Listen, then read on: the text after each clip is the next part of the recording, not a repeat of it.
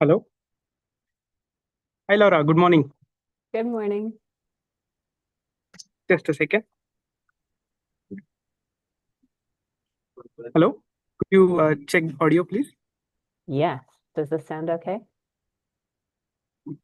Testing, testing. 1, 2, 3. Testing, testing. Let me go.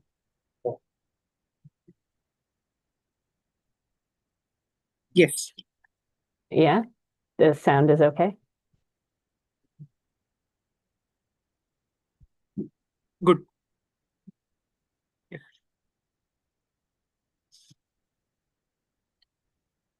We will start in just 2 minutes.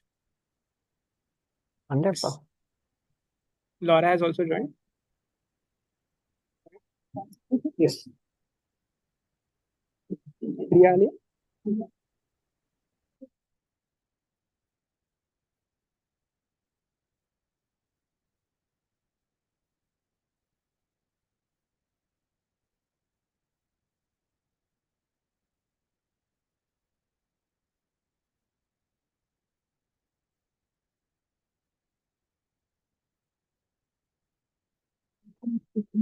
Can see the audio. Yes.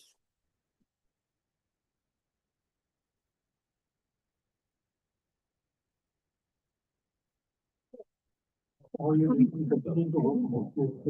me spotlight केला.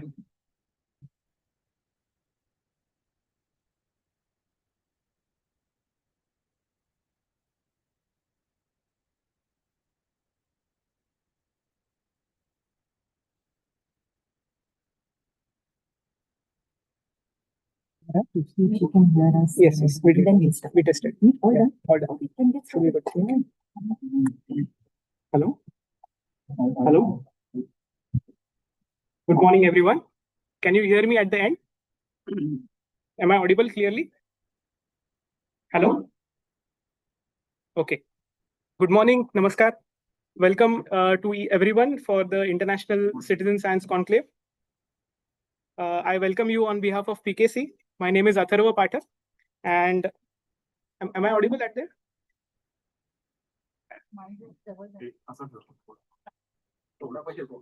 अडकवायला लागेल ना. Hello. I'll use another.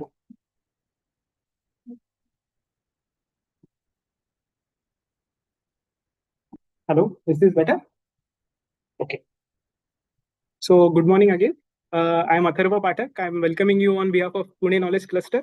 And it's nice to see you all for the Citizen Science Conclave on a Saturday morning. It gives me immense pleasure to welcome you all.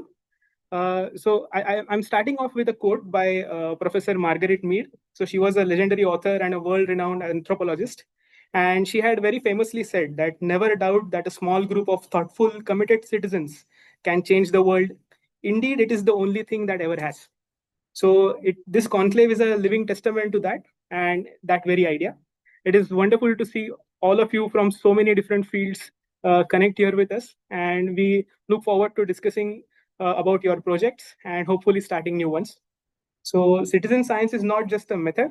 It is also considered like a movement because it invites every curious mind to step into the realm of discovery and regardless of any professional or formal training. So anybody who is interested in a topic can just come together and work in a meaningful way to help analyze data in a more scientific manner and also inculcate scientific thinking and scientific attitude in the process. So I would like to formally invite Dr. Priya Nagaraj, who is the CEO of Pune Knowledge Cluster, to set the context for today's event. And after that, we can start off with the sessions of our keynotes.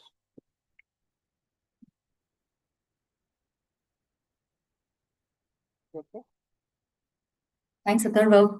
Good morning to all of you. And I welcome you to the first Citizen Science Conclave hosted by the Pune Knowledge Cluster.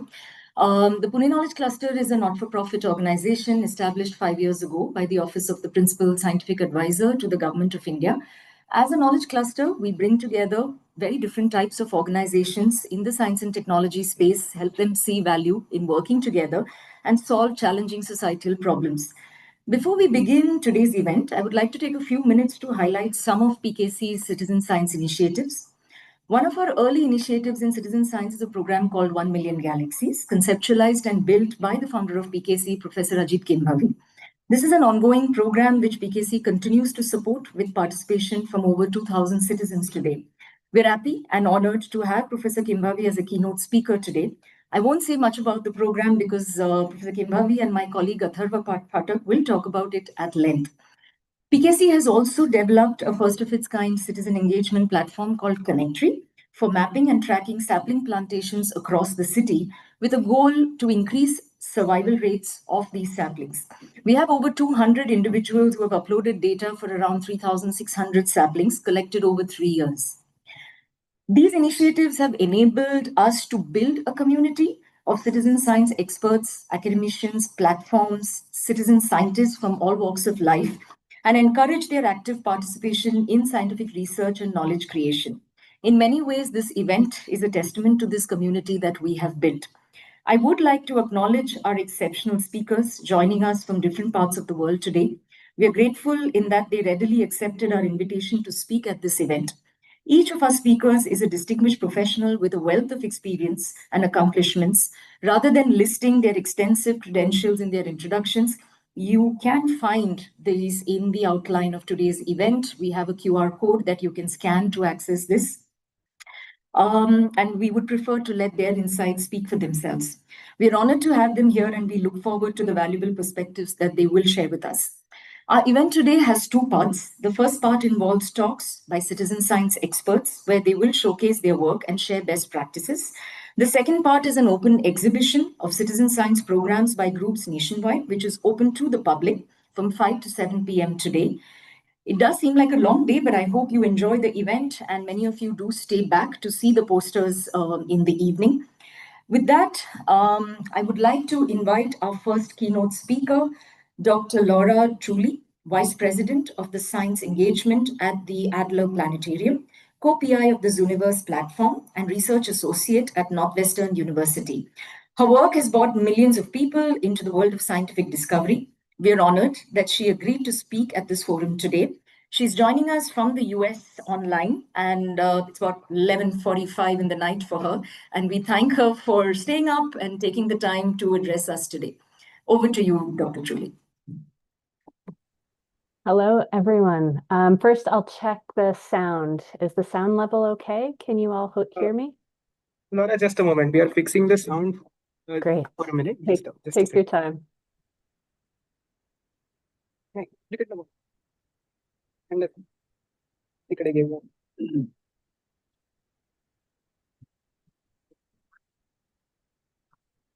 headphone. Hello. Laura, could you test one, please? Yes. Testing. Testing.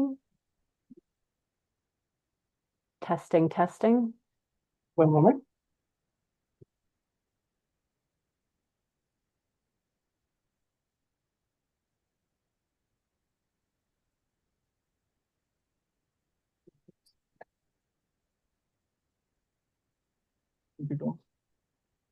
Duplicate करें. Laura, we can see your slide. We could. Okay. And is the sound okay for you all? Good. Yes, sound is okay. Wonderful.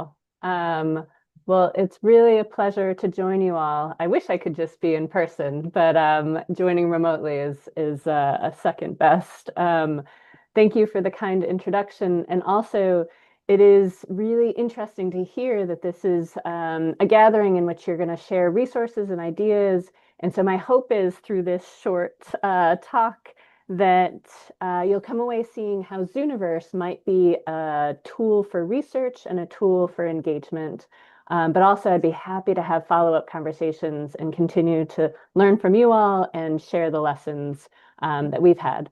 So Zooniverse is this platform that started 18 years ago. And so we've had 18 years of learning, making mistakes, learning from them, and building out this, this really robust research infrastructure and public engagement tool. Since 2007, we've launched over 500 projects, everything from classifying galaxies to marking the structure of cells for cancer research, to transcribing historic documents, to tagging penguins. I'm an astronomer, so I'm at the Adler Planetarium in Chicago. My background's in supermassive black holes and galaxy evolution. So I come from a disciplinary research background, but my day-to-day is working with researchers across these disciplines to see how might they harness the power of the crowd to unlock their data and further research and discovery. Over the past 18 years, we've built up this community all around the world. Right now, there's over 2.8 million registered participants in Zooniverse projects. At any given time, there's about 70 or 80 active projects. And each month, we get 6 million classifications, meaning 6 million times that somebody classifies a galaxy or marks the structure of a cell for cancer research. And each year, about 60 new publications, peer-reviewed scientific research and discovery comes from these projects.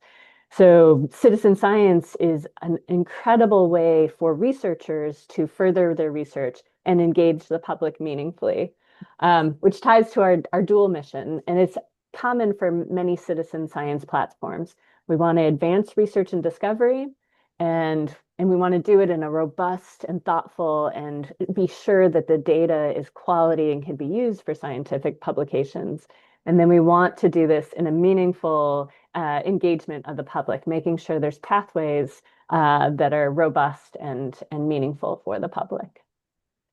So we're creating space for the public to build confidence, comfort, and a big part of citizen science is you're building trust in science from the public by having them directly engaged in creating that research and unlocking those data. They're understanding process of science and building trust. And then for researchers, it's about providing accessible tools. For us, it's very important that Zooniverse is free to use and that anybody, any researcher around the world can use our platform and our infrastructure. And we just want to advance knowledge of our world, our universe, and ourselves. Okay, so to understand the model that Zooniverse uses, it's a very specific type of citizen science. It is online citizen science where some kind of image, audio file, or video clip is on the left and some kind of task is on the right. And way back in 2007, a group of us astronomers had a data set of 1 million galaxies, the Sloan Digital Sky Survey. And so we started classifying them, just by hand, us, the small team of astronomers. And we quickly realized it would take more than our professional lifetimes just to classify the galaxies, let alone do the research of interest. So in 2007, we launched the Galaxy Zoo, this first project. In the first year, 150,000 people from around the world participated, contributed millions of classifications. And here, a classification is just saying, is that galaxy smooth or are there features? It's something that kindergarten, like 5-year-olds in primary school can do, and it's something that senior citizens can do, and you don't need special expertise. We want it as low a barrier to as possible to doing research. So Galaxy Zoo was a first proof of concept. You could harness the power of the crowd and get good quality data. And Galaxy Zoo has since led to over 60 different publications and really deep understanding of how galaxies change over time. So soon after that 2007 first project, a research team from the Lion Research Center had 1 million images from camera traps across the Serengeti Desert. And they said, hey, can we take that same model of Galaxy Zoo and can your web developers build us a platform to unlock our data set? So Snapshot Serengeti launched, and in the first weekend, we got 3 million classifications from tens of thousands of people. In that first weekend, we processed a backlog of 18 months of data. And that data, that what they needed was just to say, in that image, what animal is there, how many are there, and what behavior is it showing? So very straightforward question, again, that you don't need any special expertise to be able to do. Snapshot Serengeti is a good project to showcase how we make sure that we're getting the quality of data we need. So this is true for any citizen science. You want to do some data quality checks. For us, we upload expert classified data into the system, And we have every single image classified by many people. So in Snapshot Serengeti, it's 25 people classify every image. And then we compare the consensus result for the subset of about 1,000 expert classified images.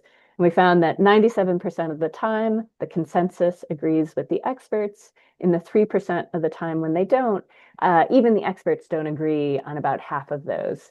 And so for any citizen science project, you decide what is the research quality you need of the data, and then you make sure you integrate into your practices how to ensure and be able to document that data quality that you're getting.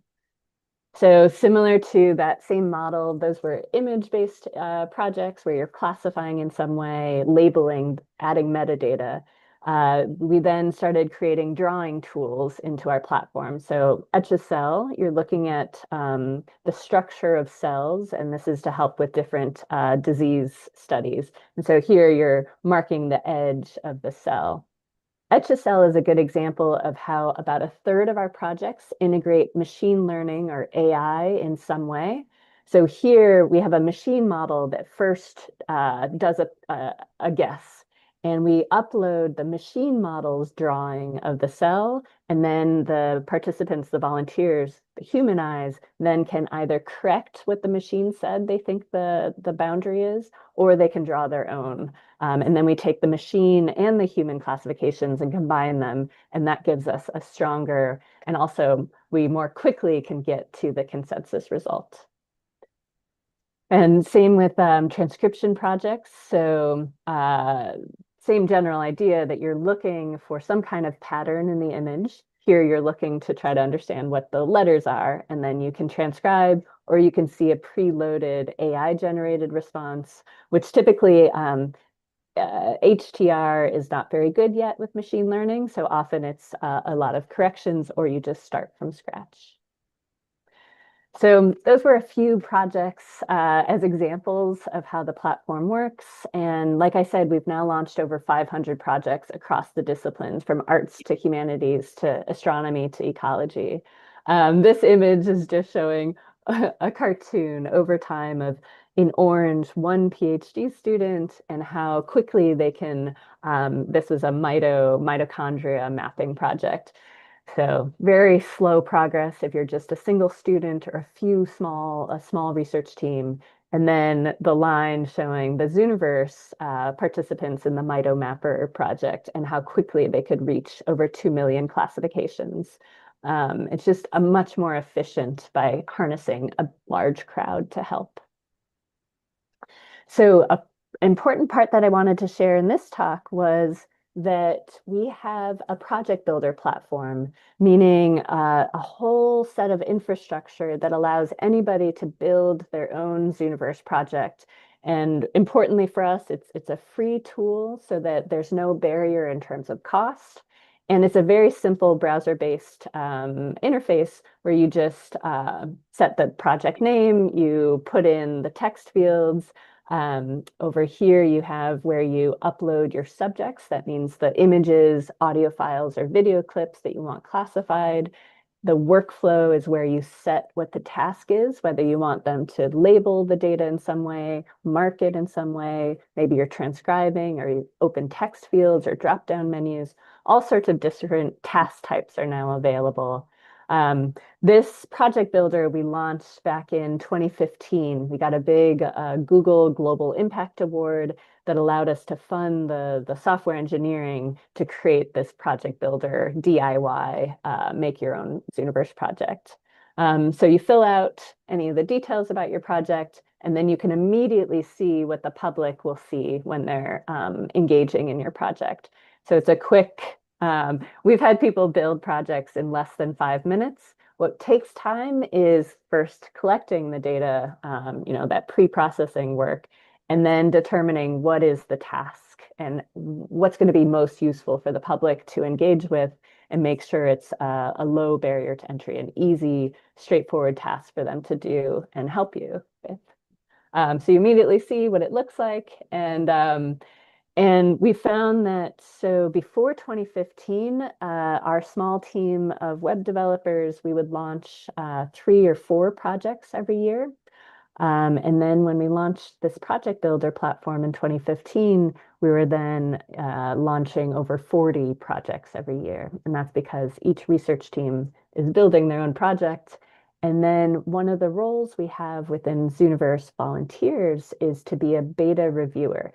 That means that you want to help new projects before they launch to the whole community of 3 million people. You want to help them look at their like a beta pilot set of data, and you look at all the text across the site and you help give feedback in terms of what's clear, what's unclear, what's working, what's not working. And so there's about 70,000 of our participants who are beta reviewers. And that's another sort of lesson learned from the past 18 years was if you're going to have a citizen science project, make sure that you have your volunteers embedded in the design process or in some way able to give you very direct constructive feedback before you launch your project at scale. Having direct volunteer or public participant feedback has been really critical for the quality of the projects that come out of Zooniverse. So in terms of some of the impacts on volunteers, we've been just so grateful for this growing community. It's taken 18 years to build up to have millions of people around the world participating. And so every project has a discussion forum embedded in it, meaning if you're in that Galaxy Zoo project or Steps at Serengeti, there's what we call talk, but a discussion forum that you can go in and chat with the researchers and ask them questions, or you can go into the discussion forum and say, hey, I saw something weird in this image or this video clip, and that has led to new research and new areas of question and discovery. This particular image is one of my favorites because it's Caesar and Miguel, this father-son duo who like to classify on a project called Planet Hunters together. So Planet Hunters takes Kepler space satellite data, and then it took the TESS satellite data, and really anything that's looking at stars and stellar light curves and looking for dips due to a planet passing in front of the star. And Caesar and Miguel were classifying alongside tens of thousands of other people, and they were part of the discovery group of this new star with 2 gas giant planets around it. And so if you can just imagine as a 7-year-old kid to be part of the discovery of a distant planet around a distant star is just a game changer in terms of how you think of yourself and your sense of belonging within science and STEM in general. Another volunteer impact that I like to share, especially if there's students in the audience, is that, so this is Haley. Haley was an undergraduate student back in 2015, and she took an astronomy class, like a beginner astronomy class, and participated in the Galaxy Zoo project and just fell in love with the idea of galaxies and discovering and learning about our universe. But she did a ton of classifications on Galaxy Zoo. And then fast forward 2015 to 2025, 10 years later, she is now a postdoctoral researcher, meaning she did her PhD in astronomy and now is doing her postdoc research with our partner team at the University of Minnesota. So she is now part of the Zooniverse Galaxy Zoo research team. She went from being a volunteer when she was, a 20-year-old to being a researcher within the team as a 30-year-old. So there's quite a number of stories like this of student participation in Zooniverse that then leads to career pathways, and whether it's in biomedicine or in astronomy or in the humanities or in our ecology projects. So this was a short talk. I have just a couple more slides, but they're calls to action because I like to, especially in this type of environment where you all are looking to take next steps as a community around citizen science. One, I welcome you to participate in Zooniverse projects. If you're interested in getting deeper into the research, I really encourage you to post into the discussion forum and just at researchers and let the researchers know that you're particularly interested and keen to do more. They're always welcoming more smart people getting into the advanced tasks beyond the classification tasks in Zooniverse projects. And then the other is we have a program that we're launching that may somehow become part of your future conclave efforts. I'd be happy to talk more with the organizers about this, but we call it the Zooniverse Ambassador Program. It's just launching now. And what it is that we are, another of the roles I play is in the International Astronomical Union Office of Astronomy for Development. So we think about how do we use astronomy to address the UN Sustainable Development Goals. And my particular role is how to use citizen science to help address the UN Sustainable Development Goals, like access to quality jobs, access to quality education, and global sort of using science for global diplomacy. So Zooniverse is a wonderful tool for that because we have a global community of people all working together towards a collective sort of impact or action. And our ambassadors there are two types. One set of our ambassadors ultimately are training researchers in how to use that project builder platform, how to think about their data and think about how to engage the crowd in classifying their data. So there's a whole series of workshops that I lead to train our ambassadors. And so the researcher ambassadors learn a lot about the project builder, and then in their region. So for you, if somebody was interested in being a Zooniverse ambassador in India, then you would be in charge of leading training workshops in your region for researchers who might want to use this as a tool.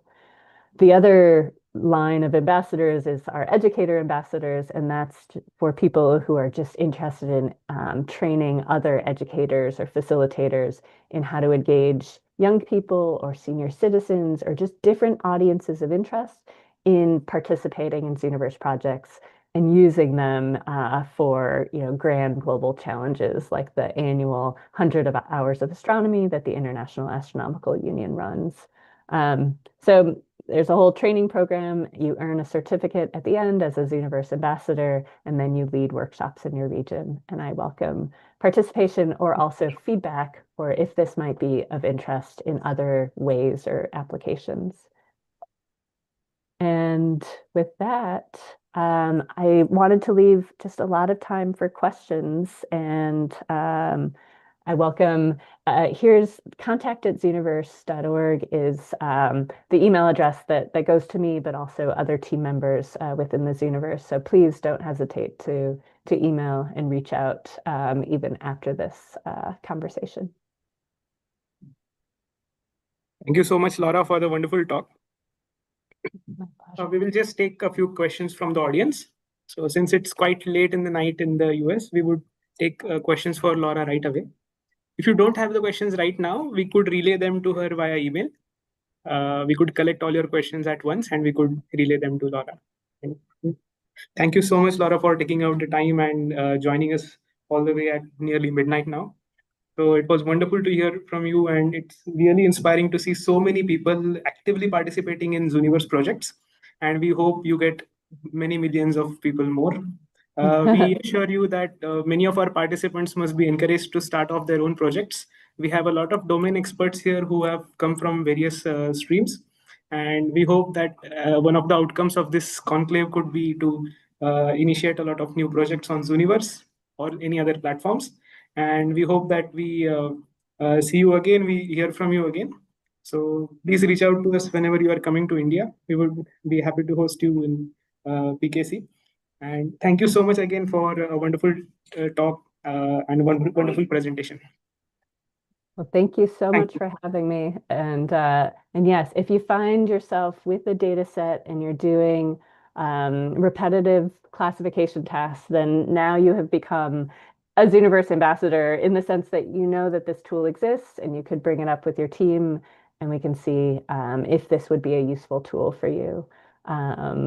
Thank you, everyone. Thank you so much. Thank you so much. Without further ado, I would like to invite Professor Kimbavi. He will be delivering our next keynote session. He was the principal investigator of the Pune Knowledge Cluster project, one of our co-founders, and he's also a professor emeritus at Inter-University Center for Astronomy and Astrophysics. So let's hear from Professor Kimbavi. There is a caller mic if you like. Yeah.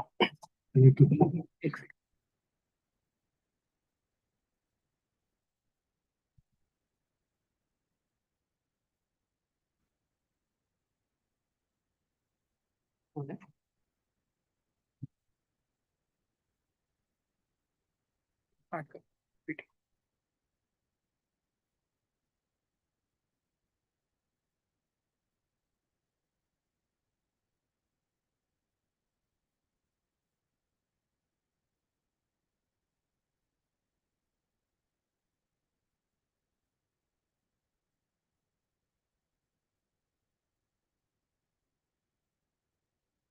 Good morning. First of all, I should thank the organizers for inviting me to give this talk here. And this was a project we started a few years ago. And at that time, I was a part of the PKC.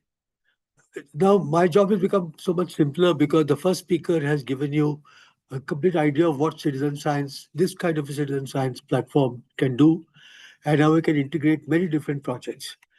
Now, the speaker following me, Atharva, will be taking a more hands-on kind of thing and just give all the details of the program. So I'm only going to tell you about the principles which went behind developing this specific platform.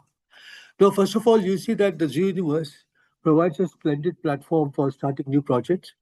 But when we started this project some years ago, we thought we should have our own platform. Simply because there are two things. One is the development of the technology is as important as just using the benefits of the technology. So when we did it ourselves, there a lot of thinking went into it. Okay, then second, it also enabled other people to participate directly. And this platform can be again made much more general, like the Zooniverse platform, specifically for Indian projects or Indian conditions. Now, but once you make a platform, then anybody in the world could use it. So that was the whole point. Um, and one important remark I should make is citizen science necessarily thrives on scale. So if we keep it small, then there are no benefits to be derived from it other than the learning process of starting the program. So what you really need, I mean, here they're talking of millions of people participating. So we called our program the 1 Million Galaxies program because the idea was to try to get people incentivized into participating in the program and say that maybe I will be the person who works on the 1 millionth galaxy. Right, so it has been scaled, meaning that people have looked at about more than 300,000 images of galaxies, but that can easily be scaled up. I'm looking for funding for doing that, and if I get it, then I can do it. Similarly, the other programs that you hear about, where there are all these trees and things, scaling is very important because the knowledge comes out of scale. Because you see that it's a citizen science program. It is not that you are taking one tree and studying its development. You need to be able to make statistical statements. So now in this program, I've depended on many people to help me. And this is Disha Samant. She's an astrophysicist and she's now in Italy. Atharva Phatak is here as you have seen him. Atharva Bagul was doing his MSc at the time and now he's on his way to Canada. Snehal is around in the hall. Atreyi, I don't know where she is. These are two statisticians and they did quite a lot of statistical calculations for us. And Sudhanshu Barve and Vivek, these are astrophysicists from the Indian Institute of Astrophysics, and they helped us develop many of the actual astrophysical ideas. So, of course, there are many other people who also help, but these are the people that we used to interact with on a daily basis. So, astronomical data become very voluminous. It had always been leading. And when Kepler was analyzing the orbit of Mars, it was very great data. I mean, now it would fit in maybe 1 kilobyte of data or 2 kilobytes of data, but it was very large data, and they had to invent new methods of calculation to handle it. Now we handle data in petabytes, and for a single object like this, it's called the Crab Nebula. It was first observed by Chinese astronomers in 1054. And you see, we need data in radio, infrared, visible light, ultraviolet, X-rays, and gamma rays, which means that the entire part of the electromagnetic spectrum. So it is no longer just optical data. And then you have got this is why it's called multi-wavelength astronomy. And to that you can add gravitational waves, which were first observed only in 2015. And you get something called multi-messenger astronomy. And so the data becomes so large that we cannot really, a set of human beings, as I already explained to you, are simply not enough to analyze the whole data. So it stands to reason now that we are in a new technological era where you have got AI, and then we could use AI to do the whole analysis. But as some of you may know, AI is completely dependent upon having large training sets. So you need highly reliable training sets. And that is where citizen science, particularly in astronomy, can make a very big impact because they help us to derive these training sets, as I will show you. And those training sets can be used far beyond astronomy. Because when you are training a system, then you test the system using a training set. Commercial training sets are hardly ever available because of the commercial impact. Nobody wants to tell you anything about what their company is doing. Okay, so astronomy that way is freely available data.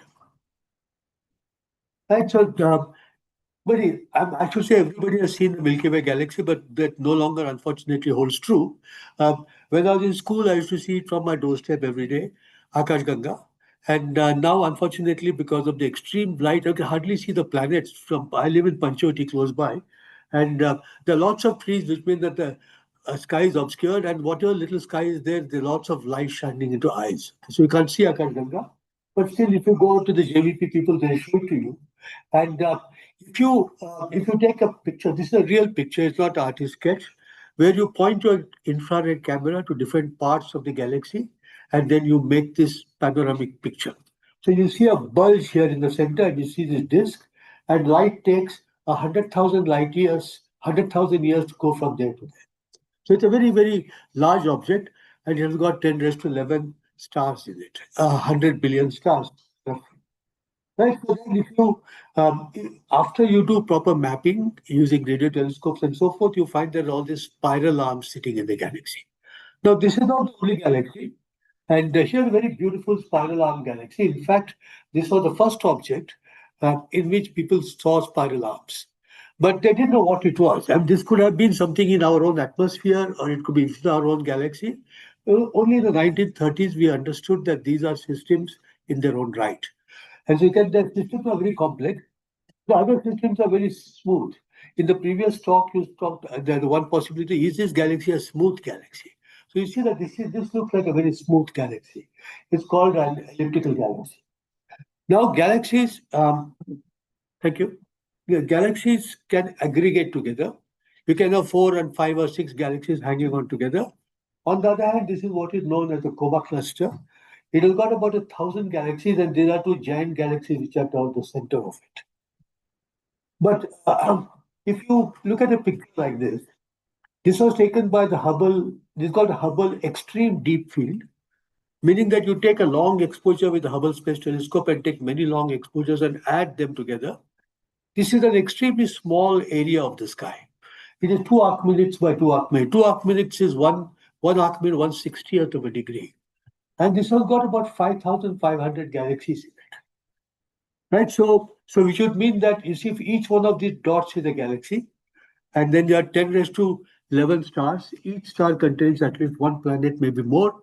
So you're talking of 10 raised to 15 planets here in this small part of the sky. So you can imagine how many civilizations there could be just there, fully developed. And then you can say the opportunity for sales to them, opportunity for war, right? So I mean, it is going to be a very rich universe when we actually learn how to get there.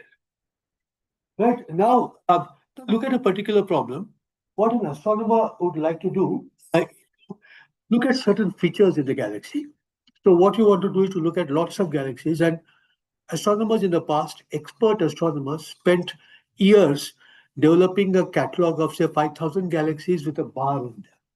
So now, if you want to do that now, you don't observe the galaxies yourself. You go to a thing called the Sloan Digital Sky Survey, which is one of the older surveys. And then you see that this has got, 4 years ago, this has got 930, 260 million stars, 208 million galaxies. This is what you call the large amounts of data. And then just about a week ago, there was a program in Ayuka, and where they talked about the first results from the from the Vera Rubin telescope, which is a new telescope, survey telescope, much bigger than this one, and they discovered 800 asteroids in just one exposure. That's you're really talking of lots and lots of data. So I went back. So this is young people did this project.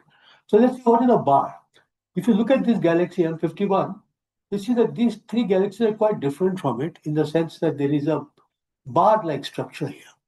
Now the bar-like structure develops. It may not be there forever. It may be a short-lived structure, meaning it can be there for 100 million years and disappear.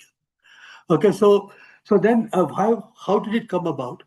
And once it comes about, it can transform stars and gas from the outside to the inside, and therefore affecting the evolution of the galaxy.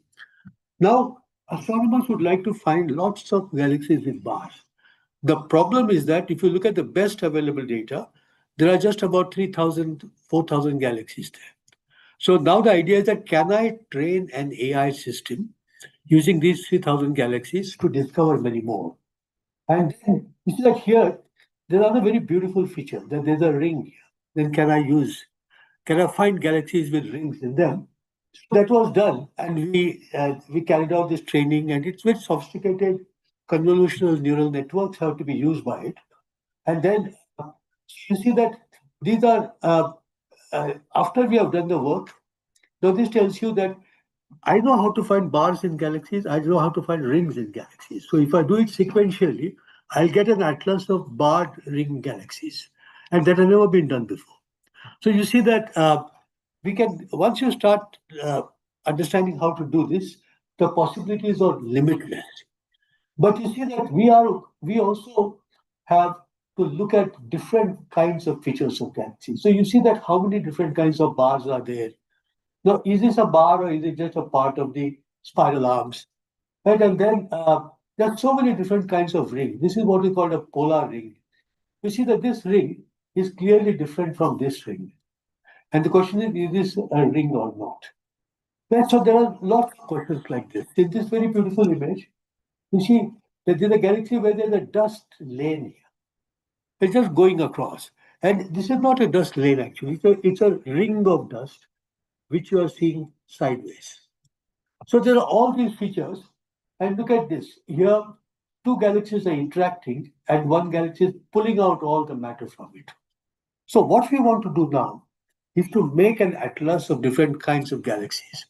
The first problem which Zooniverse dealt with was very simple. There are two or three alternatives. But what we want to do is look at many different features. And how are we going to look at them? These many different features need to use citizen scientists.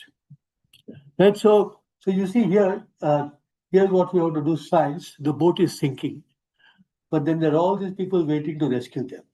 So need a hand. So this is where citizen science. Citizens can help create vast training sets for AI to use. Right, but as you see, that was mentioned in the last talk, it's also possible that many of these citizen scientists, they become astronomers later. So we don't want to have a factory generating astronomers because then nobody will get a job. Right? So what we want really is to get people interested not only in science, but saying that can I do something very well? And that is the whole point. And that is the basis of citizen science. And now, this is a very beautiful the telescope in Mauna Kea in Hawaii. It is a Japanese telescope. Okay, and then it is called Subaru and is much bigger than the Sloan telescope. And then we wanted to analyze images obtained by Subaru. So this is an older image by Sloan, and you see how much more detail there is here. And the idea is to get citizens to do it. How did we do it? And we generated a platform, a web platform. So you see here, now what happens, citizens have to identify visual features from the central galaxy. Every one of these things is hard to do, meaning that there are two galaxies close by. And we think that the citizen is looking at galaxy A, but they're actually looking at galaxy B. Right? So now we provide this cue saying that look at this galaxy. And then there are all these questions here. Does the galaxy have a spiral, bar? Is it edge-on, ring, interacting galaxy, galaxy group, and so forth? So when we first met this platform, we only had this one thing here saying yes. There was a no statement. They just yes. So then people clicked yes, there's a bar. Yes, there's a bar. Now the point is that if they don't click it, does it mean that they are saying that there is no bar, or are they saying, or they're not saying anything? Well, might nahi. Right? So because that's also a possibility, right? So because I'm not able to see whether there's a bar or not. So then we put the no statement here. So either you say yes or you say no. And if you don't say either, we take it meaning that you are not dealt with the galaxy. So now the last point I wish to make.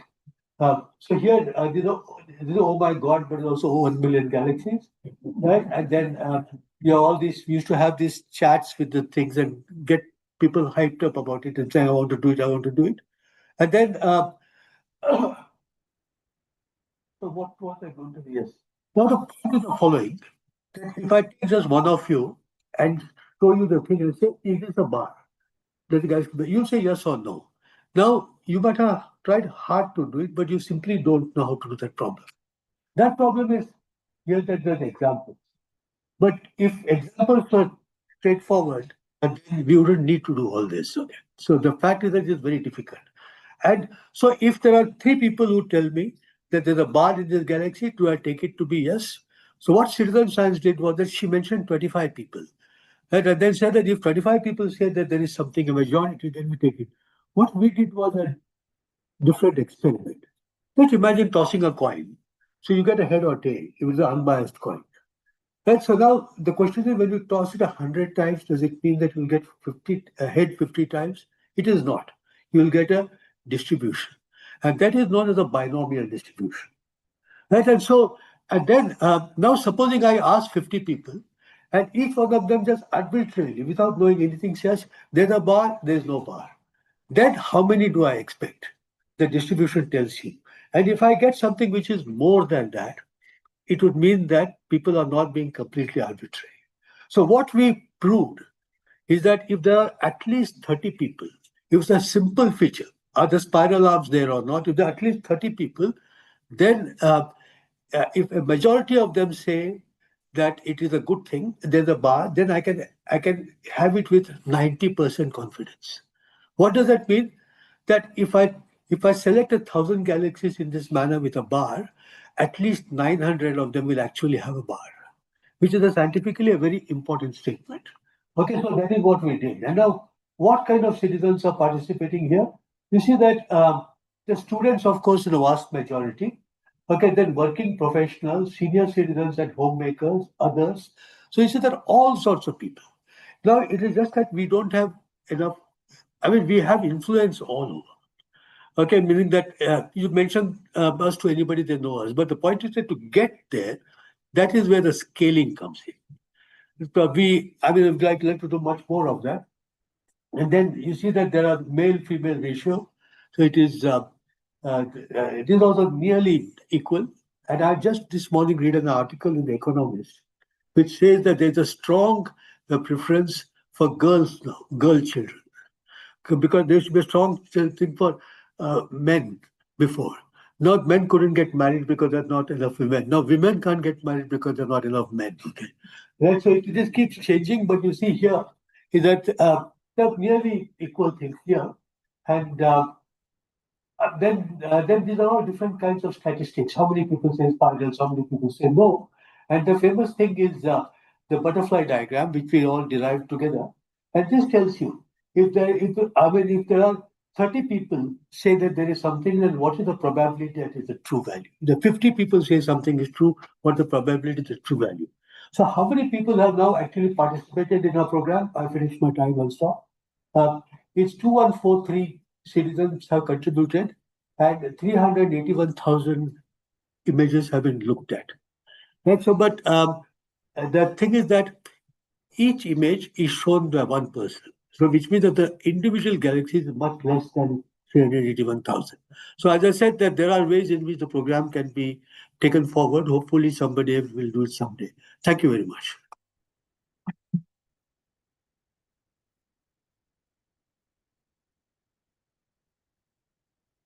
Any questions? Thank you, Professor Kendravi, for the wonderful talk. And now the floor is open for 5 minutes if there are any questions.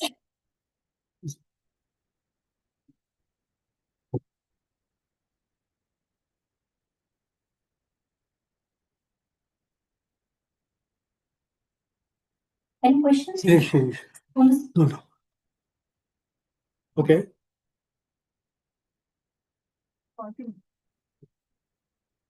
There is one question.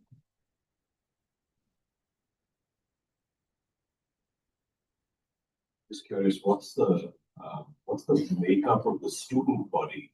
Are they mostly college students? Are they? Yeah, I would think that Atharva can probably tell you better than me. But these are groups of students, basically. Some of them are from the IIT, some of them are different colleges. And at one point, we went down to Kerala, where there's a lot of interested people in these kind of projects. And then so we recruited many. So it all depends on, but they're spread all through. And even school students can do that. College students can do that.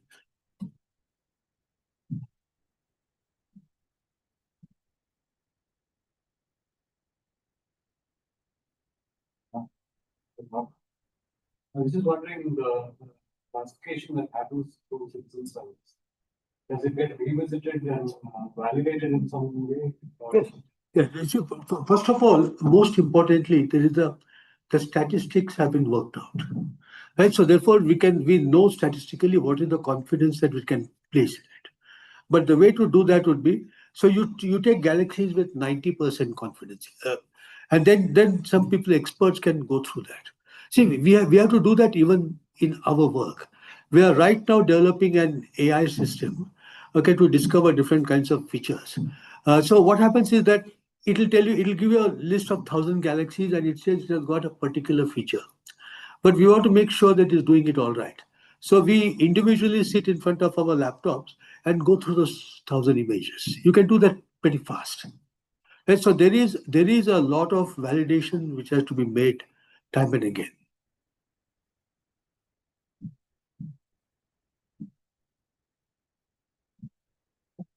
Here. So I have one question for you. I'm not sure whether this is the right time to answer this, but at the end of this conclave, I want to understand, okay, so we as a citizen, we are gathering a lot of data, contributing to different projects.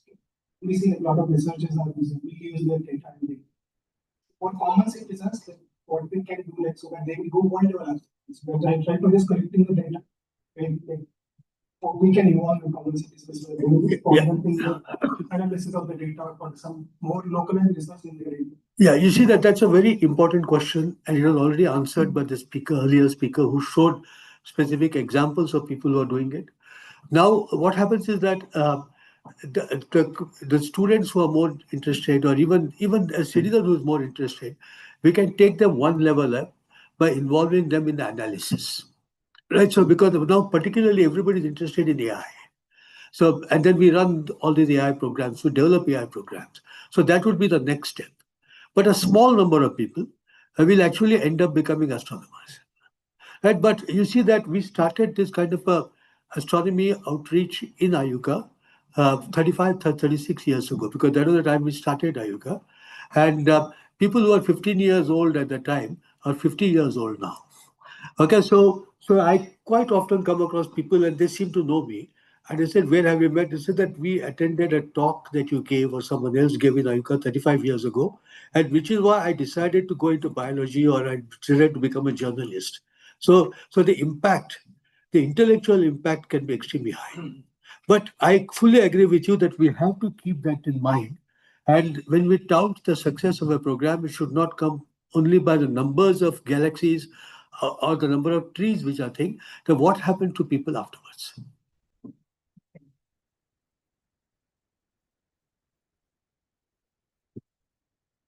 It's really a nice concept to actually even communicate the concept to citizens and get them involved.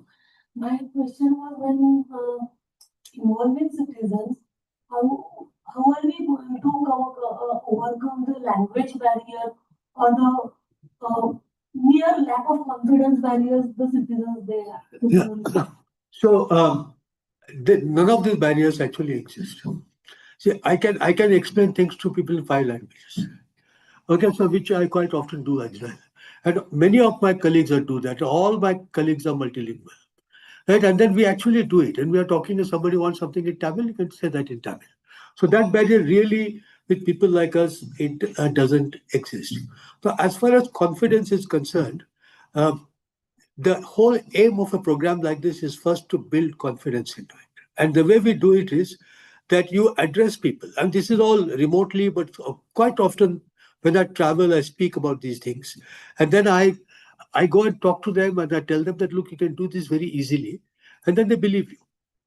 The third thing which I need to mention here, and that is something which I've learned.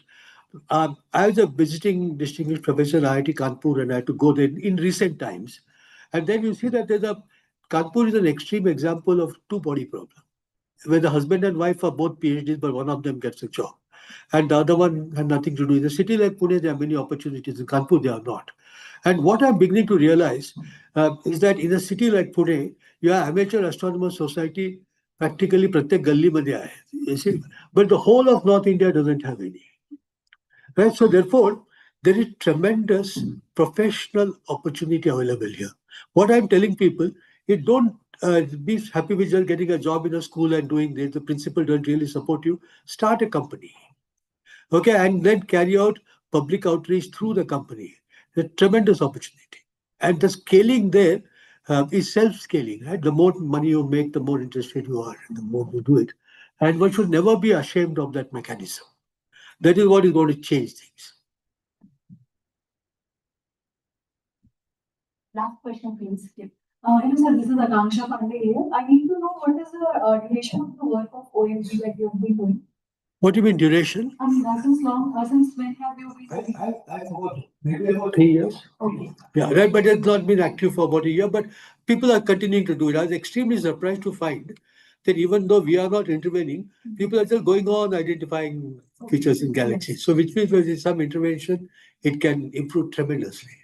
Thank you. Right? And then other thing is that how much time do people have to spend on this if they want to do a good job? You're really like talking about an hour or 2 per week. Okay. And you can do it. The whole thing is mobile based also. So like people are going on scrolling through all these, what are those called, reels and things. So if you just spend a little bit of your time on these galaxies, you can add 3 saal हमारे हाथों में.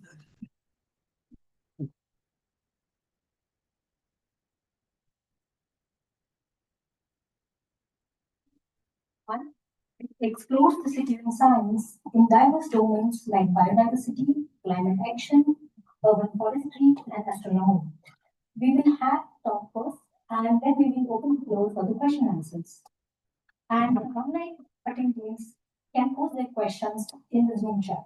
So now let us listen to change makers who are helping science go truly to public. So I would like to introduce our first speaker, Mr. Atharva Pathak, who is consultant at Pune Knowledge Cluster. Atharva, floor is yours. Thank you. I hope you can hear me all right in the back. Yeah. Okay. So I will talk a little bit more about the 1 Million Galaxies project in my talk. Perhaps some things that might be added. Just a second, let me start my presentation.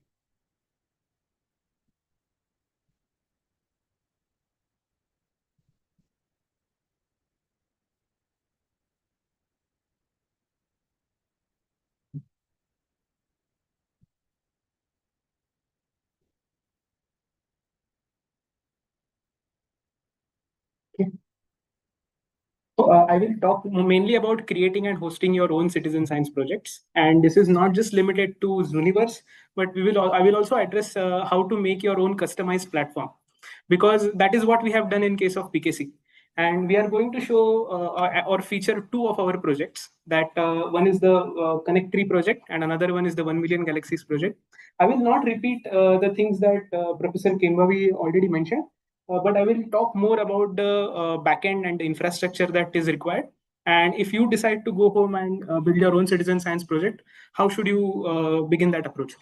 So, one second. Yeah.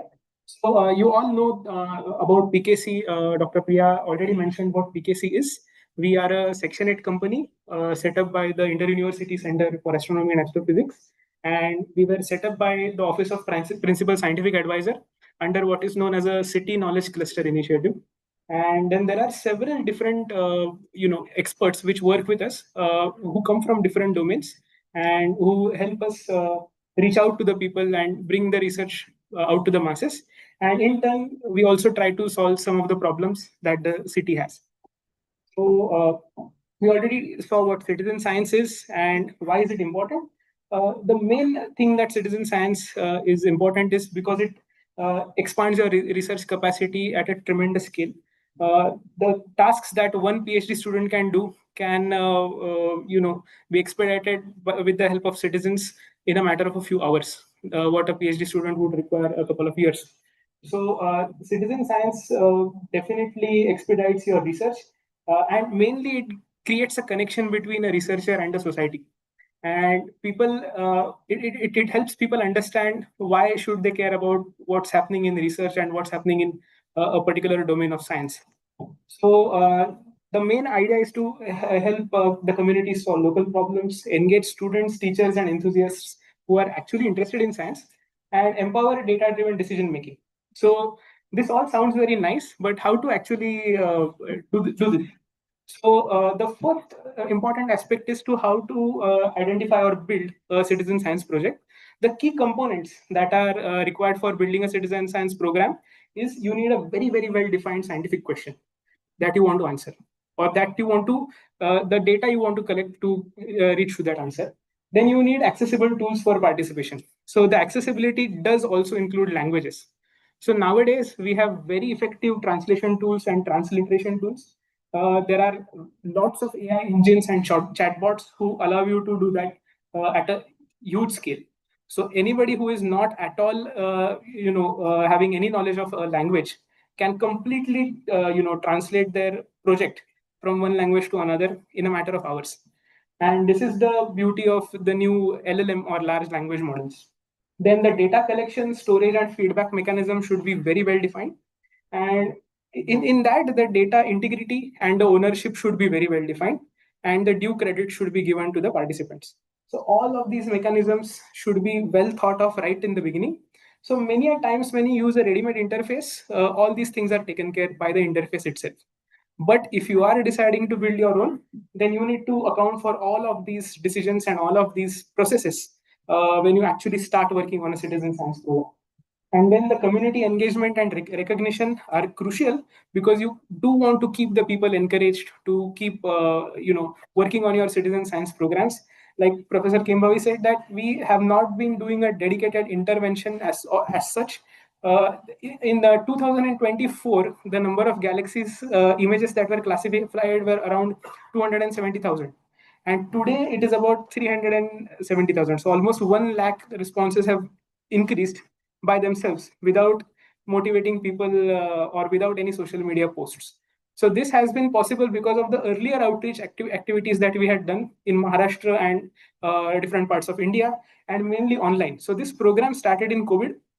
So this program, meaning the 1 million galaxies program, started in COVID, and it has been going on since.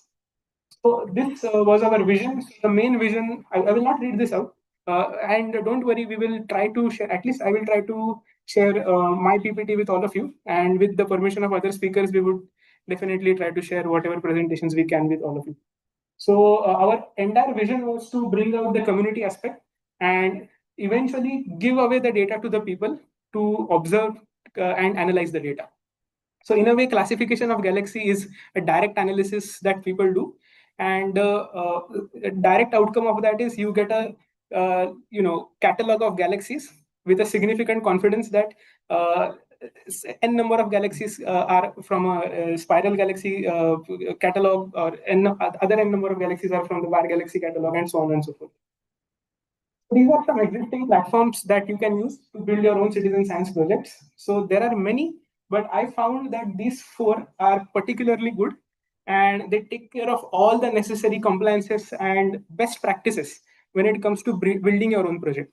So one of my favorite ones is the Zooniverse. Laura already mentioned you about the Zooniverse lab, where you can set up your citizen science project in a matter of minutes if you have all of your data in place, put together in place. Other than that, there is another one called SciStarter. This also is a very, very good tool for project tracking, and also to allow people to analyze large chunks of data and different kinds of data. So it could be a text data, it could be a transliteration problem. You could show a video and ask people to translate it into different languages, and in turn train language learning models to do better translations or contextual translations. So for example, those who come from Marathi backgrounds, आपल्याकडे जशा म्हणी असतात, सो त्या म्हणी literally translate केल्या तर त्या निरर्थक होतात. पण त्याचं जर तुम्ही कॉन्टेक्स्ट समजून ते ट्रान्सलेट केलं, so what I just said is, if you say there are lots of sayings in different languages, so if you literally translate them, they may not make sense, and it is important for such cases, such boundary cases, that humans do provide a lot of training data for such models to do better in terms of translation. Then there is citysky.org. This is another excellent platform. This allows you to build projects from end to end, and they also allow very good dashboarding and analysis tools, which you can use for different kinds of data sets. And all of these tools that I'm showing right now are free of cost. So one needs to create an account, and they can host their data with a precondition that you should be okay with people publicly accessing your data. Now that you have created a citizen science project, it is no longer your data, it is the citizens' data, right? And of course, whatever insights come from the data will be yours for a moment, for some time, but with all the due credits to the citizens. So we are basically democratizing the citizen science project, and we are basically democratizing the data and the entire analysis pipeline. So naturally, because they are ready-made, these platforms are mostly free of charge, and they have nearly zero development cost. You don't need to hire an in-house engineer to take care of your project and keep developing and maintaining it. And then there is built-in community, which requires very little effort for publicity. So once you create a project on Zooniverse, there are already 2 million users on Zooniverse who are doing their own thing. So even if 1% of them are interested in your project, you automatically get an audience. So that is a assured built-in community, and you get a well established reach. And you also have good data quality and control features.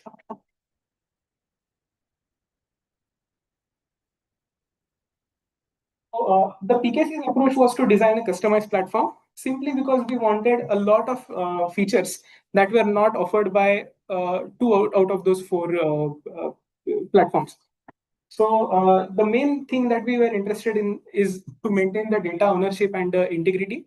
We wanted to assure that the data that goes out remains in good quality. We also wanted our own customized methods of getting the statistical analysis from the data that was uploaded. And we also wanted to have a long-term provision for upgrading the website or tweaking the interface however we want, as and when we got inputs from the amateur astronomy community or even certain citizens for that matter. So this is the first spotlight to the Connect3 project. I will not talk about the project itself, but only the backend and the infrastructure. So this is a completely self-developed project by one of my colleagues, Nikhil. So he has developed it in Python and Django along with HTML for the front end. And we have used the MySQL database in the backend. So, and we are currently handling about 30 plus GB of data, which includes the sapling images, their geotagging, as well as citizen data. So we don't collect a lot of personal citizen data, only basic data that you require for setting or resetting a password. And yeah, of course, the location data is captured only when a citizen will upload the sapling. Then there is a provision to track the sapling health by means of measuring its height, girth, and also by looking at the photograph itself, you can tell whether a sapling is in good or bad condition. So all these features were integrated as a part of the connectivity platform, and Shri sir will talk more about this. So this is how the platform looks like. Then we have the 1 million galaxies project. This was built by me and my friend Kadir on Python and Django, along with Node.js and HTML. We also have used a MySQL database, and we are handling about 500 plus GB of data currently, which includes a large chunk of Galaxy data.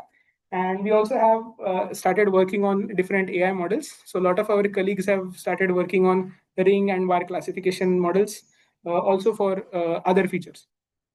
So this was the platform that was built from end to end, and this platform went through a lot of changes and iterations based on the feedback from the local amateur astronomy community. So you have already seen this interface. So these are all of our partners. So we have citizens from all walks of life who are contributing to the project, and we have science enthusiasts and scientists also participating in it, along with some project students or interns who help maintain and build this platform. Then we have following knowledge partners and publicity partners who are also some of the people who actually participate in this project. Now, this is how the timeline was. The pilot was launched in 2021, and about 50 amateur astronomers contributed. We proofed the concept, and then we made necessary changes, enhanced it as per the inputs, and then formally launched the project in 2022.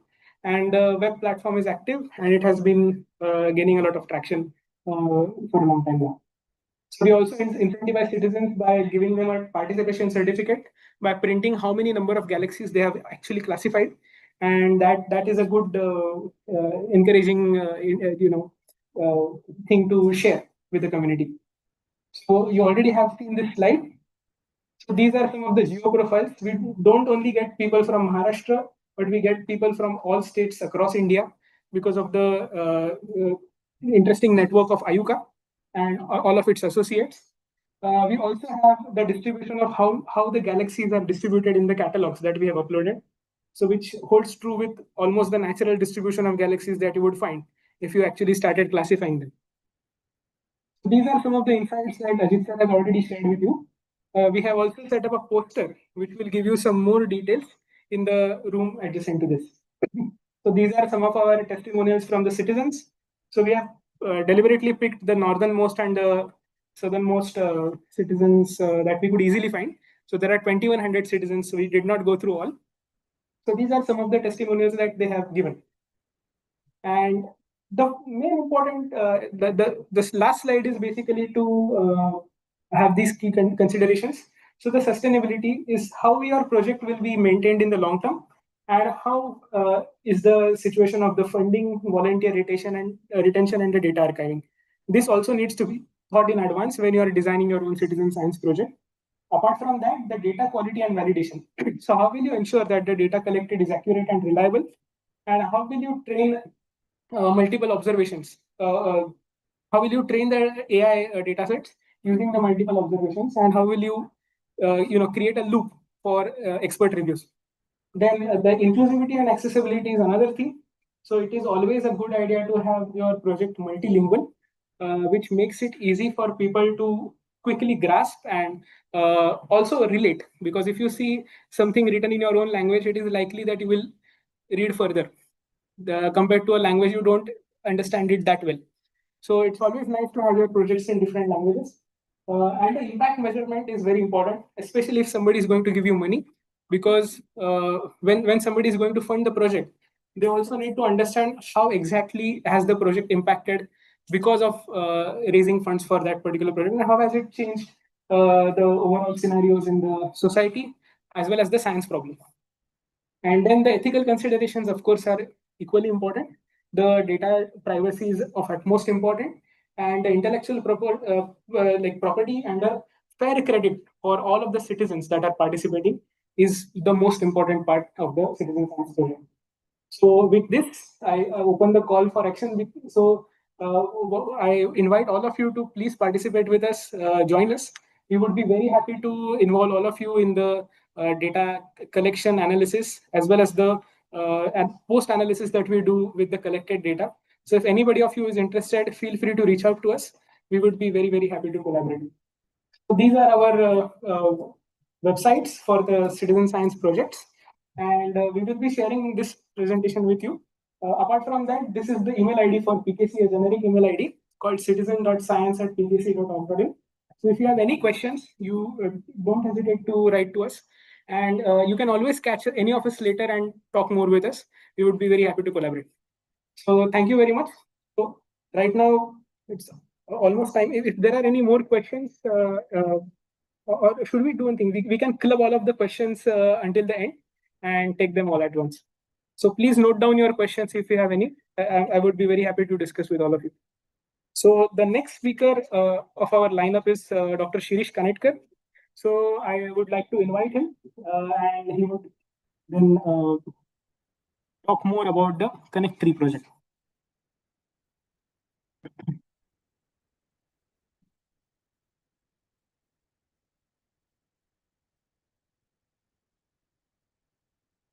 Yes, sir.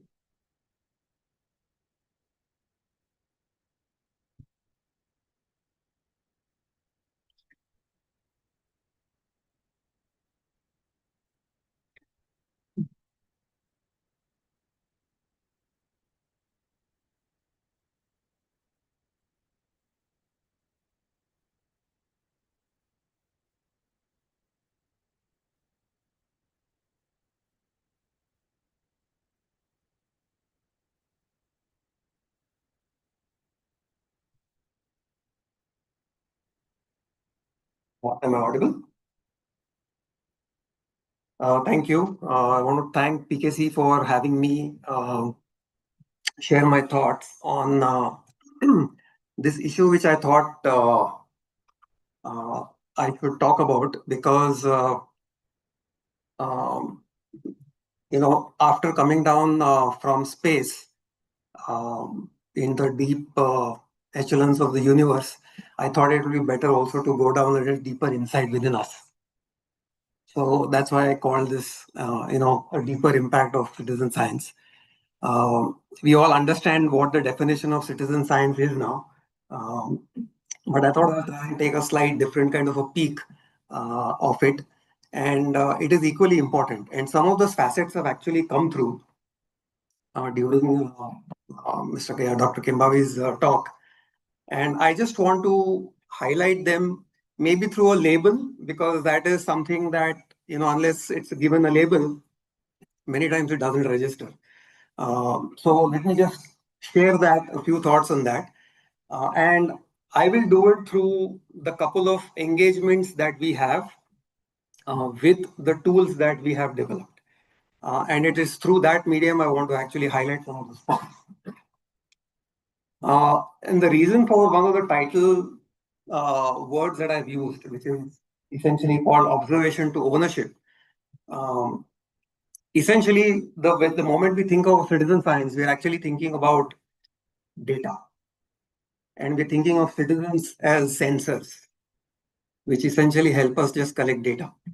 But if you go a little deeper, there is a little more to it, and I think we should understand that. If you look at the context, different kinds of contexts that come through in citizen science, you can broadly categorize it in these three categories. One is political, which we see very little of or come to know very little of. And it's primarily handled by the policymakers and also for the policymakers.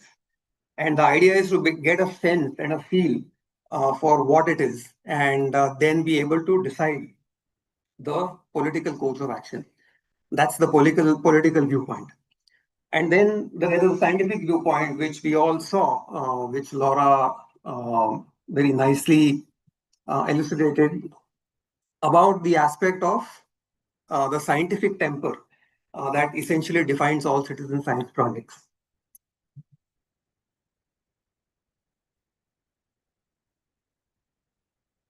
And if you look at the categories of institutions that typically go through this, it's essentially the R&D institutions, research institutions, universities, etc., who engage in essentially scientific research. And if you look at the last category, which is the societal category, Effectively, if you look at the category of people here, they are essentially local communities. You're looking at administrators, also policymakers, and people who can inform policy. But there are very few, especially in the societal space. Most of them are, people who are essentially the communities who decide and be in this space for addressing community challenges. And that's the third category. So I thought it was important to understand this context before we go ahead, because in all of this, one of the things that you really need to look across is, although it appears that each of those projects or engagements fall within each category, it is important that there is an overlap of all of this. So when you say that a scientific community is involving society for the purpose of data generation, you're actually seeing an overlap of this to an extent. Now, if you want to see action that is emanating from the research, from the data collected by citizens, and you want to see interventions happen, you need to have the political context in place. So how do we achieve this? And if we see a lot of our projects, we only see probably an overlap at best of two of these contexts. So let me explain a little more as we go along. So as I mentioned, from a perspective, I think there are two aspects to be understood here. If you look at citizen science, we have to actually move from it being just a static data point collection, and we should start looking at it as a sharing of lived experiences, because a story tells much more than just data. And in a story, you get a lot more data points. So do we have the mechanisms to actually capture stories and try and extract data from that? And I'll give you an example of this. So on one of the projects, we were collecting information about the girth of the tree, and we had to install what is called as a dendrobank. The people who were actually meant to collect this data on a regular basis went ahead and collected the data. And after about a year, people came back and said that this particular site, none of the dendrobands are actually disturbed. And so we did an analysis of how many dendrobands have been tampered with or disturbed, because then that affected the validity of the data that we were collecting. And we found that one particular site, which was an institution, happened to have almost no disturbances, and which was, quite surprising to begin with. But we said maybe, given that we had collected data from all these different institutions, maybe this was an outlier. And a couple of weeks later, when we started interacting with some of the people there in that institution, we actually came to know that the person who was responsible for the horticulturist who was responsible for the garden where the trees were, actually was doing a very great job. The moment he found some of the rest of the dendrobands disturbed, he would go and adjust it himself to ensure that it was perfect the way it was. So now people who went on the field never obviously, wondered as to why none of these were disturbed. If a conversation happened with the person there, maybe this kind of data would have been possible. So, this interaction is quite important beyond just going and collecting data. So that's the point I just wanted to highlight. And looking at young citizens as change agents, if we have this perspective, I think now with the new NEP policy, a lot of students, for example, especially students that are here, are required now by the institutions to actually start engaging on projects and working with either civil society or with industry, essentially to gain industry experience. I would urge them actually to look at themselves as change agents and not really do this from a perspective of just getting a certificate, because that is what it ends up being as an exercise where even from the other end, institutions look at them as mere sensors, as I said, for data collection. So I think if we are able to go beyond this and look at citizens actually providing these observations for literally hyperlocal setups. Can you do something for your society? Do you have enough data that you can collect which can affect your society and make that change possible in the society? Yes, it's possible. As long as there is a process that you can do, which I think Atharva very highly, very nicely mentioned about how to go about doing this. It's possible to do it. So there is a process, there are tools to do this. And if people are a little more conscious of doing it, they will be able to do it. So what deeper changes does it create for participants? I think the first and foremost is the aspect of awareness, because when you collect data, it doesn't necessarily equate to awareness. So that's something that, so if we start looking at that also as one of the core outcomes, other than just the data that's required for scientific inquiry. And then looking at using the citizen science itself as a pedagogy tool. So students can actually use that opportunity of a citizen science engagement as a learning opportunity, vis-a-vis actually sitting in the lecture and understanding the same things. And this is going to be more experiential. And the last but not the least is actually seeing citizen science as what I call as an extractive mechanism. When you're saying if you got 10 students or 10 interns or 10 volunteers, so let's just get as much data as we can. I think we should start looking at this as an investment in also those 10 people who are actually there. Let me come back to this platform that we have developed called Connectory, which Atharva had mentioned. And this is one of the two examples that I'll be talking about, which is essentially a connection between your institutional creation of the engagement and the involvement of citizens. So if you look at engaging citizens with a particular platform, some of you here in this room have used this platform now and have got good feedback of the fact that it has become an aid in the work that they are actually doing. And if you look at what the tool does, it actually does quite a few things. It actually engages the citizens as active stewards for collecting data, which is the tree data. And this is a tool that has evolved. It actually started off for monitoring saplings, not trees, because of the fact that a lot of plantation drives that happen don't really see the light of the day as of sapling becoming a tree 3 years down the line. So in order to improve, the first thing that you needed was data, and then to be able to monitor those saplings to figure out what needs to be done.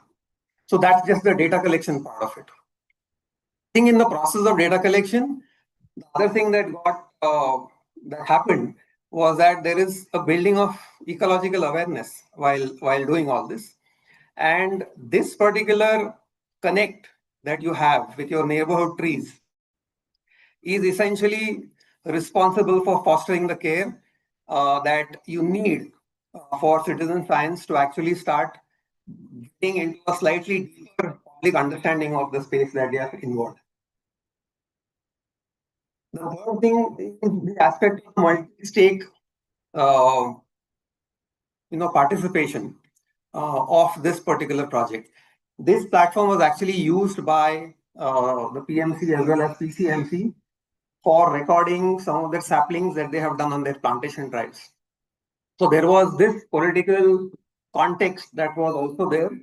And from a citizen's perspective, from a society perspective, people have used this tool for uploading data of different saplings on different plantation drives. So it's actually bridging all these contexts together.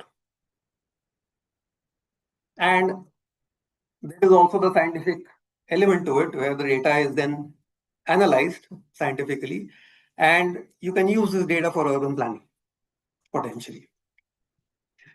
If you look at it, it looks at all aspects that you typically require in a citizen science tool, and this is going beyond just the data collection, as I mentioned.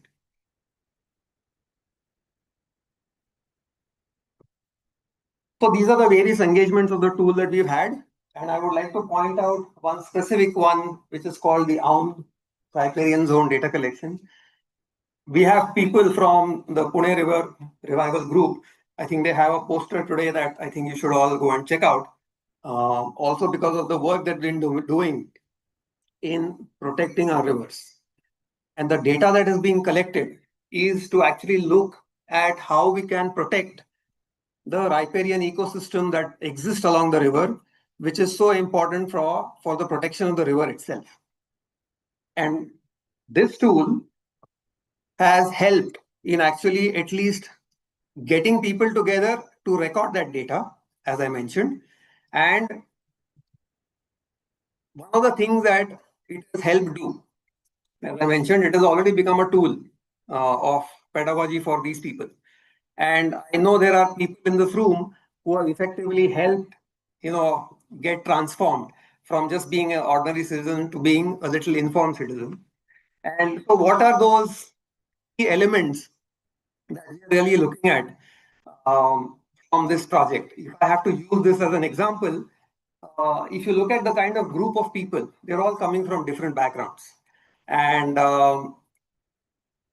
and they have participated in different events of different types, and they have all been, what should I say, tickled or instigated, depending on the level of involvement, to a certain kind of action and their involvement in the project. And they have used this tool, I would see, in some ways of actually enabling that. So I think this whole aspect of coming together and actually providing a stewardship for the river restoration is actually quite worthy.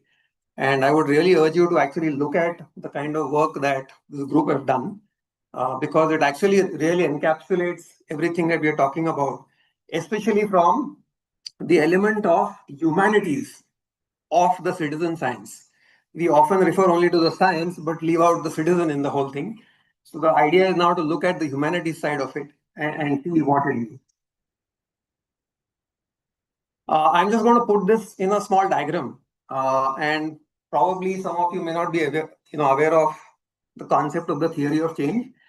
Simply put, it's nothing but an illustration of how do you go from your activities, how do you actually achieve your ultimate outcome. So it enlists everything that is there in between. So it is just an illustration of what are the ways in which you can go from point A to point B, and what are the steps you need to take. So if you look at the activities from the connectory perspective, these are some of the activities that the volunteers have been doing. And if you look at the pathways of what the intermediate outcomes are, you will see that there is a sense of agency. Sense of agency is nothing but you feeling that, am I actually capable enough of contributing something valuable? And this feeling of self-worth is what actually means when you say you have a sense of agency. A sense of place is your ability to connect with the place and your emotional connect that comes. So some of those activities enhance that. And in turn, it actually fosters something where you are prompted to act because of this sense of place. When you are attending an orientation session, what happens is you're actually becoming a little more environmentally literate, because that's something that you probably have not understood way back in your formal education, but this gives you an opportunity to do this. And all of these, so these are what I call the soft issues when it comes to the citizen science part of it. And what does that do? It actually helps in actually spreading the message, increase participation, which is the whole aim of the citizen science to begin with, to reach any outcome that you want. And typically in this particular case, you're looking at improved environmental conservation. The other project that I wanted to talk about is what we have called it as behavioral nudges towards sustainable transportation. And in the title, I've written with citizen participation in small, just to highlight it a bit. So this is again an important overlap between all three contexts, and I'll explain how. And we recently embarked on this project with Pune Metro, and the aim was to really look at sustainable mobility in the city and with the participation of the citizens. And one of the desires was increased ridership. On the face of it, one might think this is just a marketing ploy of Metro. But had it been so simple, probably every city would have been, seeing people ride the Metro. We called it what is called as the behavioral nudge. And it's again based on the behavioral nudge theory, which suggests subtle, indirect influences that will influence the people's decision and behavior over time without really feeling that they are coerced into it. And typically, behavior nudges designed by experts. So it's the institution that defines a nudge, and then if you add the citizen science component into it, that is what makes it exciting. And that is what we have tried to incorporate in this. So how do we do that? Look at this flow where there is an announce the intent to improve, which the Metro Corporation would want to do. It then engages and seeks input. And that's the institutional part of it. If you look at the citizens part of it, they support the volunteering of community data generation, the deliberations, etc., and then implement suggestions to improve mobility and update the public, which is against the institutional part. And then the Metro starts looking at doing a campaign around this and then reassessing whether all this has worked. So this is the intersection that I was talking about. So if you look at broadly, what it does is at one level, at the citizens level, it's strengthening your understanding and enabling your personal shifts. And on the institutional side, there is also work to be done. The idea is that by engaging citizens, you're strengthening your public trust and what it takes to enable politically tough decisions. So I think on both ends, this becomes very, very necessary.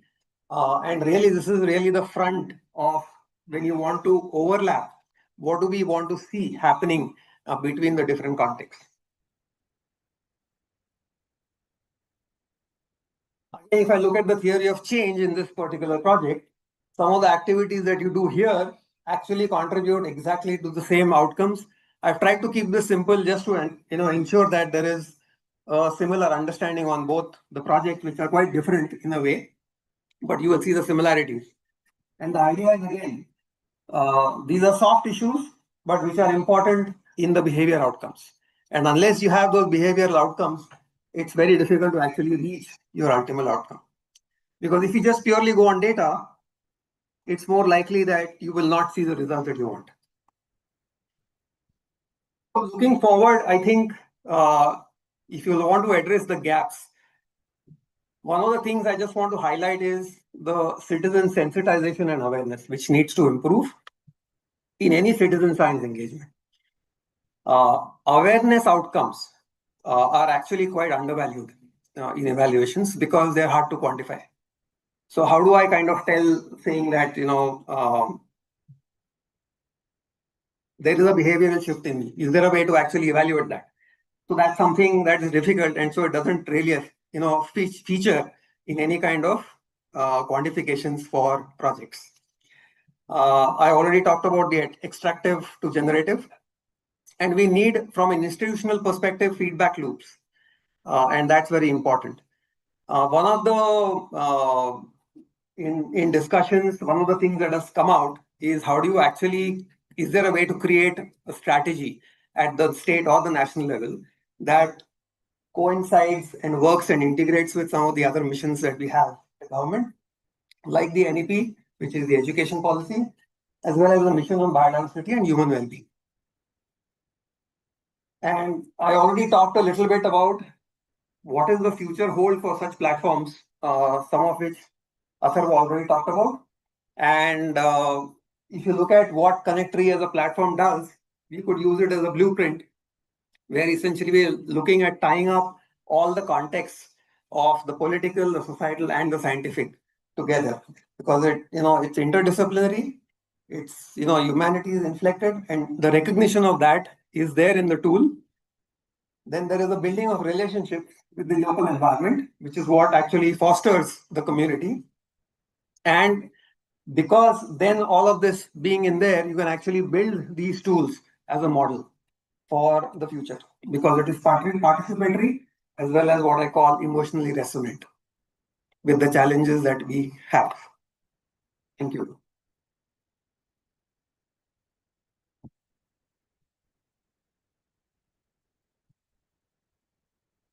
Thank you, Suresh, for the wonderful talk. We will take the question answers at the end, please. And now I would like to introduce our next speaker, Dr. Thomas Vettapan. He is a senior application scientist at the Indian Biodiversity Portal and Starline Sciences in Bangalore. Welcome, Thomas.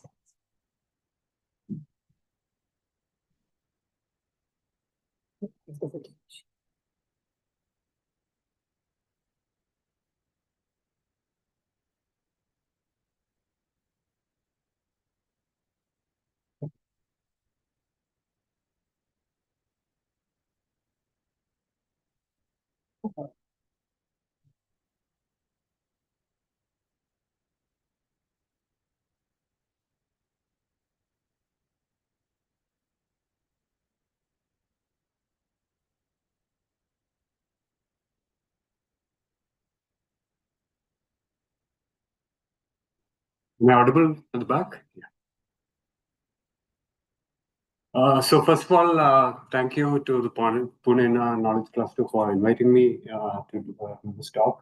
And I will today be talking about the India Biodiversity Portal and the experiences we have gained from running it, both as a citizen science initiative as well as from the perspective of the technology development and the engagement with the community that we've done over the past several years. And just to remind you, since we're shifting from astronomy to biodiversity and so on, just to remind you of the definition of citizen science of biodiversity. We all know what it is, but I think even as we refer to it as the variety of life, I think something we tend to ignore is that it is also about the communities and the habitats in which the organisms that we see live in.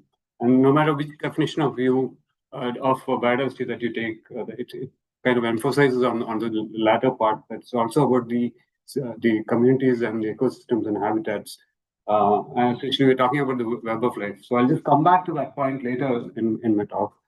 But another thing we should be aware of is what is primary biodiversity data, because this is the type of data, especially in the biodiversity sector, that is most widely collected. And normally, when we talk about citizen science in the scope of biodiversity, this is what we're looking at. So we simply put, this is an instance of an occurrence of an organism. So at its most basic, we are recording what species was found where and when. So there are three axes here: the taxonomic axis, the spatial axis, and the temporal axis. And of course, there's metadata about who collected it and how it was collected, which helps us classify it for. Basically, we're asking people to go, when they see an organism around you, to take a photo, a video, or an audio record of this, and along with the date and the location of sighting, submit it into one of the citizen science platforms, including the India Biodiversity Portal, iNaturalist, eBird, Season Watch, Butterflies of India, depending on your loyalties, your interests, and so on.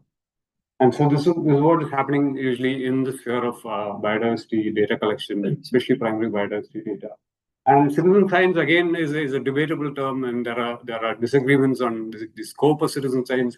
But at its broadest, I think it's any kind of individual participating in any process of the scientific, inquiry and data gathering exercise. It could be data gathering, it could be data dissemination in some way. So this is a map from the Global Biodiversity Information Facility, GBIF. So GBIF is a world body that aggregates biodiversity data from all across the world. So they used to be through governments, now they're also interfacing with individuals and organizations. And this is a map produced by overlaying the primary biodiversity data records on a map in terms of spatial distribution. And you can see that the white is the least dense areas and the red are the most dense areas. And if you look at the amount of data that's available, frankly, I can't even put that into words in describe how big that is. Now, that is the scale of data that we are generating now and is widely available for biodiversity on something like a global platform. And that's not all the data there, just what's on GBIF. And if you look at the data on GBIF about India, there's about 52 million records available currently, contributed by both historical as well as current data that is being populated in various types.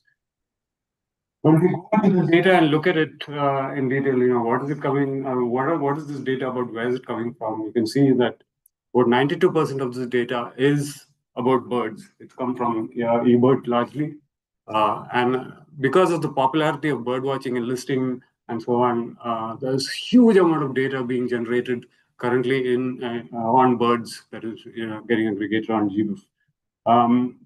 Now that's a good thing, right? We are generating so much data, especially on birds. It's a good thing for birds, but then it is kind of lopsided. And if you consider other taxa, the plants, with mammals, we can't match up the scale of data collection. But ideally, we need to be doing that. Otherwise, the data. If you're looking at biodiversity data as a whole, there is a huge bias in terms of bird data, and we'd like to kind of have other taxa catch up, or at least come somewhere near what is available for birds. Yeah, so when you take a photograph and then along with the metadata, you put a scientific name to it, suddenly it becomes from, transforms from being just a digital object out there into a point data, occurrence data for that species. And when you begin to aggregate, this point data contributed by hundreds of citizens, then we can start to produce secondary data products such as distribution maps. And maybe temporal seasonality charts and so on. And so moving on to the India Biodiversity Portal, we have this portal that's been running since 2008. We are what we call as a participative and collaborative platform to aggregate biodiversity information and serve it out under open access for India. So all the data that comes in is available free to download and access for whatever purpose you wish to. And we try and do this through crowdsourcing, through citizen science and things like that. And we've been there since 2008, and it's available on indiabiodiversity.org.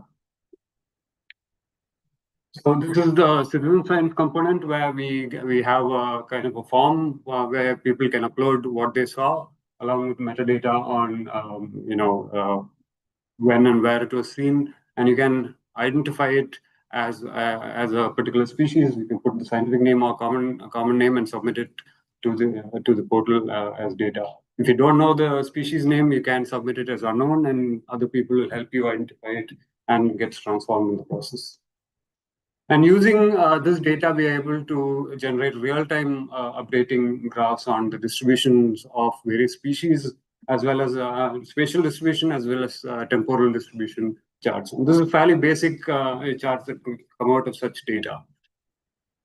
And also, all the data is available and present in the front end for people to interact with. People can go in there, look at who has been submitting what.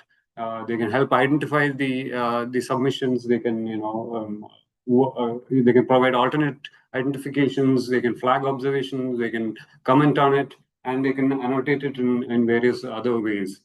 It's also available for download from here. So just to profile one particular project that was recently done on the India Biodiversity Portal. This I don't know how many of you here know this is a frog called the Malabar tree toad or Pedostabus tuberculosis. This is a frog that is not normally seen. I don't know how many of you would have seen this frog, but it's not normally seen, and therefore there's very little data available on this particular organism. and it was considered to be an endangered species until recently.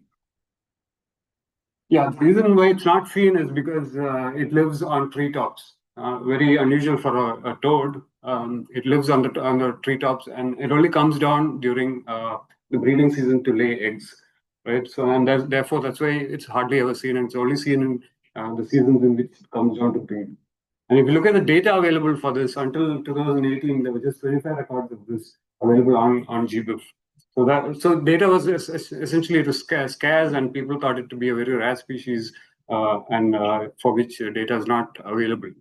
And sometime around 2017-18, we started. I mean, we have this program called Frog Watch, which is guided by Dr. Guru Raja, who aggregates data, citizen science data on frogs from the general public, and we started this project called Mapping Malabar Tree Toad, which subsequently got funded by the Habitats Trust, and it's an ongoing project. We're still collecting data, both in data known locations as well as regions where it's never been sighted before along the Western Ghats, both in seasons during the monsoon when it's normally sighted and outside to try and fill in any data gaps or validate the known data accordingly. And we've gone from having little or no data on the species to right now we have over 400 records of this organism on IBP, which has also been shared with GBIF and now available globally for this particular species. And as a result, it has now been downgraded from an endangered species to a species of least concern. So, I mean, while people normally, give examples of the opposite, helping classify something as endangered, this is a reverse example, And so citizen science, I mean, it's amazing what citizen science data can do. I mean, it need not always be from the perspective that you can. I mean, you want things to go. I mean, this is also about citizen science data bringing about patterns that you never knew existed. And only when the data comes together and you begin to examine it, you begin to understand things about these organisms which are not previously very obvious. Now, I've talked about primary biodiversity data, but we've been lately thinking about how to go beyond just primary biodiversity data. Primary biodiversity data is mostly about the distribution and seasonality of an organism. If you look at it just, off the top of your head. But can we look at data in certain other formats and extract further details from citizens as they submit observations? And so we have this functionality called traits, where you can dynamically set up these traits for various species. And when somebody uploads an observation, can we get citizens to interact a little bit more than just submitting an observation and have them classify or categorize what is happening in this particular observation? So, for example, is it a male or a female? What is the life stage? If you're submitting a plant or a tree, was it fruiting, flowering? The phenology information about frogs. We record activity, what behavioral activity it is doing, and so on. And so this helps us to then further face it things like seasonality charts into the particular life stages. And this is just an example I've put up on the common Mormon butterfly and its life stages. You can see that the adult is in blue, the orange is larva, and purple is pupa, egg being black. And it's not much data, but I just wanted to show you this because when you look at this data, you see, oh wow, there's a big, huge peak in September. So that must be when something about biology is setting off huge explosions in population or something. Anyone know the real reason for this? I don't know. I mean, okay, there must be a lot of participants here who are involved in what we call the Big Butterfly Month, which happens in September. And during that time, there are competitions happening. There's a whole lot of activity happening around butterflies, and people come flock, participate in all the competitions, submit data, collect their prizes, and go away in September for another year. And that's why we have this peak. So citizen science data, I'm sure all of us know, are subject to biases, in various ways, in collection and interpretation. There's a lot of bias in it. So we need one thing is that we need to consider that how has the data come in and why are certain things happening. We need to be able to understand this better to be able to use it in specific contexts. It won't matter so much for spatial distribution, but if you look at it temporally, then suddenly you see these biases creeping in. But the other point I wanted to make, as citizen science project proponents who are conducting these competitions, okay, you are passionate about a particular taxa, you want to do citizen science activities in a particular taxa, but then you need to try and balance out these biases, the obvious biases that will happen if you run a campaign every year. In a particular year, you will gather data with a seasonal bias.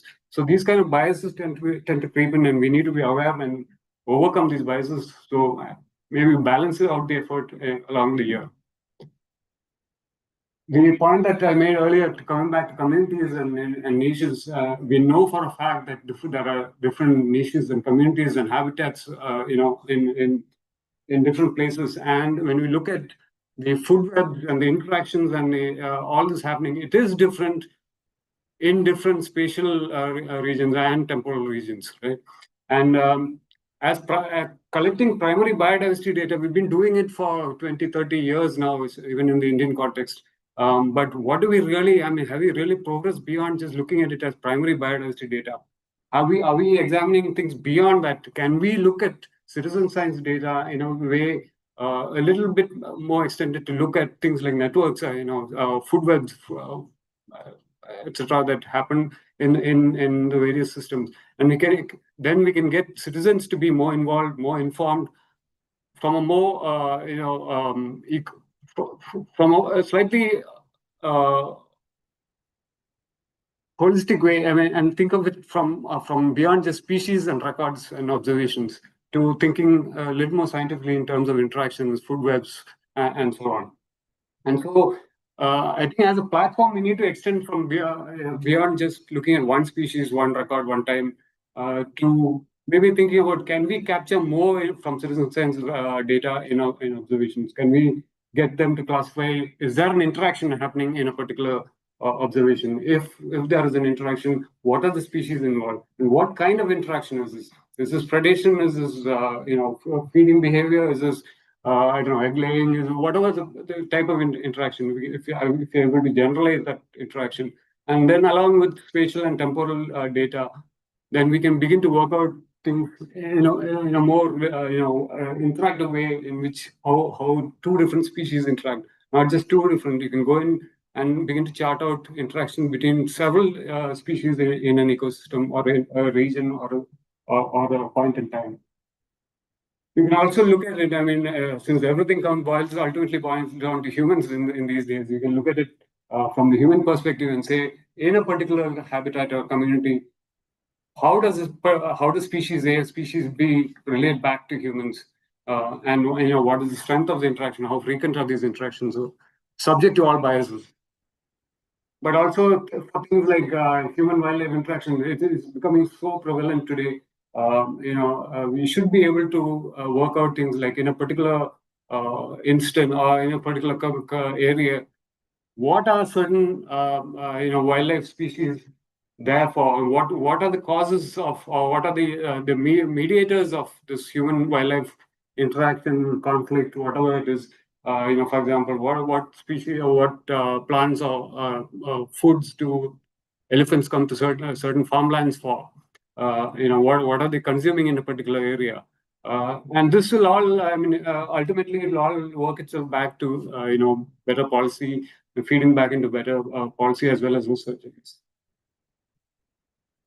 Another huge possibility that exists there is aggregating information that is already existing out there. This is not primary observation. This is basically records that have been submitted there, both as newspaper articles, social media posts, and so on. I don't know if any of you are running citizen science projects, you will know the pain that it takes somebody to come on board your platform, submit an observation, and then go away and then come back again, and so on. Most often, the information already exists out there. Are there ways in which we can try and capture the data that is already present there, which is very valuable data, especially in terms of human-wildlife interactions and so on, which is already out there? Can we get them to or can get a third person to submit that data onto a portal where it can then be annotated and extracted and further information extracted from that.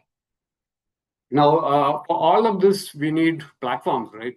And this is a very important point, I think, which I wanted to make, in fact, that not enough attention is paid towards platform building and the sustainability of the platform in the long run. A huge number of projects come in when they have money, they set up a platform, they run the program, well and good. The project gets over, funding dies. What happens to the platform? What happens to the data? This is an area I think which we've not devoted enough attention. There's not enough thought that goes in prior to starting an initiative. And so I just wanted to present the case of the India Biodiversity Portal, how we've been doing it so far. We have a single code base called the Biodiv code base, which we have started building in 2008. And at that point, it was just a map module, and we've been slowly extending the modules on the India Biodiversity Portal to capture different types of data in different contexts. So all what you see below are the feature-wise enhancements. The same code base we've been using and reusing to run 4 different other portals, international portals: the India Biodiversity Portal, the Bhutan Biodiversity Portal, the Victra portal for weed identification in the tropics, the Western Indian Ocean, the Madagascar Protected Areas portal, and the Mikoko portal, which is a portal for mangroves in Kenya. So these are 5 instances of the same code base being deployed in different servers. But we also have the functionality to start what we call microsites or groups on the portal, where you can reuse the functionality of the portal. You can set up a mini portal with the same infrastructure and gather the data that is present on the portal, which is relevant to your use case or your theme. So, for example, frogs can pull in all the frog species pages. They can collect the existing frog observations. They can take documents which are relevant to frogs and set up their own microsite within the portal and run a citizen science campaigns via the observation interface on that microsite. So, like that, we have set up microsites for Western Ghats. There is a Assam Biodiversity Portal, which is also my microsite. There are various other sites. There are almost 100 other microsites that are running on IVP currently. And on top is just the funding bodies that have been helping us, has supported us in various projects. But the point I'm trying to make here is that because we run the same code base for 5 other portals, the funding that has come into any of these portals has helped extend and modernize the platform, as and when they have funds for that particular program. When they don't have funding, for example, Bhutan Biodiversity Portal started way back in 2013-14, and there's been no subsequent portal, but it's still running today because other initiatives have supported the same code base, and that enabled us to keep going further to extend the platform, enrich it, and somewhere in 2018, after 10 years, the whole thing had to be redone because technology gets outdated and it has to be revamped and so on. So yeah, so that's just the point that I want to make.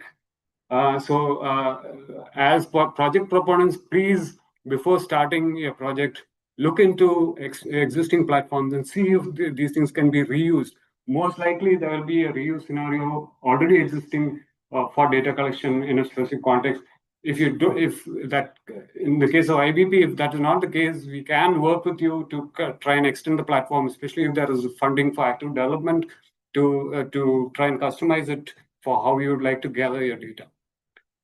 Yeah, that's all from me. I just wanted to leave a couple of slides to summarize what I said and also some thoughts on infrastructure and citizen science data. Thanks.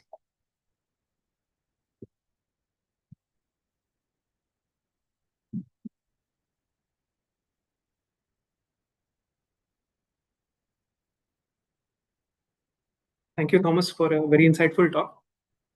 The idea of having multiple projects running on the same code base is brilliant. I hope you keep getting the long-term support. I would now like to invite Dr. Ananya Karmakar. Let's see if she's online. Hello. Hello, Ananya. Can you hear us? Yes. 1 second. Let me stop this screen sharing.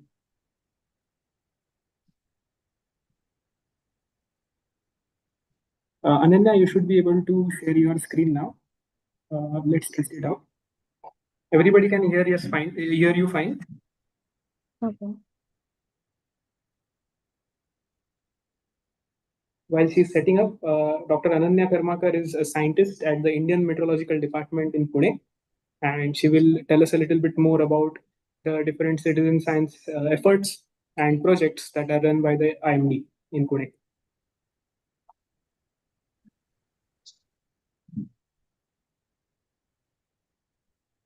So is my screen is visible? Not yet. Just give us a second. Okay. It's visible on Zoom. Just give us a second. Okay.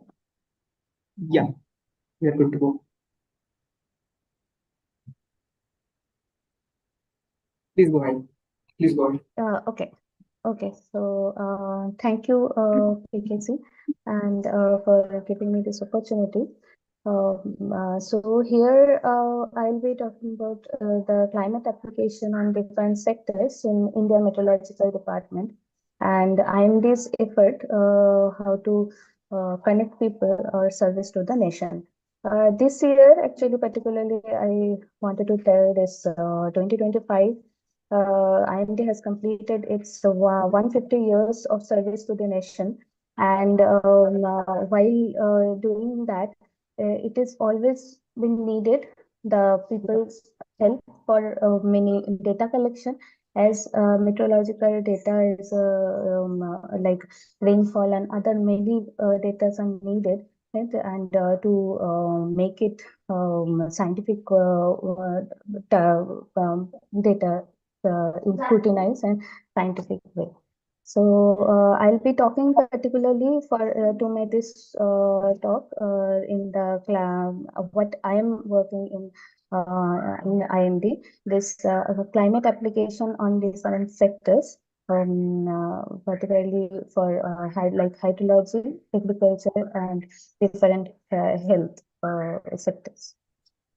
So starting with the, this is our IMD Pune website, and this is the climate application tab. Under this is actually many sectorial applications we are focusing on. That is, as I told already, this hydrology, agriculture, and health.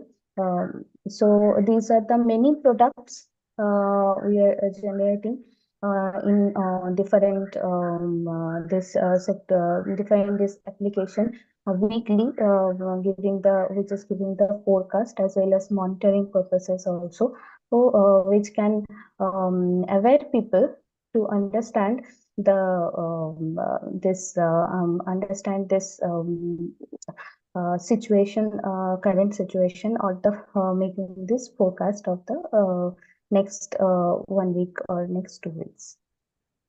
So starting with this, this is the map you can see. This is the distribution of rainfall stations all over the India. And these are the all rain, almost 11,000 rain gauge stations. Daily rainfall data are coming to our IMD, our division. And in our division, this data, this raw data is scrutinized to make it R&D purposes for further and archival purposes. So while collecting this data, each state having their own meteorological centers, each state is sending this data to the particular meteorological center, and then from that center it is coming to our headquarters and Pune as well as. So like that, each state from each state we can collect the data and store the data, archive the data in IMD seamlessly for daily basis. Now, after collection or this scrutinizing this data, using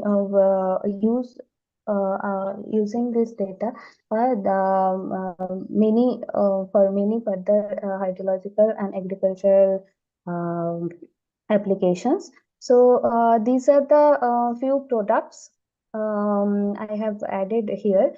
These are the first three maps are the three indices which are indicating the drought indices. This is using in agricultural purposes how this SPI, SPEI, and aridity anomaly index. These first three panels are showing these products. So these are using vastly in during this for the how this to know the how better know this how the condition of the soil moisture, and the how the basically this drought conditions all over the India. And these all maps are making in the district wise. So district wise information can go to the to a person for the all over the India. For hydrological applications, basically we have this rainfall basin, river basin rainfall product. This fourth panel is showing this. This is basically using of that all rainfall data and all of our this rainfall basin of all over the India river sub-basin, how the rainfall is happened over the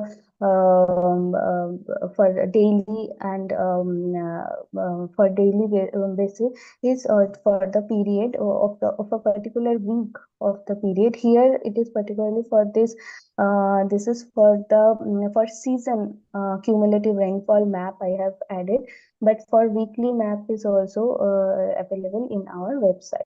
So with this all products, this hydrological and agricultural different aspects can be known for the for monitoring and forecast purposes.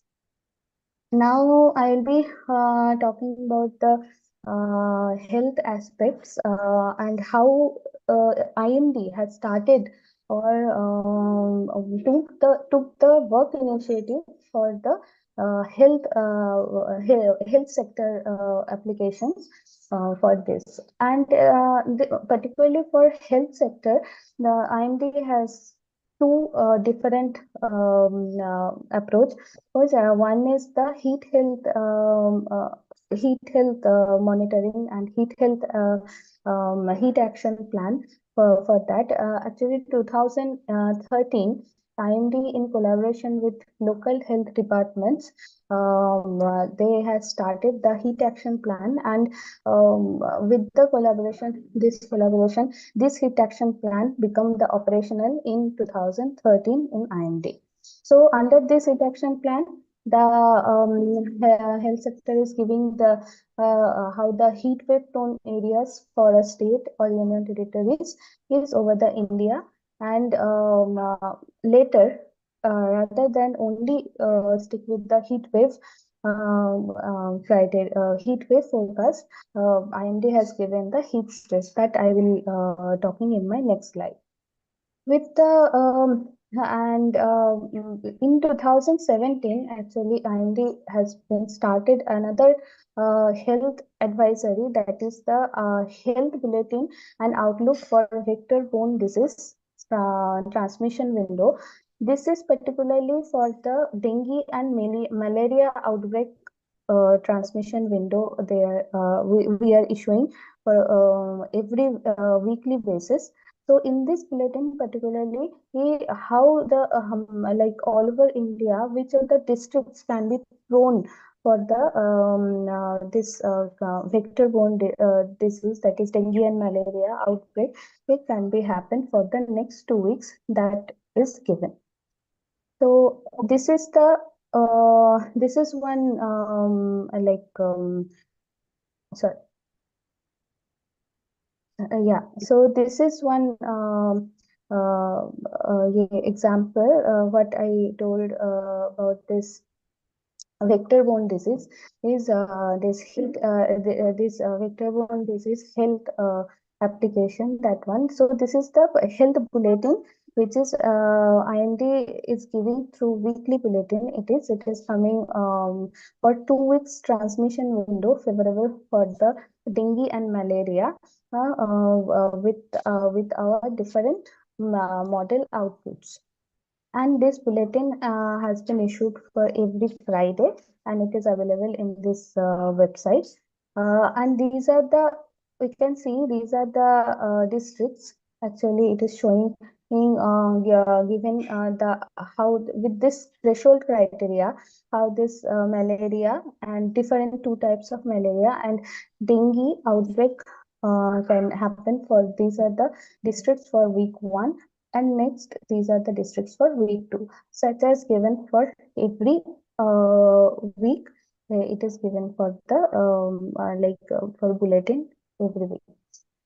Now coming to the heat health sectorial application.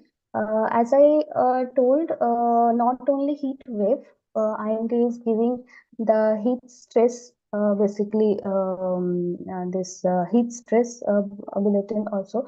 Heat stress is more important than the heat wave, we can say, as heat stress is the physical, it is the physiological discomfort or physiological condition of a human or animal body. So heat stress alert, if we are giving, then that is directly connected to the people, and it is directly affecting to the people. So this heat stress bulletin is giving in with the help of the excess heat factor index. This is the calculation how this EHF has been calculated in our this bulletin. Now this is the this is the EHF bulletin is giving in for the summer for 3 months. Actually, this is giving till June for the not only March, April, May, till June. It is we are issuing this bulletin. As we know, this northern India and this western India, this is more prone for the heat stress during the later initial month of monsoon time, that is the June month. So that's why this heat stress bulletin is given till June. We are issuing till June. So these are the probability rate actually, or after giving the issuing this bulletin in every year, we are checking the we are verifying the previous years that EHF, how this is correct to that. So this is just an example for the 2023, how this probability detection hit for the day 1 and day 2. It is almost 94% for day 1, and for day 2 it is 71%. So this all I am talking about till now. This is about this all over India. So not only the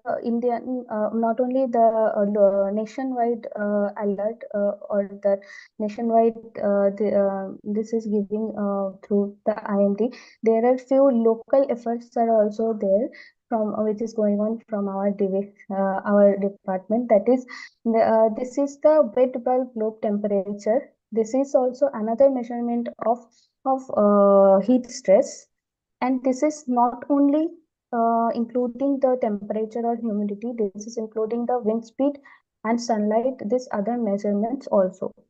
So this is more actually showing the more prone of the heat stress and how this urban heat is affecting for the city-based areas.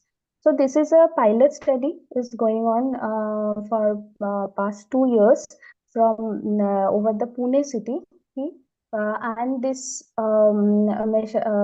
this is this WBGT instrument. This is installed in 3 places over the Pune city. One is at ISER, one agriculture college, and another one Ferguson College. At Agricultural College, we have our IMD own monitoring monitoring station.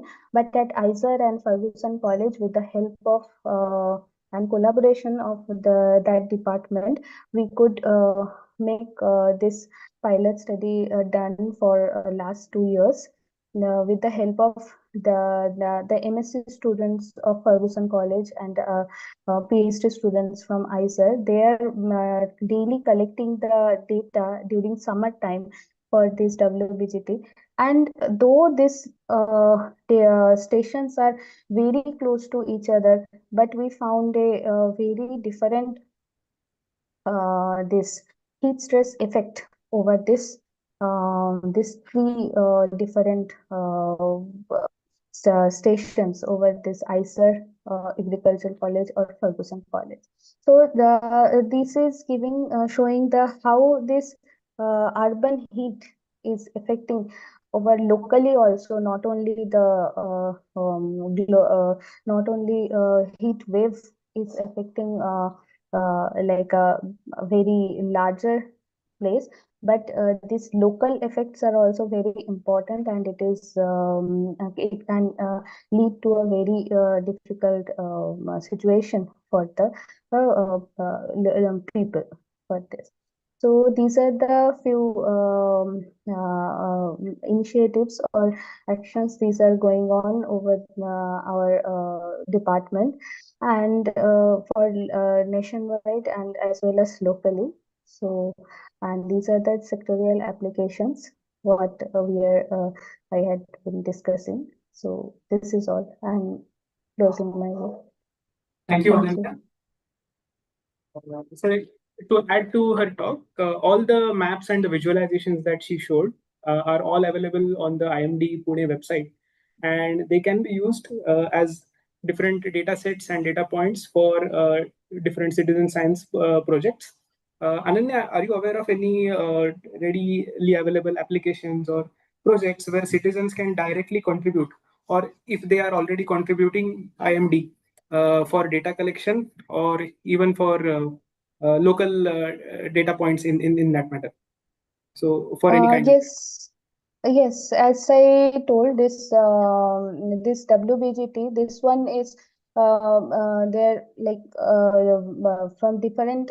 This is only 3 places we have started, but in future we have planned to put this in more instruments for many places over the Pune city, because we could see this the different and we need this data particularly for the if they can if people can help and people can collaborate with this data collection, yes, and that will be that we are trying for WBGT. And another one data collection is already going on. This is only our divisional I have discussing one rainfall chemistry group.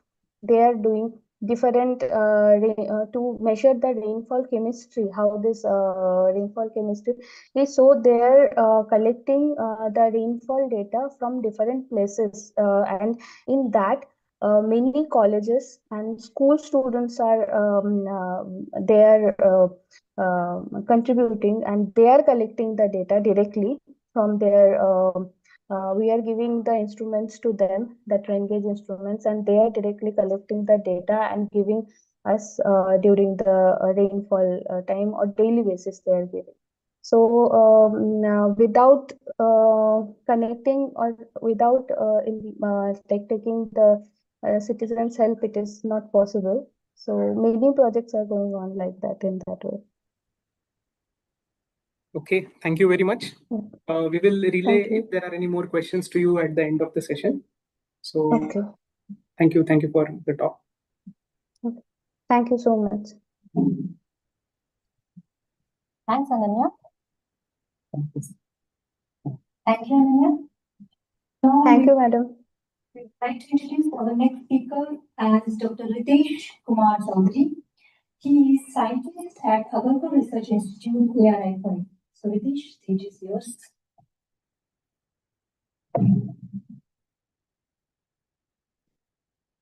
Yes. Just a second. Just a second.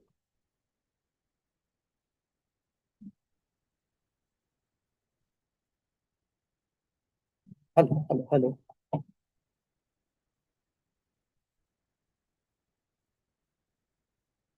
Hello. Audible till there? Okay. So are you there with me? Yeah, I'm Ritesh from ARI Pune. And to begin with, I'll show you a image as we are moving towards lunch, right? What is this? Mango. Botanically saying Mangifera indica, right? All of us we know. But how many mangoes do we have in the world? Anybody is aware of them? Mangifera, I want to say. Not cultivars. I'm not asking about the cultivars. I'm asking about the species, Mangifera species. If anybody botanist, anybody having a plant enthusiast, are you aware of how many mangoes are there in the world? How many Mangifera are there in the world? You'll be surprised to know there are 60 species, more than 60 species of Mangifera in the world. More than 40 in the Southeast Asia itself. And India, any guess how many Mangifera will have? Are you aware of any other species of mango from India? Are you aware? Okay, let's see this. 50 in India. Cultivars, maybe cultivars. Species. Cultivars means hapus, kesar, langada. But no, I'm talking about the species. Mangifera indica. In India, other than indica, we have certain native species. Three from Andaman and Nicobar Island, Mangifera andamanica, Mangifera nicobarica, exclusively endemic to Nicobar Island. And this Cyclospoma, again to Andaman and Nicobar Island, and Sylvatica and Hasiana restricted to the northeast region, Assam, Arunachal Pradesh itself. Why it is so interesting to know and why it is so important to know the diversity, right? We are all aware it's very important to know about the diversity because they help us understand our ecosystem, support conservation efforts, and discover resources for medicine, food, and sustainable living. Right? Agree with me? Okay. How about Indian plant diversity? If I restrict myself to angiosperm, means flowering plants, we have more than 22,000 species of plants. More than 22,000 species are only flowering plants. I'm not talking about algae, fungi, bacteria, viruses, and even pteridophyte gymnosperm. Just flowering plants, we have more than 22,000 species of flowering plants. But how much we know about them? Do we have an updated list? Sorry, no. Do we have any taxonomy key available through which we can identify them properly? No. Do we have photographs of all those more than 22,000 species? No. Do we know the distribution, where actually they are found? Exactly, no. Not about all. Do we know about all the threat status? Sorry. Then who should do it? Who is the authority? Bharatiya Vanaspati Sarvekshan, Botanical Survey of India. Long back it was decided in 70s that they will publish all the plant information of all those 22,000 species in 31 volumes. It was decided long back in 1970s itself, or maybe before. Till 2023, we have only 14 volumes published. Recently, they have published. I think they all are dummy copies still, 12 volumes. So still, we don't have much understanding or much knowledge about that. There is a big knowledge gap, right? Recently, this person, an IRS fellow, Mr. J.M. Garg, who is the chief material manager in Indian Railways, has a lot of interest in plants. He's a botanical enthusiast, and also he's a passionate photographer. He got inspired with this novel called The Monk Who Sold His Ferrari. Many of you might have read it, right? And then he started looking nature more carefully, and then he started creating awareness towards plants, birds, butterflies. Also authored a book called A Photo Guide to the Birds of Kolkata and Common Birds of India. Also worked on Wiki project Lepidoptera and birds. And he created a Google group. to discuss about Indian plants, Indian flora in 2007. And then started sending invitation through mail to everyone. Okay, would you like to discuss and join about Indian plants? I was one of them. I joined around 2009 in this group. And slowly what we started, and what is this actually? This was actually a Google group, a simple Google, you start posting the picture, and they needed volunteers. Okay, if you have any interest, if you're a trekker, if you're a botanist, if you're a zoologist, just go click the picture, upload. And they formed this Google e-group and started discussing the plan. I found this plan, I've seen this plan, do you know about it? And then it was joined by many botanists, students, nature enthusiasts, trekkers, engineers, everybody. And then the journey started. Then we were joined by this engineer from Mumbai, Mr. Dinesh Walke, who is crazy about knowing the names in multiple language of the plants.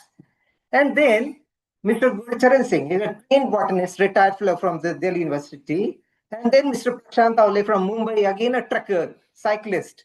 But he doesn't have any training in botany. He started joining an NST doctor from Pune, Dr. Satish Phadke. You might be aware of him. He's I think, very good in plant knowledge and all. He has done some flora of Tikri as well here.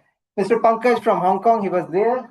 Then Balka, and of course I was also there. We started discussing the plan together, and then the journey started like this. We got members from all across India, from Northeast region, Mizoram, Manipur, Andaman Nicobar, and from Jammu and Kashmir. And they all started sending pictures. Just there, if you don't have any, okay, I've seen this, know anything about it. This looks very interesting to me. And we started discussing, okay, this could be this could be that. And then the journey, presently, we have more than 3,500 members. And we have 400,000 pictures at present. It's been 18 years. We have been discussing and posting the pictures. This huge database we have created altogether, 400,000 pictures. And they're comprising of 14,000 species of plants. Mind it, out of 22,000 species, we have data of 14,000 species till date. And still it has continued. Isn't this interesting, citizen science? Yes or no? And we were later on joined by several experts from different families. We already know we have so many botanists, somebody experts in poesy, somebody cypressy, somebody mango, somebody this and that. Have you finished mine? Yeah. So we started and we got so many experts. Botanists saw that, okay, this much database is there. Why not join discussion? We kept on sending, and Mr. Gurz is very active. Despite working in Indian Railways, they keep on working through email and keep on sending, connecting people. And then like that, we got so many experts also in different groups. And he also created, now there was a Google group, now we found another website. So once the ID is confirmed, it will go to the website and all the discussion link, everything is there. So if you have any more things to add, you can do the website also. And you can say, okay, it doesn't look like that to me. And it's all done like by the volunteers without any involvement of any money, because nobody is there to support also. And it doesn't have any advertisement also seen. And vast collection of photographs, of course, operates without any financial or professional organizational support.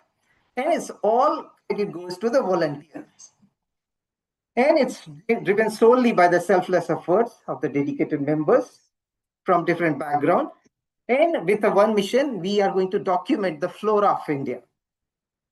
And a lot of discussions you can find on each and every plant. But if you are a member, if you wish to add anything, definitely you can do that. And then this website was launched called eFlora of India. You can simply go and check this. It's a very user-friendly website. And if you're just looking for another plant, I have just written the botanical name, Aralia armata. You can see multiple pictures. You can compare with your image and you can find, okay, the identity you can confirm. And one of the interesting things is it provides you a digital key to compare your plant with the other allied species, so that you can compare and find out, okay, my plant could be this only, not any other species. So this is one of the major achievements, like everything has been put on a website and you can digitally compare everything, your plant. Suppose you have seen some plant outside, you can simply upload and compare. You can just, okay, this looks like.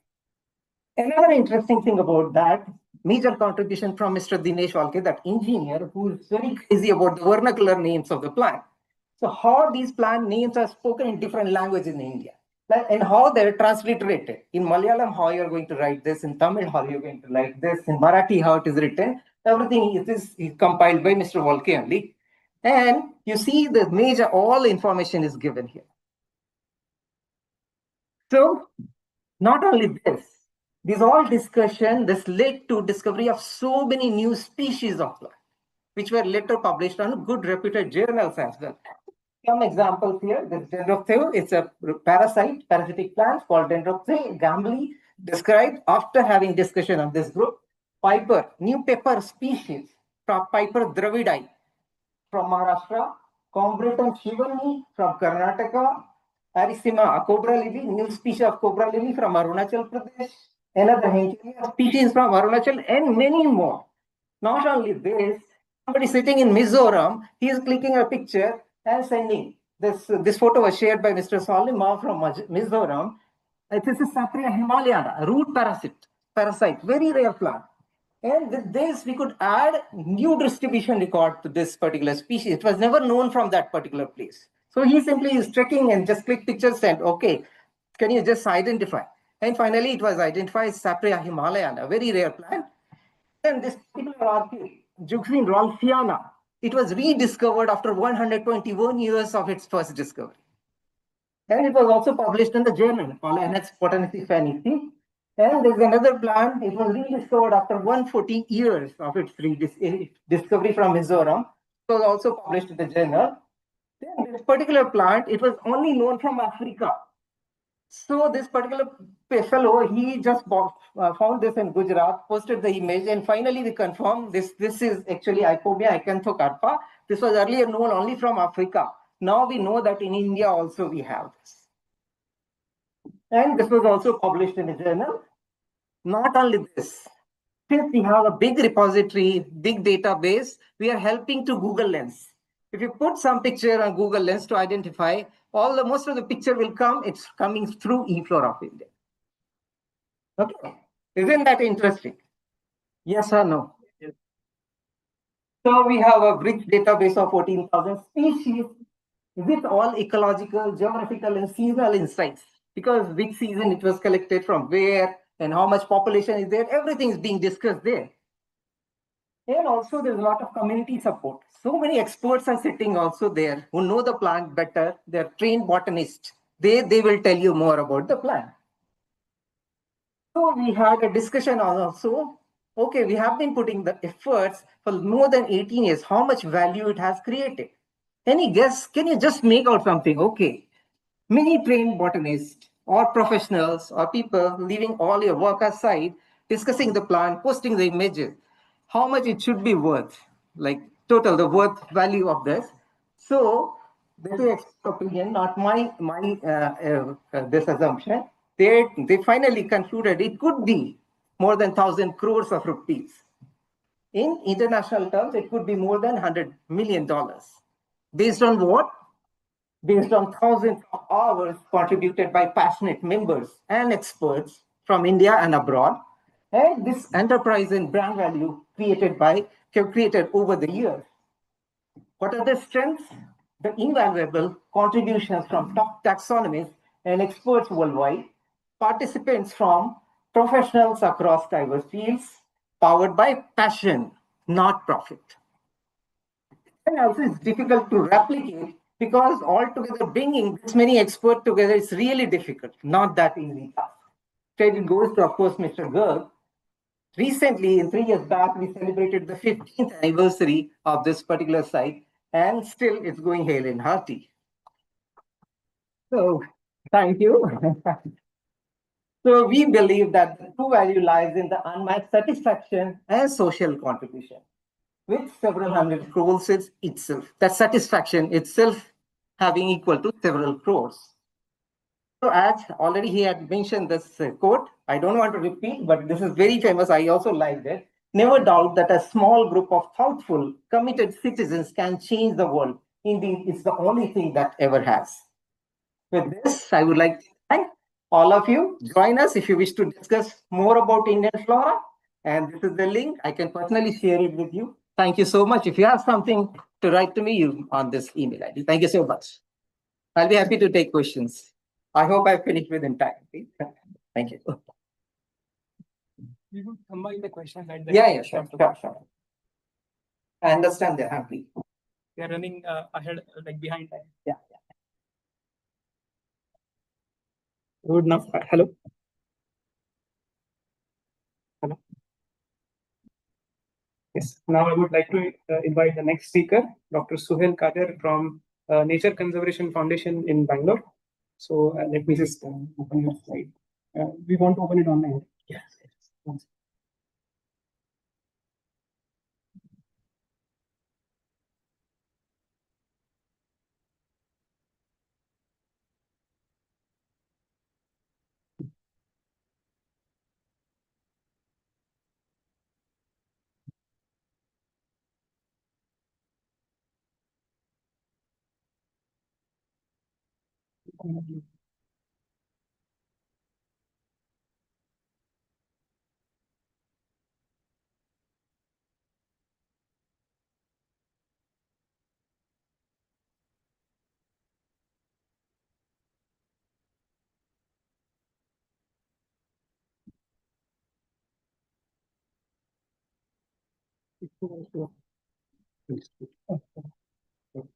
Thank you so much. Thank you to PKC Rupali for inviting me. That was a very difficult talk to follow. I've been a great admirer of eFlora of India for so many years, trying to keep you as engaged as the previous talk.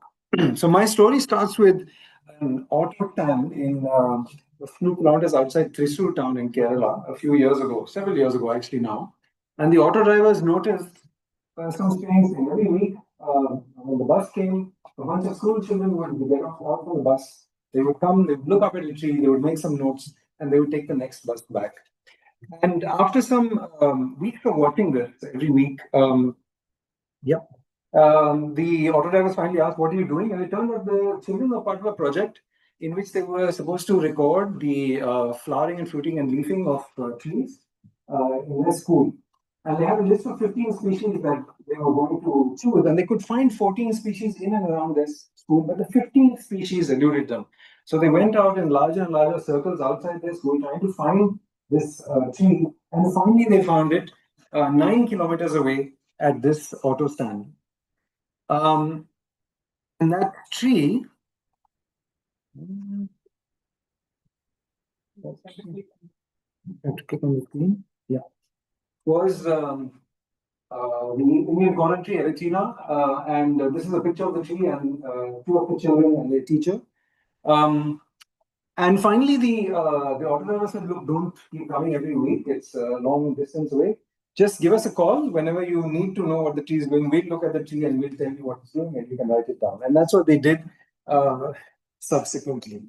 So these children are participating in a citizen science project, which is to go through and continues to be to look at the seasonality of fruiting, flowering, and leafing of trees. And it's called Season Watch. The basic question is, how the climate changes are trees responding? And in particular, they're responding in their phenology, which is their seasonality. And Season Watch works with anybody who's interested, but most particularly with schools and children within those schools.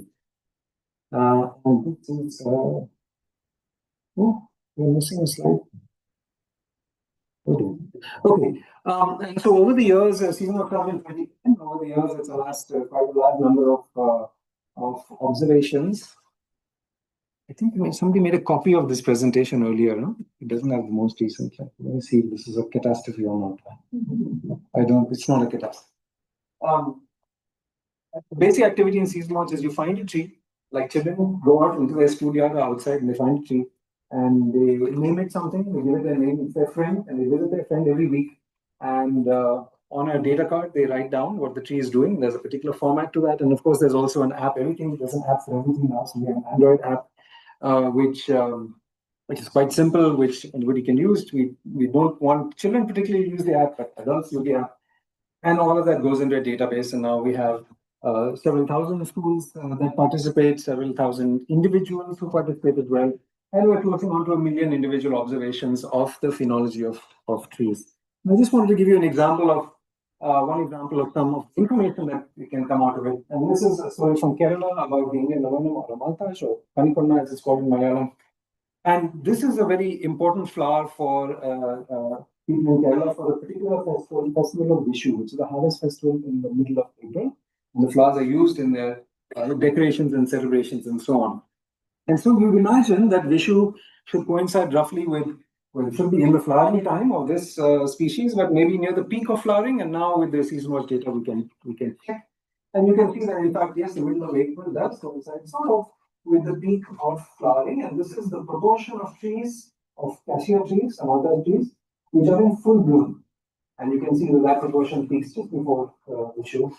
But if you look at the proportion of trees that have any flowers, not in full bloom necessarily, but any flowers, you can see that the peak remains the same.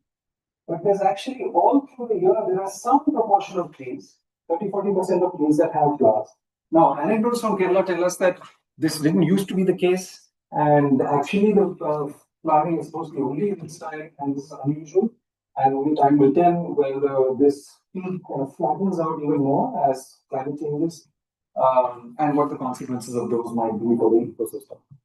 So that's just one story from Season Watch. We also work with a number of other projects to do with biodiversity. Here's a list of some biodiversity projects we heard about. The biodiversity project from Thomas over there. There's a number of other things here. There's work on India, there's work on birds, the Big Butterfly Month with iNaturalist and the India Biodiversity Portal. There are the large global databases and platforms, even in iNaturalist. And some years ago, we started an annual conference and a website on citizen science for biodiversity in particular, citizensindia.org. We also have a directory of citizen science projects in biodiversity listed on that website. It contains 36 projects in India at the moment, but there are probably another 10 or 15 more. I want to tell you in a little more detail about some work we've done with birds and with bird watchers in particular. This is what bird watchers look like. And in 2013, 2014, when we started this, obviously started with a small number of bird watchers, and the information from there has since grown.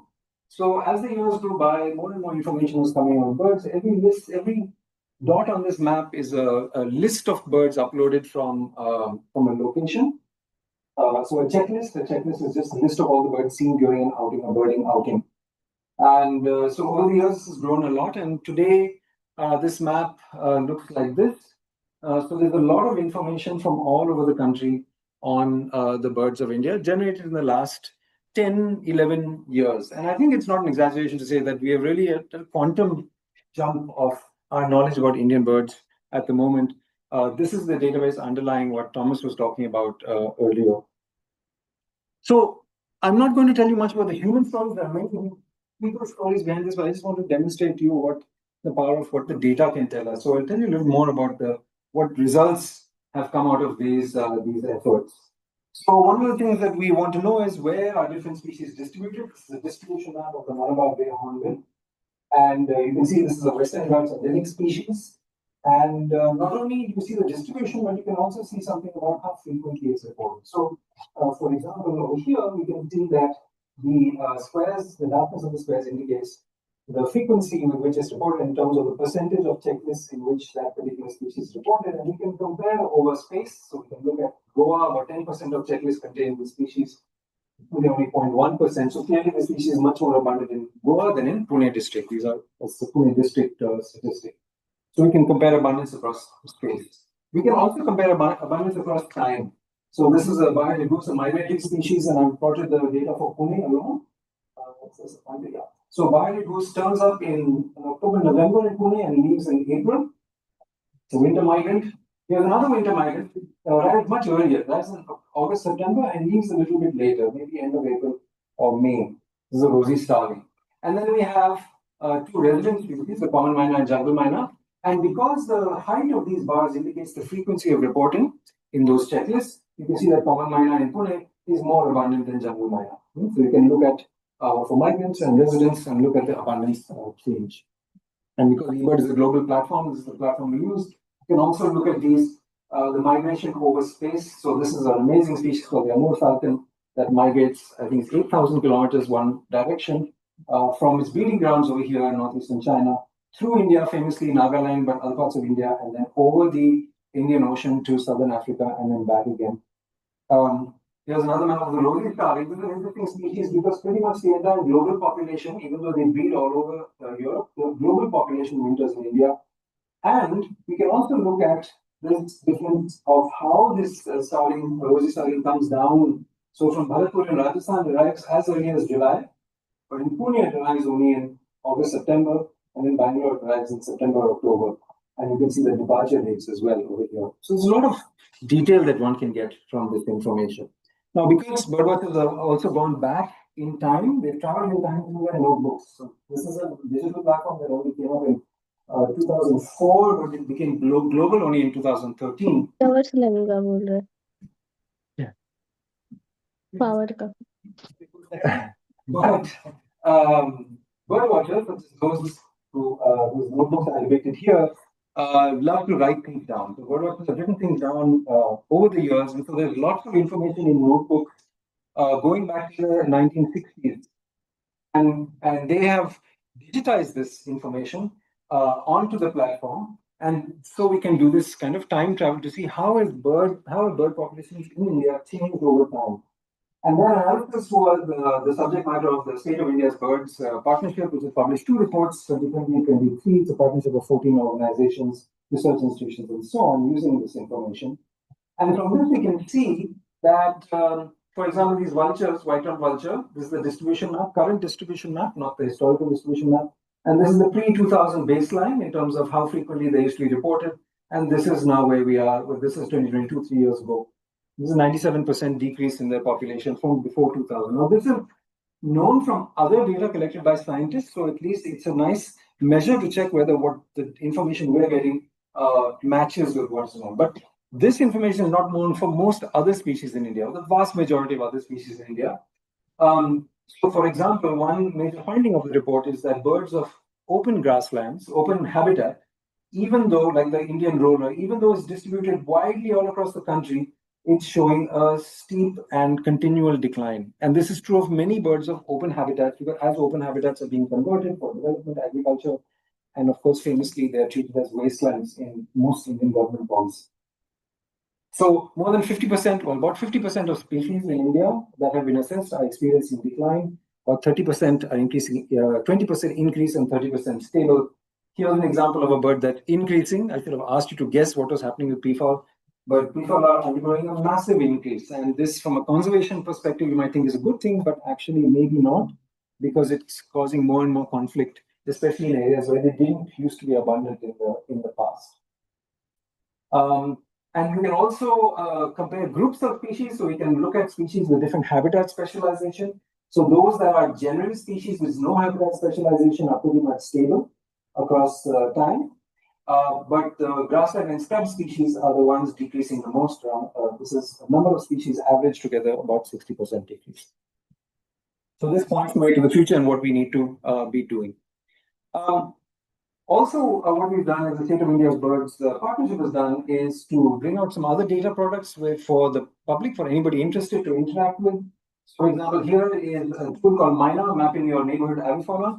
Apologize for those of you from Pune. This is not an accurate map. I know I don't know the boundaries, and I couldn't tell from the Google map. So I just do a rough rectangle. And what Mina allows you to do is to generate a report of all the birds that have been documented from any user-defined polygon anywhere in the country. And so you just go to the tool, you draw your polygon, you say what dates you want it for. In this case, from 2024, and then name it and generate a report. And it generates a report. In this case, 143 birds have been, species have been reported from the campus, 39 Schedule 1 of the Wildlife Protection Act, endemics, and so on. There's an entire report with lots and lots of detail and a full list of all the bird species, including how much data underlies this report. So about 10,000 observations, 700 lists, 100 observers. And this shows you an assessment of how complete the data are. So this is the species accumulation curve, and you can see that as time goes by, this list is becoming more and more complete, as evidenced by the fact that this is becoming relatively flat. More species to be reported from the campus, but still whatever is there is more or less almost complete. So what we try and do in biodiversity is we try and, this is an old version of the slide, so I'm not going to. What we try and do is we try to understand the distribution and abundance and seasonality of biodiversity. That's number one. We try to understand the trends over time. Number two, and I think we have made good start at doing those things. We also want to know what are some of the causes of these patterns, and they are still in a little bit of an early stage. What the causes of decline or causes of increase, as the case may be. And finally, one thing that we've not been able to do very much is to bring this data into policy and into mitigation in terms of conservation. And that's maybe the hardest challenge, even with good evidence behind with us. I will very quickly show you, these are some of the websites that have been mentioned, the URLs over here. CITSA India has an annual online conference. This is the poster for last year's conference, but if you go to the website, actually, this year's conference is not organized or not announced yet, but in November it should be announced. So if you're interested, please join and let me know, and I can message you when this comes out. And that's what a small fraction of the sorts of things that we've been able to. We're very lucky to have a large community of institutions and individuals who care about biodiversity and biodiversity information. And of course, all that I've shown you is built on their hard work. Thanks a lot.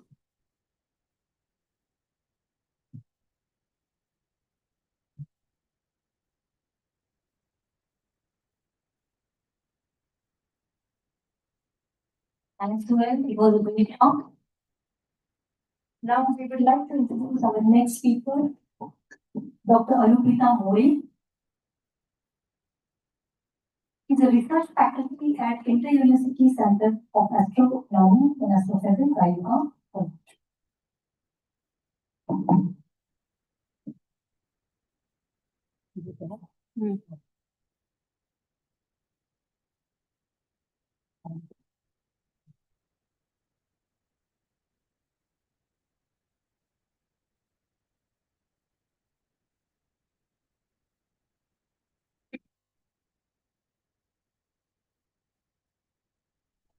Hi everyone, I'm Anupita More. I'm a scientist at Ayuka. Firstly, I would like to thank the organizers for giving me the opportunity to present this project here. So I'm going to now switch back to astronomy. We started with a little bit of astronomy in the beginning and digress towards other areas. But so now let me go back to astronomy. So I'm going to talk about gravitational lens systems and how we can discover them, how they are at your fingertips. Let me talk about what is gravitational lensing. So imagine there is a distant source of light in the universe, like a galaxy. If you look through the telescope, you would find something like this. But now imagine what happens that there is another object somewhere in the line of sight. It could be another galaxy, let's say. So what happens to the light rays which are coming from this distant background source? What happens to the light rays of that? Because of the presence of something in the foreground. So what Einstein told us is that light rays, they can get deflected in the vicinity of any massive object because the gravity of that object curves the space-time fabric around it. And so these light rays, which would have passed undeflected, now they get deflected, and from not even just one direction, but they could get deflected from multiple directions. And under the right circumstances, not only you will see the image of the background galaxy, but you will see multiple images of the background galaxy. So what you are seeing here is the image that you would see from a telescope. So what you see here in the center is the image of this foreground galaxy, and surrounding it, you are seeing distorted banana-like or arc-like images of the background galaxy. And here you are actually seeing multiple images. So this is the effect of strong lensing. And one thing to note here is that in order to see this kind of effect, you need to have three things which are very much aligned in the universe, which is the observer here, and the intervening galaxy, and a distant source of light. They need to be almost very much aligned in the same direction to be able to see this effect. And so this makes strong gravitational lensing effect very rare. So here I had an animation, but I cannot show it in this PDF mode. But anyhow, what I wanted to show are then the images of how real strong gravitational lens systems look like. So you can see a wide variety of patterns, colors, light profiles, and so on. So for example, here you can see again one single galaxy and some bluish images of the background galaxy. Here you can see two bright star-like images. This is an object called quasar, which also happens to be a very distant source. And here you can see clearly two images because of this yellowish galaxy which is in the foreground. And then in these cases here, now instead of a single galaxy, you have a collection of galaxies, what are called galaxy clusters, which are bound together. They are physically bound systems. And there's also something else that you cannot see through your eyes. It's called dark matter. Maybe you've heard of this before. So what you have is a physically bound system of a galaxy cluster. There are lots of galaxies plus dark matter. All of this combined together produces these very giant arc-like images of distant background galaxy. And these kind of huge distortions, they also enable you to see the very distant sources, even though they are faint. Because of this kind of distortion, it's like a magnification effect that happens, and you can see these very distant sources as well. And so what I wanted to capture here is the diversity or the complexity that you see in the different images. They are all gravitational lens systems, but you can see how different they look, and different colors, different shapes, and so on. So why are these gravitational lens systems important? I mean, they are beautiful to look at, but what can we do with them? So one thing I mentioned is that there is presence of dark matter surrounding these galaxies. So what we can do with this lensing effect is that if we can measure the positions of these lensed images, how bright they are, and so on, then we can say something about the property of the dark matter itself. So since dark matter is something that we cannot see through our telescopes, we have to use indirect methods to infer the properties of the dark matter. So with gravitational lensing, we can study the property of the dark matter. Now, why this is important is because dark matter actually dominates the entire budget, the matter budget of the universe. So if you look at the fraction of the ordinary matter versus the dark matter is something like more than 80% or so of just the matter budget. But and in addition to that, there's something else which is called dark energy, which is responsible for the accelerated expansion of the universe. So this dark energy is also something that is very difficult for us to study and understand. There are a lot of open questions about dark energy, and we can use gravitational lensing to study this as well. And there are other applications, like you can measure the age of the universe. And like I said earlier, you can also study these very distant young galaxies, because light takes so much amount of time that what you are looking at when you're looking at very distant sources, you're looking at how they were when they were very young. So so it's basically you're using these gravitational lenses as a natural telescope, and also you are doing a time travel, because then you are looking at very young galaxies very distant in the universe. So you can use lensing for these various applications. So the current status in astronomy is that a lot of the questions that we are trying to answer, they are being studied through the various surveys that are happening through various telescopes. And so, for example, in the morning, you heard from Professor Kambavi. He mentioned about the Subaru telescope and then the survey that was going on. So that was this HSC survey here, which is written over here. So what I'm showing here is that these are like the various surveys that have been happening over the decades. So going from of the order of 1 square degree to hundreds to thousands and 10,000 square degrees. For reference, I'm showing you the size of the moon in the sky. So you can imagine how big these surveys are getting, day by day. And so right now we are in this generation of surveys which fall in the category of 10,000 square degrees. So right now this Rubin LSTG survey is going to start anytime soon. And the Euclid survey, which is done with a space-based telescope, that is already going on. And many new interesting observations have been found through these ongoing surveys. And there's a lot more that one can study from this. So in order to in order to find these gravitational lenses, this is the problem that we are dealing with is essentially of pattern recognition. And I'm pretty sure that all of you can see faces in these images, even though there aren't any faces. So it is pretty clear that human beings are very good at finding patterns. And the task that we are doing here when we are trying to find gravitational lenses is essentially of pattern recognition. And what better than human beings? And so obviously, I don't need to motivate to this crowd why citizen science is important. You heard from Laura this morning about Zooniverse. And the project that we have been doing is actually part of Zooniverse itself. And the Zooniverse, they have been supporting many citizen science projects, starting with Galaxy Zoo, but then they also moved on to many other diverse areas in science.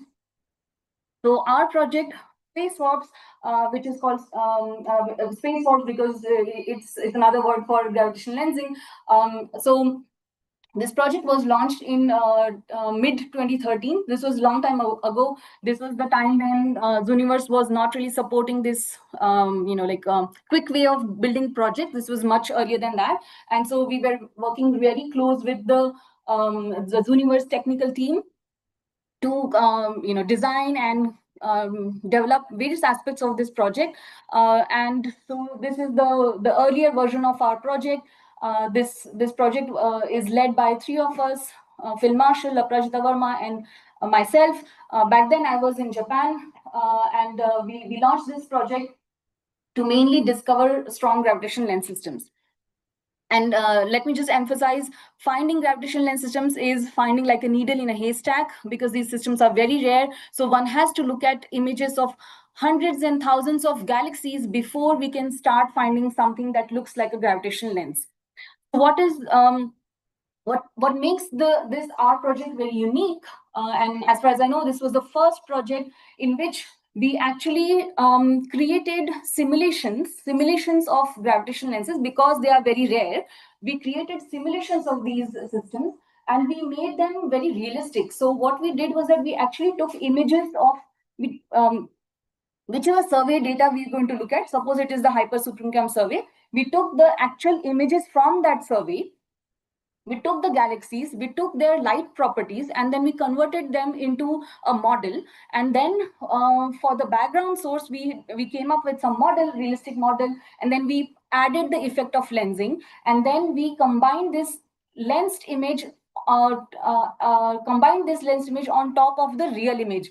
So in the end, you get this kind of a image, which is a hybrid of a simulation and a real image, but it looks kind of realistic, because everything else in that image is indeed real. So the reason why we created these kind of mock images or simulated images is to train the citizen scientists. So this was very unique. This was not done ever before. So we created these kind of large sample of training images, which just allows people to go through the process of learning how lens systems may look like. Because looking at 10 images is not going to be good enough for you to understand, to capture the diversity in these systems. And also the philosophy of many of these citizen science projects, at least on Zooniverse, has been that there is no separate training phase. The training just happens as you keep doing the classifications. So because of this reason, we came up with this pipeline, which is called SimCity, to produce these mock images, which we injected in the real data. And anyone looking at the image will not be able to tell you what they are looking at. So in addition to the simulated lens systems, we also had some reserved data set, which was previously validated by us, the experts, and we had ensured that there are no lens systems in them. So these were the non-lenses. So we had the lenses and the non-lenses. So before even the astronomy community, they were like starting to work on these machine learning projects, we were replicating this machine learning kind of framework, but for humans. So the real, neurons. So the purpose of these simulations was multifold. It was to train people, but it was also to keep track of how they are doing their classifications. So this was very unique for our project, which was also then subsequently replicated and incorporated by Zooniverse into other projects that they did. So, so the simple task that we have is we show color images to people, and then we ask them, do you see a gravitational lens or not? That's a simple task. And to help with the task, in addition to the training and the tutorial, we also provide a field guide here, which allows them to have a quick reference as to how typical lens systems and non-lens systems look like. So another interesting thing that we did as part of this whole, training process that works throughout their, contribution. It's not like there's a separate phase, right? So what we did is that all those images which were simulated lenses or real non-lenses, we put a label on that. So what used to happen is that whenever someone used to encounter any of this training data set, they used to get a feedback. So this serves the purpose that, it's somewhat interactive. The interface is somewhat interactive. So, like after doing 100,000 classifications, you can get very, sleepy, and, you get demotivated that you're not seeing something. But if you have this kind of live interaction, then you are, you're alert, and you are also conscious of how you're performing. So if they are seeing a simulated lens, and if they are classifying correctly, they'll get a positive feedback. If they miss something, they'll get a negative feedback that, oh, you missed a lens. Maybe you should take a look at the field guide. Maybe you should look at some of the other extra images that are provided. So this kind of system really helped them to learn the process, but as they start doing the classifications. Another interesting thing that we had done, which was unprecedented, is that not only we did all of this thing, but like for the helping with the training and better classification and so on. But the other thing that we were doing underlying during the analysis is that when we were collecting classifications from people for a given image, we were taking multiple classifications. So this was also something that was pointed out by Professor Kimbavi. So what we did was a very similar thing that, we took multiple classifications on the same images. Suppose we get 20 classifications, and then we decide, we don't do a simple average or, something like that, but instead we actually calibrate every citizen scientist's performance on the training data set. We calibrate them, how well they are doing the classification, and we make use of that information to assign probabilities for their subsequent classification. So every new image a given user is classifying, we assign a probability, and based on the number of classifications, so this shows the trajectory for a subject. Subject means just an image. So this just shows the trajectory with increasing number of classifications going from top to bottom, how the probabilities are changing. So for the magenta one, you can see that, it starts with that very low probability, and then it keeps increasing with few classifications. It keeps increasing and goes to a higher probability, and we have some sort of a threshold here on both sides for accepting or rejecting the candidate. And so if it passes this acceptance threshold, then we keep it as a highly probable dense candidate. And as you can see from these other trajectories, there are hundreds of images or subjects which are getting rejected over some 10, 20, 30 classifications. So this is the kind of analysis we did. And the benefit of this is that at the end of the entire process, what we are left with a large sample of candidates with some probabilities. So this is again very similar to the machine learning system where supervised training happens, and you end up with a sample with some probabilities, and this then allows us to do statistical studies. So with the first project that we actually did, we did do all of these things, and we got a statistically well-defined sample of lens candidates, for which then we tried to actually measure the dark matter properties for the based on the sample of lenses that we had discovered from the system. So here I'm just giving the statistics on the classifications and the users from the first week itself of after launching our project. And this is thanks to the Zooniverse platform and the entire this database of users that they had built, we got more than 1 million classifications. The classifications per hour itself also exceeded our expectations. the number of registered users were a few thousand within the first week itself, and then by the end of this, after a few years or something, we had more than 18 million classifications, more than 27,000 registered users. So these are the users which have registered on the website and have contributed over a period of time. The unregistered users we don't really have information on. But so anyhow, we have been running this project for a really long time, and every so often we have data from various astronomical surveys, and then we keep doing these kind of searches. I'm not going to show the publications or the results of those publications here, but I'm just going to leave you here with this latest discoveries which happened through this Euclid survey.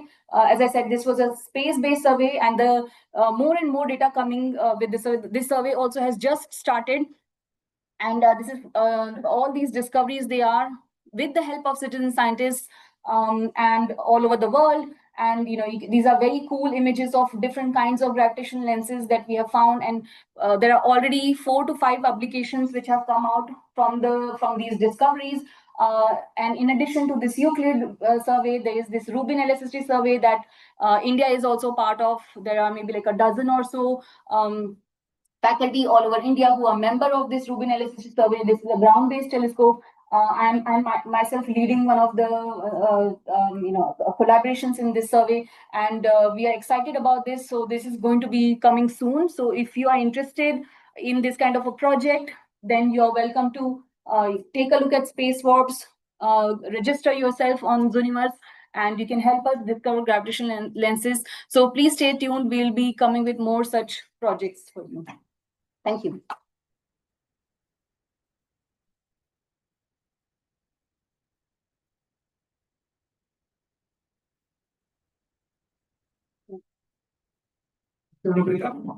So we now open the floor for questions. The questions can be routed to any of the speakers from the morning session. So we had the following speakers talk. There was me, who talked about the 1 million galaxies and connectivity project. Then there was Shirish Kanetkar sir, who talked about the deep insights of the citizen science efforts. There was Dr. Thomas, who talked about the India biodiversity portal. Then we had Ananya, who talked about the citizen science efforts of IMD Pune. Then we had Ritesh Kumar Chaudhary from Agarika Research Institute, who introduced us to his portal. Then there was Dr. Suhail Kadir, who also introduced us to the great series of projects. Then finally, we have had Anuprita, who talked about the citizen science project on space warps. So we open the floor for questions. Yes, there is one over there.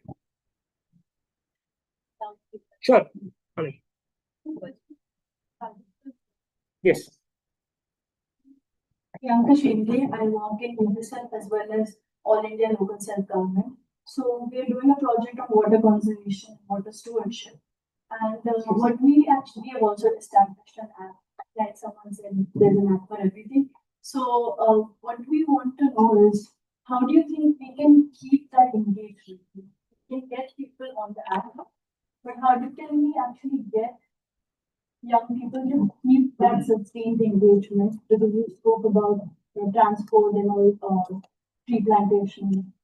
I want to know a bit more of that. So can you explain a little bit about what the process is for this in terms of what kind of data you're collecting? So we've established green clubs in colleges, and we've asked students to download this app called Y-Waste, biodiversity. So it has different challenges where you can save water through different challenges, and you click on, okay, I have fixed a leaky tap today, which has saved n number of waters today, and there's a full dashboard back at the back end that says how much water you have, and it shows you how much water has been saved in that district and then that college, that at the state level. So what we face is, of course, it's very engaging and very interesting, and people are interested to know. But then we want to know how we can actually keep that sustained engagement. That's one part that isn't learning for us in this project. And I would love to know your insights on how do we keep that engagement. Yeah, first and foremost, if you have some long-term goals in terms of where you want to take that data. one way of doing this is you engage with the schools and colleges, where you say that a particular department you're engaging with is able to actually get you students across batches. Then that's one way of actually keeping that engagement up. So if there are certain projects that you can do with colleges on an extended period, where the data collection, no amount of data that is collected is bad. So in terms of any project, you can keep that process going as long as you have that kind of commitment, at least at the institutional level to begin with. And with volunteers and citizens, again, I think just coming up with any kind of a concept that you want to take to people, where people will feel a bit engaged and get them that sense of wanting to do something. I think only those kinds of things will get people involved. There has to be some constant engagement happening. Otherwise, people will just follow.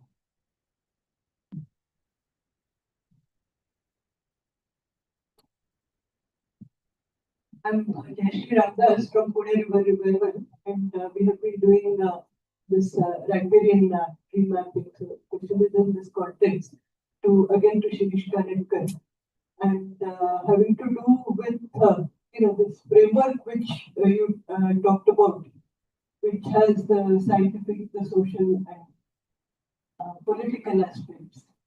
So, looking at the citizen science projects that have been presented here in the framework that you presented, so I guess that the astronomy ones,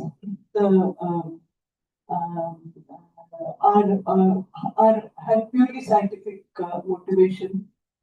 Then we saw some which have largely social motivation also. So, for example, the connect tree sapling, or India biodiversity, I would say more scientific, but also some social motivation. When it comes to collecting data about trees and urban biodiversity and urban trees in particular, there one is at once faced with the danger that those trees are disappearing. And particularly for the riparian trees, there's an imminent danger of the trees getting cut. So in that case, in fact, the motivation for data collection turns out to be largely social and political, and less scientific. There might be some scientific aspects, but we don't, they're not very clear as yet. So in that case, and in fact, it is a happening thing. I mean, those trees which you map today might be gone tomorrow. So they're keeping up the motivation and, in fact, keeping up the pressure for conserving urban trees in particular, because they can just go up in one day. Hundreds of trees can be cut in a single shot. How do you make that citizen engagement more effective? And secondly, how do you keep up the motivation of the citizens to keep doing this, even though that diversity is being lost at this last point? You had a question related to that, or was it a separate question? You want to answer that, or? Go ahead. Our questions closed out. If we take the question first, because otherwise it's like a one-on-one with a particular. Sure. Sorry for no. Yes, I just didn't want to lose the chance. So, thank you to each and every speaker. Thank you to each of the speakers who spoke this half of the day. Very insightful and very inspiring sessions. A very short question, because the portfolio of the work that you have done and the interventions you are doing is quite a broad spectrum. So it's a question open to each of the speakers.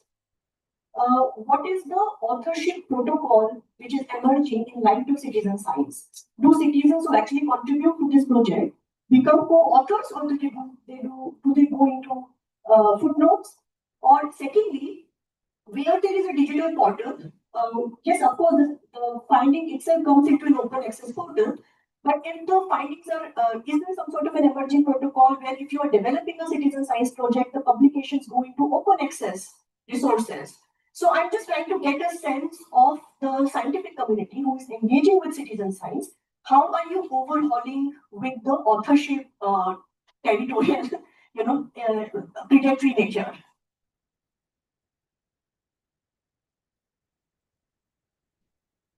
A question for Mr. Kanetkar and for Dr. Vatagavan. The questions are related. Mr. Kanetkar, you suggested that just data itself doesn't generate awareness. You mentioned how the Riparian Zone data collection project. You said that people participated and something transformed by it. But to what extent does this particular project's actions influence bureaucratic and political decisions?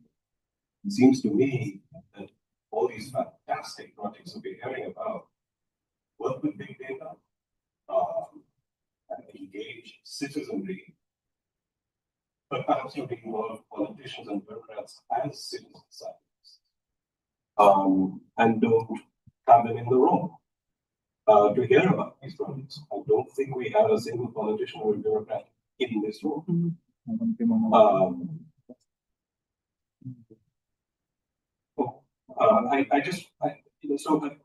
So that now combined with my question to Dr. Butterfly, which is when you say that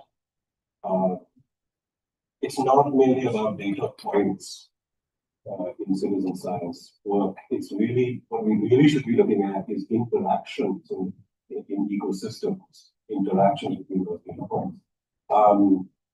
Wouldn't anybody thinking about those interactions need to have a gift for sort of natural thinking, for being able to connect dots that are surprising, that are unanticipated, that might not be related, right? And requires a sort of a gift for introspecting and for making imaginative leaps. Doesn't that require an education in critical thinking preparatory to making observations of data points? Yeah, I think I'll now answer a few questions that we've got. First and foremost, to your question that you had raised, how do you keep citizens engaged? I think that's a tough call in terms of trying to find one answer to that, because the expectations of citizens with their own motivations for doing what they do obviously will find different expressions. And therefore, to be able to say that this is the one way in which citizens can keep getting motivated to keep doing what they're doing is going to be very difficult. Therefore, in any citizen science project, especially which is long term, I think the long term goals are very important. There would be a lot of intermediate outcomes that might emerge from that. But I think this engagement of a process of, not just saying that, yes, we want people to collect data. It is followed by a lot of other things that go hand in hand with what the outcome is. In terms of sessions, in terms of interactions, then that would help certainly. And I think that is probably what is missing in many cases, where people are just saying that, okay, I feel I can do this, so I'm going to do just this. And so certain other options that, other possibilities that exist for that individual, effectively never get, see the light of the day. So that's the brief answer that I can share. I don't think I have one answer to, give in terms of what kind of motivations can keep a whole band of citizens engaged constantly. That's really a tough call.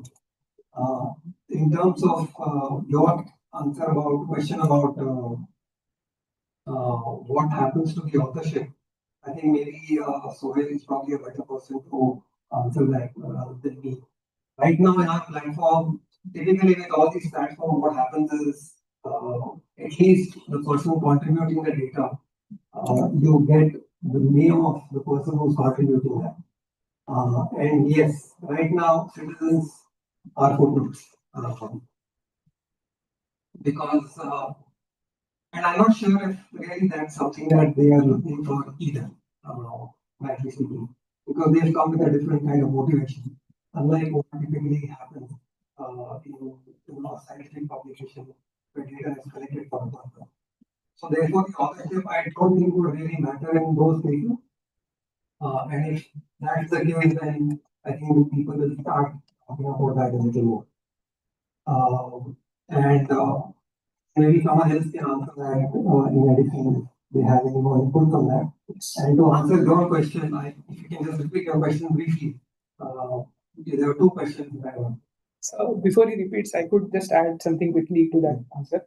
So typically, whenever the authorship is concerned, it really depends upon the nature of contribution. So if it is a discovery, many a times, especially in astronomy, if you have discovered something, you directly get to name the object, discovered object, by your name or the name of your choosing. So there are certain conventions, and it's not a compulsion, but there are certain conventions that are followed for naming objects. In addition to that, if you actually do contribute in research or some sort of science, then many a times you do get to be a co-author of the paper if it were to be published in a journal. In astronomy, for sure, that most of our publications, almost 99% of our publications, are always public. So any student who wants to access any ongoing research, at least a preprint of that paper will be available on the ADS servers and astronomical data system servers, and one will be able to access it. I'm very sure that it is also true for other fields as well. I'm not very sure about the taxonomic naming and other conventions, but it definitely the due credit is given to the citizens when they are actually going through a huge chunk of data and contributing. When it comes to footnotes or acknowledgements, that thing is done when there are far too many contributors. But nevertheless, they are mentioned. So, for example, to give an example, we have a paper of the LIGO India discovery, which has, I think they have about 1,000 authors, because so many scientists from so many collaborations had contributed. There are many asteroid discovery projects that are going on. So all the new asteroids that are discovered, you will find news articles like school students have discovered asteroids. Can they? They're school students, but they have been scouring through huge amounts of data. They're actually looking at moving objects and they're trying to identify them. And if they happen to discover a new one, they get to name it. So it is that simple to discover new objects in the universe, and you do get to get a authorship or the credit to whatever discoveries you make. Perhaps you can add something. Yeah. That's the three papers I've shown you. Actually, this platform helps us connecting that people, that person who has actually discovered that plant, and we have that. We have the name of the experts. Why don't you connect with this person? And in these three papers which I've showed you, I think all three papers they have got the authorship. Yeah. So, and then another new species was discovered named after a person who was from Nepal. So we named that particular species after himself. As per the taxonomic rules, he cannot be an author. So that's the rule, ICN rule. So the name of the species was given after. So they are given proper. We are making sure that they are given proper credit. I think I remember the question that you had raised. I think one of it was what happens to that data in those projects once the data is collected. I think I will request someone from the PRR group who is actually present to actually try and answer that, because they will be the best people, to answer as to what happens with all that data and what has happened with all that. At least some of the data that has been collected in the interim period in the last couple of years. I think, generally speaking, if you look at these kinds of projects where the citizens are really taking something on in terms of saying that we want this protected at any cost, I think there is a strong case for the fact that when you go back with a response, I think you have evidence in your hand, which earlier I think people did. And I think that's the biggest case for citizen science, I would say. Because then you're going with concrete evidence. And it's like, unless I have proven guilty, or not convict me. So it's almost similar to that in say, here is the data. Now prove me wrong or change what you are doing right now. So I think a short answer to that would be, cases where you're really fighting for something and you have evidence. And I think that's really the catalyst for change, especially when you're looking at not necessarily big change, but even small changes within even hyper-local areas. And the second point which you talked about is you don't see any administrative or political people around here. Is I think by and large they stay away from data and anything that relates with data. So the whole movement for citizen science, I think, probably has also emanated from the fact that pretty much all citizens are kept away from data. So that's probably my only answer to that. Yeah, if I may just add, so I think the context for giving credit to citizen science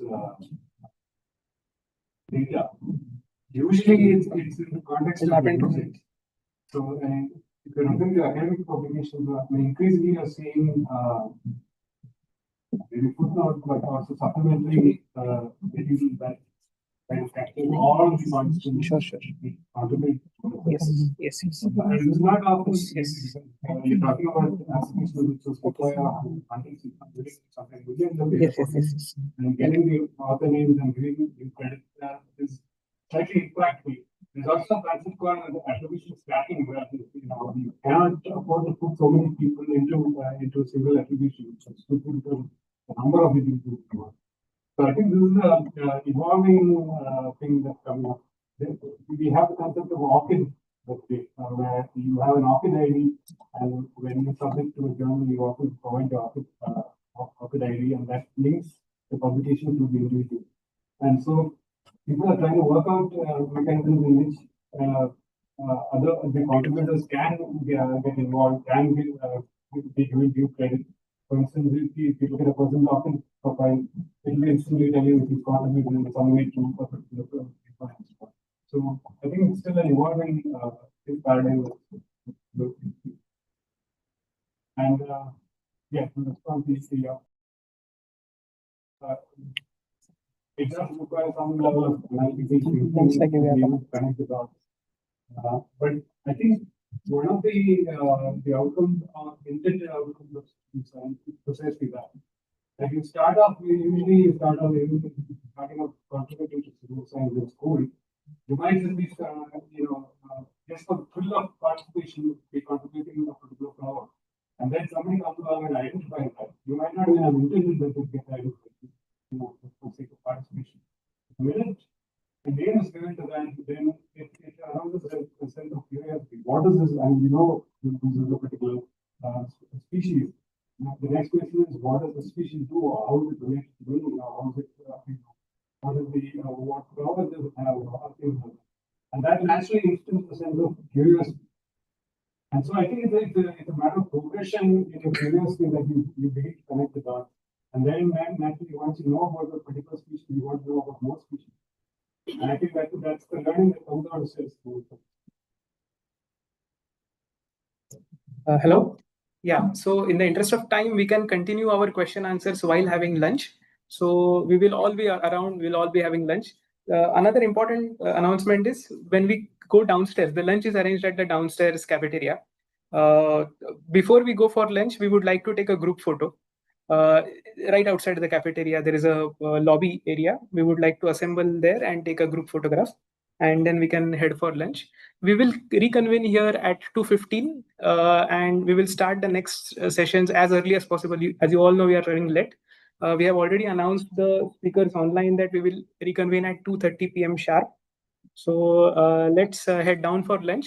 And please don't hesitate to come and catch any of us, and we would be very happy to talk to you. And we will be around even after the conclave is over. So If you have any questions, don't go back with them. Please get a hold of us and let's discuss more. So the people who are online, we are taking a lunch break now. So we will reconvene in another 45 minutes. We will keep the meeting running.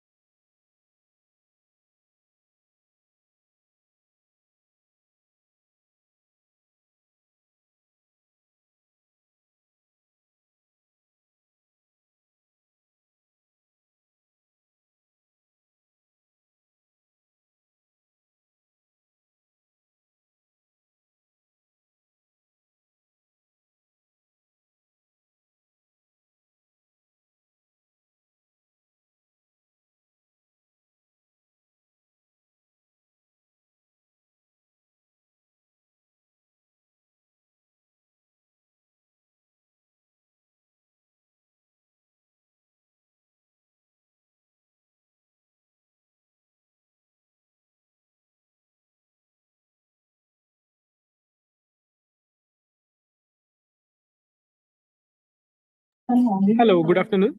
This is Adhirva Pathak from PKC. So we are convening in another 3 to 4 minutes. People are just assembling. Our apologies, we were running late because of the delay in the previous session.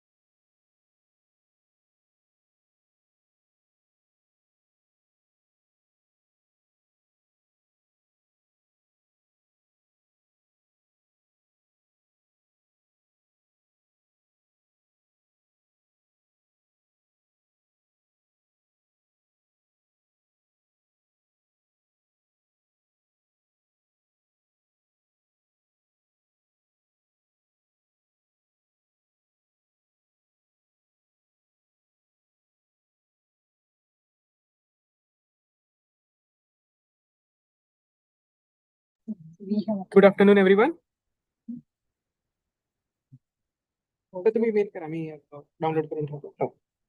Hello. Good afternoon, everyone. Welcome for the second session of the Citizen Science Conclave. We have our first speaker of this afternoon, Dr. Catherine Collenberg. Are you on? Hello, it's so nice to meet you. Hi, hello. Hi, everyone.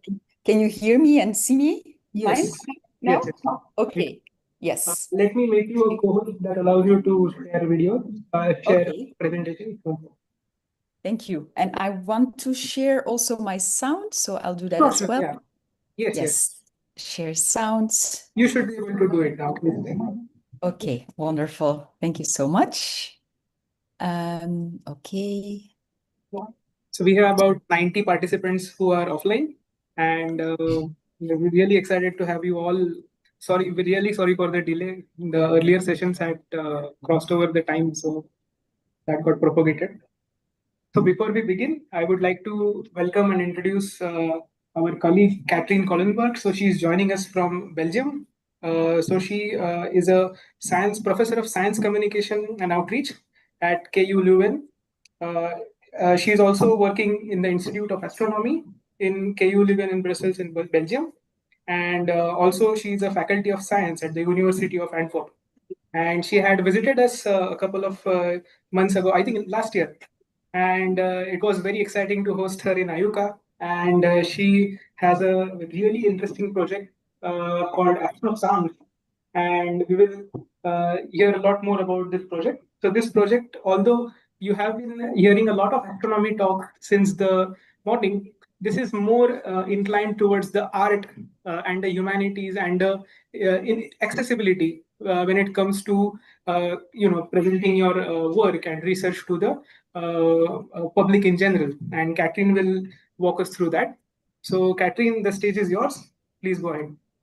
Thank you very much. Can you all hear me well enough? Yes. Yes, wonderful. Okay, first of all, thank you very much for the invitation. It's an honor and a pleasure to be here and to share with you my project Astrosounds. And I will also share a little bit more about some other citizen science projects I've been involved in.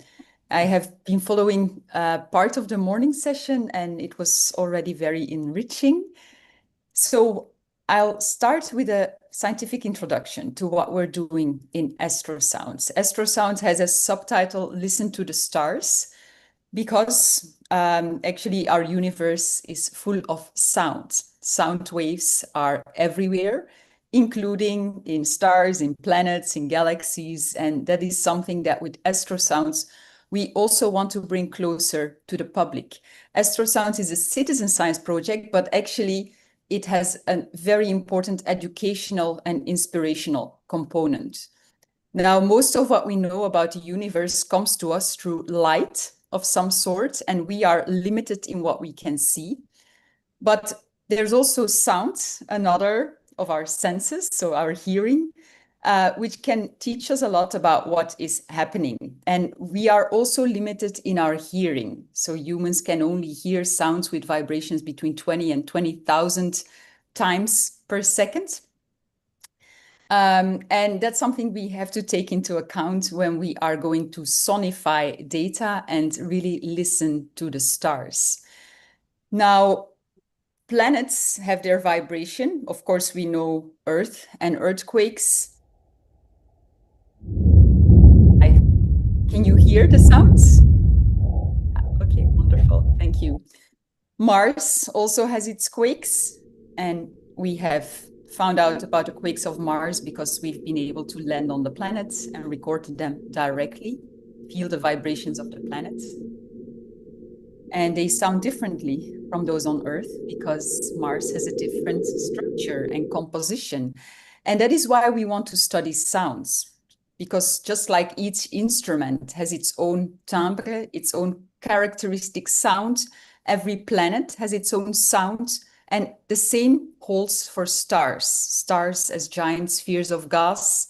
Stars come in different sizes and in different structures. And in some phases of their long lives, their evolution, stars can become a bit unstable. And these instabilities give rise to vibrations, and these vibrations are acoustic waves very often, which are sound waves, which are described in the same way mathematically, same physics as what we, of course, encounter on Earth. These sound waves cannot, of course, travel through space because they cannot travel through the vacuum of space. But we can record them because we can see the variations of the star's light. Because as the star vibrates, to put it very simply, it shows some deformation of the surface. It contracts and expands. As it contracts, it gets hotter and brighter. As it expands, cooler and dimmer. And we can record these periodic brightness variations with cameras attached to our telescopes. For some stars, we've known them for centuries. And from these variations in light, which are actually due often to acoustic oscillations in the star, we can go back to the sound. And that's what we do in Astrosounds. So we take these light variations, these light curves, we analyze them, we come to different frequencies, and each of these frequencies is related to the properties of the internal structure of the star. And these frequencies, we turn them back into audible sound. So we go from the light curve to the frequency spectrum. But of course, these sounds are often very low in pitch, much too low for our human hearing. So we also have to speed them up, often by a factor of a few 100,000 or 1,000,000 or more, so that they land in the audible range for humans. And then you can hear these sounds of stars. What we do here is we change the frequency, but we don't change the timbre. We don't change the combination, the ratio between the frequencies. We shift it into the audible range. So what you do is you hear the star as a musical instrument, but just shift it in pitch range. And I'll have some examples now. Now, this is a solar-like star, but it's not exactly our sun. But let's go to Polaris, or this is Polaris, our famous northern star, which is actually a pulsating star. And if you use the sonification technique that we are using for astrosounds, this is the sound of Polaris. Then another star in the northern sky, which has a very different structure, completely different sound. And then this is one of my favorite stars, an RR Lyrae star. Here you see it blink very fast. We've sped up the variation. And this is what it sounds like. So only from these few examples, you can tell that you can easily distinguish between different types of stars, even if you know nothing about stars. And these sound waves, they are trapped into the stars, but thanks to their light, we can go back to the sound. So the idea behind astrosounds is, can we use this sound to see better? Can we actually, if you don't only have visual cues, such as graphs, variations, things on a screen, can you also use your auditory channel to maybe do better science? Also, if you don't only use your eyes, but also ears start to play a role, you open the field to more potential bright genius scientists. So this is also for inclusive astronomy. I'm convinced we can do better science, and at the same time that we open the fields more. And that's why we started Astrosounds. This Astrosounds was actually funding that we got in Belgium from the Flemish government after trying to get this project off the ground on a larger level, an international level, also collaborating with scientists, visually impaired scientists, but it's not so easy to get funding for such an interdisciplinary project. So we got funding to develop a citizen science project for the classroom, for the public, so to make it more a science communication project. To do so, we did the sonification of the stars, which took a long time. We developed lesson modules. We also developed public displays, such as you see here, which is placed in public observatories, in planetaria, in libraries, for example, where people can just become aware of the fact that we can actually do something with our ears in astronomy. And in this public display, you can listen to 2 different types of stars and then become aware of the difference in timbre, the difference in sounds, particular sounds, and also realize that you're able to classify the stars based on the sounds. And so we developed also an online platform, which you can find through astrosounds.be, BE for Belgium, where we give some explanation. We start with the fact that humans also have different sound qualities in their voice, which is due to their specific vocal cords. And then we go to the stars. So people can listen to different voices, and then they can listen to different stars. They can listen to different musical instruments as well. They can test their hearing to see how can they distinguish between different instruments, and then they can do the same for stars. So this brings this far out topic of the stars very close to the people. This gives rise to lesson modules that contain not only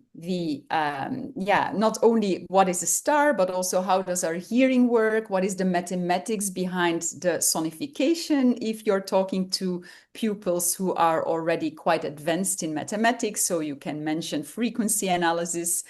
And also you can just be very creative with the sound. So here you see screenshots and pictures from a project in which we had kids program their own stars. So they learn programming and they are going to have a concert with these stars. So it creates it sparks creativity.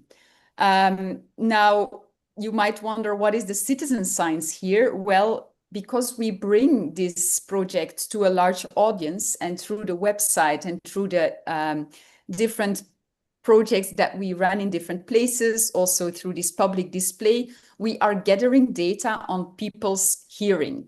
And we want to figure out to what extent an average human ear, if that even exists, can distinguish between different timbres, between different sound qualities.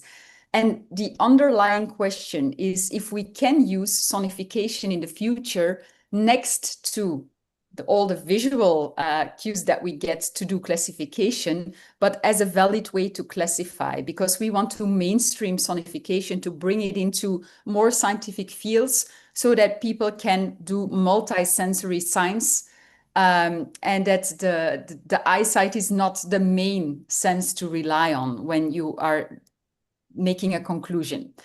Of course, this is very interdisciplinary, very complex, and I don't have all the expertise by far to do this kind of research. So we need to get people involved who are dealing with perception, even linguists, because what we noticed when we did our projects was that people have different ways to describe sound qualities, and this is also very culturally determined. So we also launched a questionnaire on how do you perceive this sound, what do you compare it to? So you very quickly land into a very interdisciplinary domain in which you really have to do a lot of communication as well.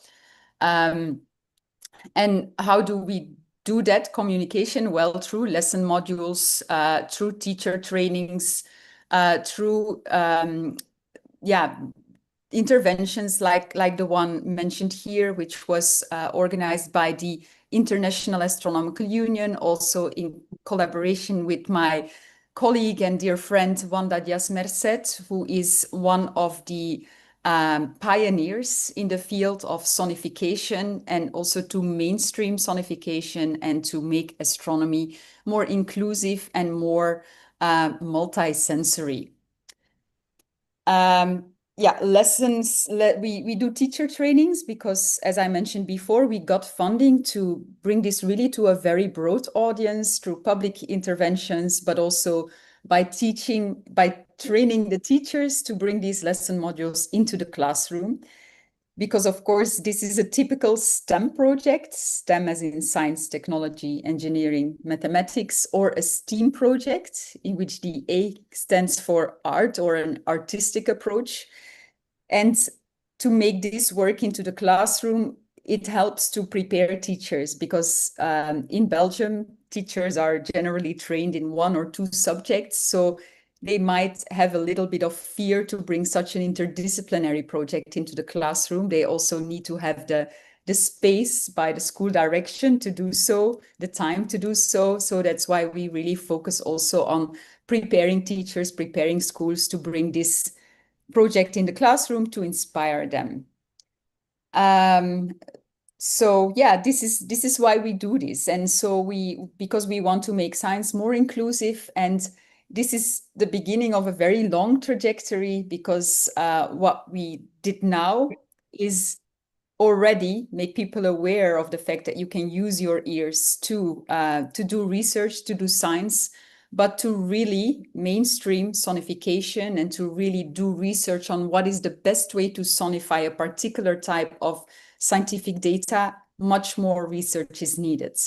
And we hope that through these projects that bring this awareness more into the open, that we can also get structural funding to do such research. Now, when talking about astronomy and how it can benefit society, how it can benefit humanity, very often the Sustainable Development Goals come up. So I think that with this kind of citizen science, we can improve education. Also, we want to tackle the gender imbalance often in education, depending on the country, but we also in our trainings we focus on this gender balance to reduce inequalities, and so we try to link it to the Sustainable Development Goals. And then on the long run, of course, if sonification becomes something that becomes mainstream, then it might have impact on infrastructure and innovation. So that is for astrosounds. You can find more information on the website, and if you have any questions, I'll be more than happy to answer them. And as I announced, I want to go a little bit into a few other projects that I've been involved in. One of them is the Brightech project, which was funded by the European Commission. So this was a Erasmus Plus project, which is a project in which different countries work together towards a common goal. And these Erasmus Plus projects are quite common in education. And so at my university in Leuven, we were participants in a project called Bringing Research into the Classroom. And in this project, different citizen science initiatives were prepared to go into the classroom. So we're prepared by bringing the teachers and the scientists together so that they could co-create something that would be usable in the classroom. And in Belgium, we did different pilot projects focused on these targets. And one of the pilot projects was the Radio Meteor Zoo. And Radio Meteor Zoo is an established citizen science project, which is also on the Zooniverse platform. And the goal of this project is to identify meteors in radio data. The science behind this is that through forward radio scatter, you can detect meteors. So ground-based transmitter signal is scattered off the ionized trail of a meteor or a meteoroid entering the Earth's atmosphere. And then with a distant receiver, you can detect the echo. And that allows you to detect far more meteors than you can do just through visual data with cameras. And this is what the data look like. So you have these trails that are detected, these radio signals. Some of them are due to airplanes, but if it's very fast, if you have here, this is the time axis, then you just have a vertical line, and that's a meteor, and that's what can be detected. And that is what people can do through the Radio Meteor Zoo.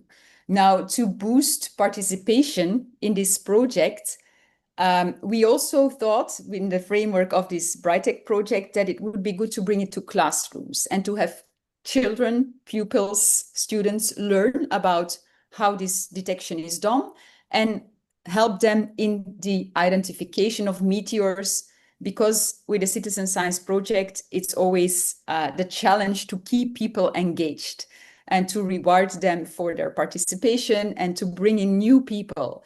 And that is why the Monster project was started, which is an inquiry-based participatory science project, which is a spin-off of the Radio Meteor Zoo.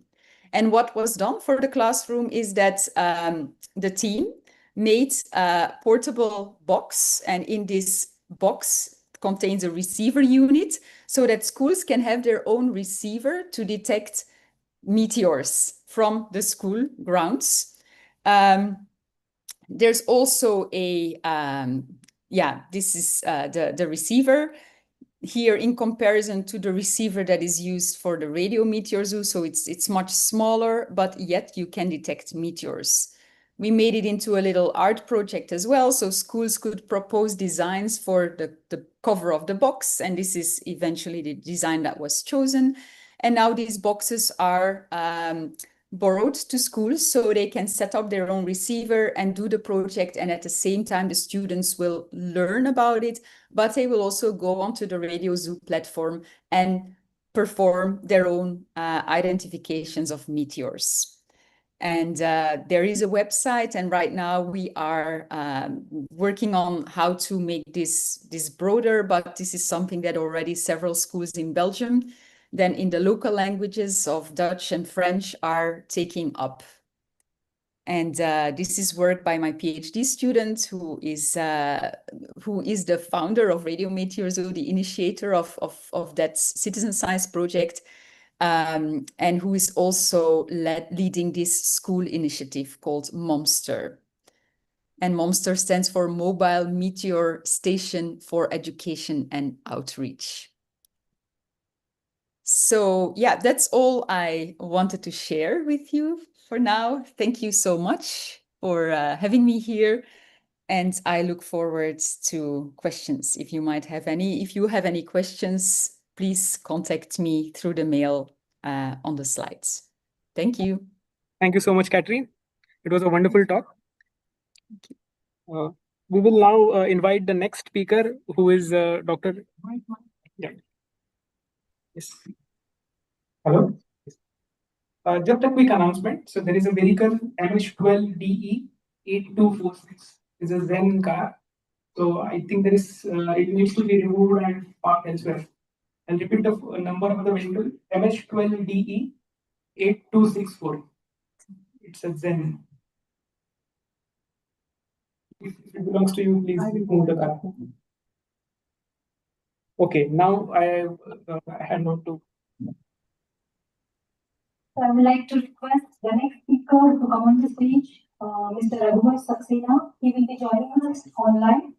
He is Chief Executive Officer from Earthwatch Institute, India. Welcome, sir.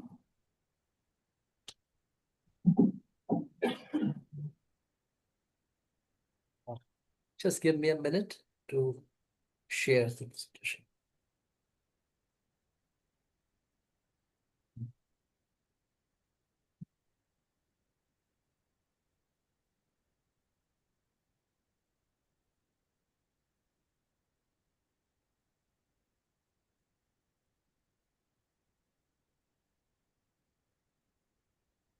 Is the screen visible to you all? Yes, it is. Okay, so first of all, thank you so much. And I would like to extend my congratulations to Pune Knowledge Cluster for organizing this very important conclave. And thank you for giving me an opportunity to share some of our experiences in citizen science. So I would like to just give you a brief overview of some of the projects, citizen science projects of Earthwatch Institute India, where we have used the multidisciplinary approach. We have tried to embed citizen science into long-term scientific research programs. And when I speak about long-term, it is something like 5, 10, 15 years kind of scenario that we look at, bringing scientists with multiple stakeholders in the participatory research programs. We have work in diverse areas. And what we also do is that we help develop and support network of citizen science professionals in various domains, and then also co-create citizen science projects with other institutions, the national academic and research institutions, the national labs, and also field scientists. So our portfolio of projects, our experience lies in the area of engaging citizen scientists on landscape projects. So we work on forests, mountain regions, marine ecosystems, lakes and wetlands. Again, the focus is on data collection for long-term research on a different scale and different places. And we try to complement the standard scientific approaches and obviously engaging citizens in the process, both in terms of collecting of data, but also engaging them on data interpretation, visualization. And what we have experienced is that the citizen scientists bring a new perspective and insight, which is very helpful for the programs, scientific research programs. Then we also engage citizen scientists on conservation of species and habitats. There are long-term studies on birds, bees, butterflies, pollinators, the ordinates, amphibians. And then of late, we are working on the citizen science program on the impact of climate change, especially on human health. This is an area where we are investing late now. All our citizen science projects have to undergo this whole matrix I'm sharing with you of the higher level goals and the measures of success. How do we identify whether the citizen science project is able to deliver the kind of vision and the impact that we were expecting? So we have this kind of matrix of the high level goals each project should accomplish in terms of supporting the scientific field research, generating scientific knowledge, engaging citizens and organizations, obviously, and then how do we inspire the individuals for taking positive actions? We feel that the programs like these are bridging in the gap between science and society, helping us to fulfill our scientific social responsibility. And obviously, we also see about the real impact the programs are making at the field level as well. So I'll just give you an overview of some of the key projects that we have implemented over the years. So we have worked in the Western Ghats on a long-term project on forest and climate change. And this is the program where the citizens have been helping us in monitoring the vegetation parameters, which are then used as inputs to climate impact modeling and assessment, estimation of the monitoring of carbon stocks, changes in carbon pools, and then also the promotion of sustainable technologies and using the citizen science model to engage with community about the efficiency of the sustainable technologies at the ground level. So we also use the citizen science approach to reinforce the importance of sustainable technologies by measuring the impact it has in terms of the efficiency. And then there are programs on citizen science programs on monitoring the soil carbon. This is a program that we have been implementing in the Western Ghats. And yeah. Then there is a program, a long-term program on, it's called Freshwater Watch, where the citizens, the students, in fact, we work with a lot of schools and colleges where they are trained to monitor water quality, do the water assessments, chemical parameters. We train the trainers and we actually also support them with the learning portals. I hope, can you see the portal which I have just shown in, or is it visible? Yes, it's visible.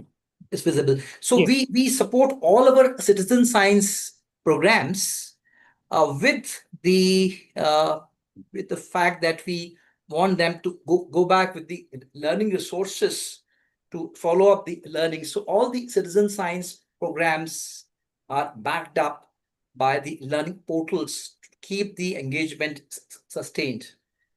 Then we have a major program on pollinators and forest ecosystem services in the mountain region. It's in Uttarakhand and Himachal Pradesh. The last several years, been working with the citizen scientists in assessing the biodiversity, the flora, the pollinators, study on the bees over there, and the monitoring phenology. Then there's a program, again, in the Western Ghats, working on the amphibians, using various technology tools as well. This is the program which we have done of late. It's called Project Healthy Air, Citizen Science Initiative, where we are engaging citizens, especially students, in fact, to access the real-time air quality data at a local level. And we are introducing the low-cost air quality sensors across a spectrum of schools and colleges in the regions. There's a rapid deployment of the air quality sensors in the schools and colleges to enable them to monitor air quality at more locations at the local level. And we are trying to bring local air quality into the classrooms, see how it can work around the STEM curriculum. How do we build the fluency of observation in data collection amongst the students, and the training of teachers and students in being part of this Project Healthy Air, and also working with several air quality scientists and experts and healthcare professionals to support them as we go forward in data interpretation. So you can see that chart I have drawn over there of how this program works out in the schools, from deployment of sensor to the monitoring of data, as a project, and then collection of data, working with scientists, using the data for long-term scientific research programs and all that. And the aim here is to actually increase the open, findable, and accessible and reusable air quality data, increase the amount of data to reduce the data gaps. And then also the focus here is on the credibility of the data cleaning, collaboration, and the interpretation of data as well. We are using a lot of sensors and reference monitors all across to ensure that the data quality is dependable, and obviously we want to ensure that the equipment that we are using as sensors are calibrated. But this is a fairly interesting and a big program which has been taken up by schools and colleges, like a project where the students and teachers work over duration. And then the good thing about the program with schools and colleges is that it then becomes a continuous process. The students may move from one class to the next, but then it's something which can be sustained over the years. So it's been a very interesting experience working on this. And here also, I would like to just show you, we designed these learning tools, which are all available for the citizen scientists to see and use. So these portals are all there to support their learning process. Just give me a minute.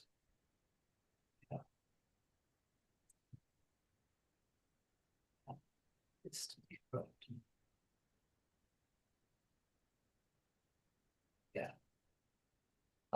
The experience that we had with the program was that it actually inspires the students to take small positive actions at the school level. So there have been several examples where the data, something which we couldn't see about the air quality, data changed the perception and the possible small steps they could take to improve air quality. They started taking the separate, the safer routes to schools and colleges because they could actually see the air quality data along the routes. They started putting in a whole system of idling in their campuses, greening of the campuses. So I think it also led to actions that the students were able to take to improve the air quality, but also reduce their exposure to pollution. Now, some of the learnings that we had on our citizen science programs, it really requires an enabling environment, which allows these projects to be launched, sustained, grow and thrive on a long duration, and ultimately achieve the aims and outcomes that they were meant to deliver. So I think it requires an enabling environment. There's a need to build the capacity and networks at all levels amongst the scientists to design and implement projects which could be of interest, which could really engage citizens properly. And obviously to ensure that the data collected is also reliable. And then also build up the data infrastructures around these citizen science projects. And then the integration of the data into the mainstream processes in research and decision making. Then ultimately, how do we contribute to meaningfully to science, education, and policy? And certainly there is always a challenge to find that kind of funding support that these projects require for long-term sustainability. We all know it. I'll just reinforce very quickly. The positive impact that we have experienced of these projects we have done over the years is it has improved the scientific research programs and the capacity for data collection on the long-term monitoring projects. Obviously, we have seen the difference of the way it can actually educate the community about the issues, which can lead them to care for their local environment. And then we have also seen how in some of the projects, there is an input to the local policies and the management plans which these projects make. And something very important we realize is that these projects bring in the local knowledge into a formal scientific framework. That's very interesting. it's the two-way street, how the citizen scientists locally bring in that knowledge into a formal scientific networks, which is indeed so valuable to enrich these programs. We feel, and with our experience, and obviously, if we were to really make a larger impact with the citizen science program, is to ensure that we have to develop these standardized protocols to ensure that there is this scientific rigor in the programs and also the quality of data which are collected. So I think when we are looking at the large impact of citizen science, we will have to start looking into how do we develop standard protocols and also enhance the data quality. Then I already mentioned about the need for more training and support to all levels of people, stakeholders involved in these projects. Then obviously the opportunity of co-creating the citizen science programs. We need to collaborate with many more institutions and the individuals working in this space to ensure that we can effectively use the resources by working together and don't have to reinvent the wheel, in fact. Then obviously the whole process of feedback and recognition, balancing between the top-down and the bottom-up approach. And obviously then if we can also enhance and track the impact and outcome of the project, that will strengthen the citizen science model further. If you can really show how the projects are making a difference to science, local knowledge, policies, and plans, it only strengthens the model further. And obviously the need to build up a very strong institutional support model around the project. I think STEM education is a huge area of opportunity for us. Thank you. I'll stop at that and would be happy to address any questions towards the end. Thank you. Thank you so much, Saxena sir. I know. Hello? Yes. I now invite Dr. Shubha Satyendranath from Plymouth Marine Laboratory, UK. So we look forward to listening from her. Ma'am, the floor is yours. Would you like to share the presentation, or would you want us to? Let me see if I can do it. If I can, I prefer that. Sure, sure. Thank you. We can hear you loud and clear. That's good. Thank you. I hope you can also see my screen in a minute. Yes, we can. Is that good? Yes, all good. Okay, thank you very much. And thank you to the organizers for giving me this opportunity to talk to at this conclave.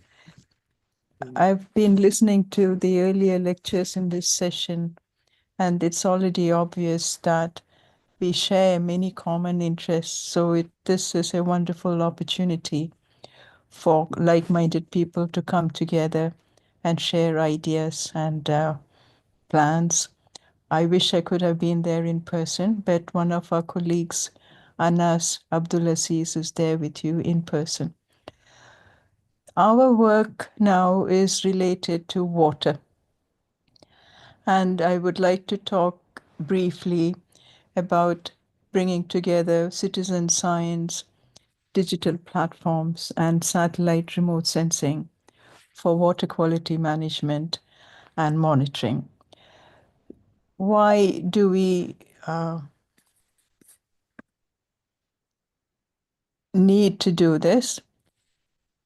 In this context, we recognize that water at times can be a threat, though in normal circumstances, we recognize that water is essential for life. In the context of climate change, it has been said that about 80% of the impacts of climate change are associated with water one way or another. If you take temperature as an indicator of changing climate, then according to the IPCC, drought, precipitation, and snowfall and tropical cyclones all change in intensity or duration or magnitude in relation to climate change. When these climate-related impacts are combined with pollution and in some instances poor sanitation facilities, then the general effect is an impact on human health. And we have a huge task before us to convert information into solutions.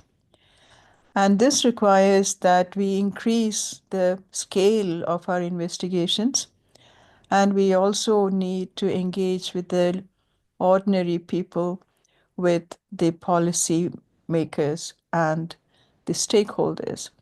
And that is where citizen science comes in. We are dealing with changes in water availability and quality. We have displacement of people and overcrowding in some instances, especially in cities. And we have to deal with lack of sanitation facilities in many places if we are talking about India.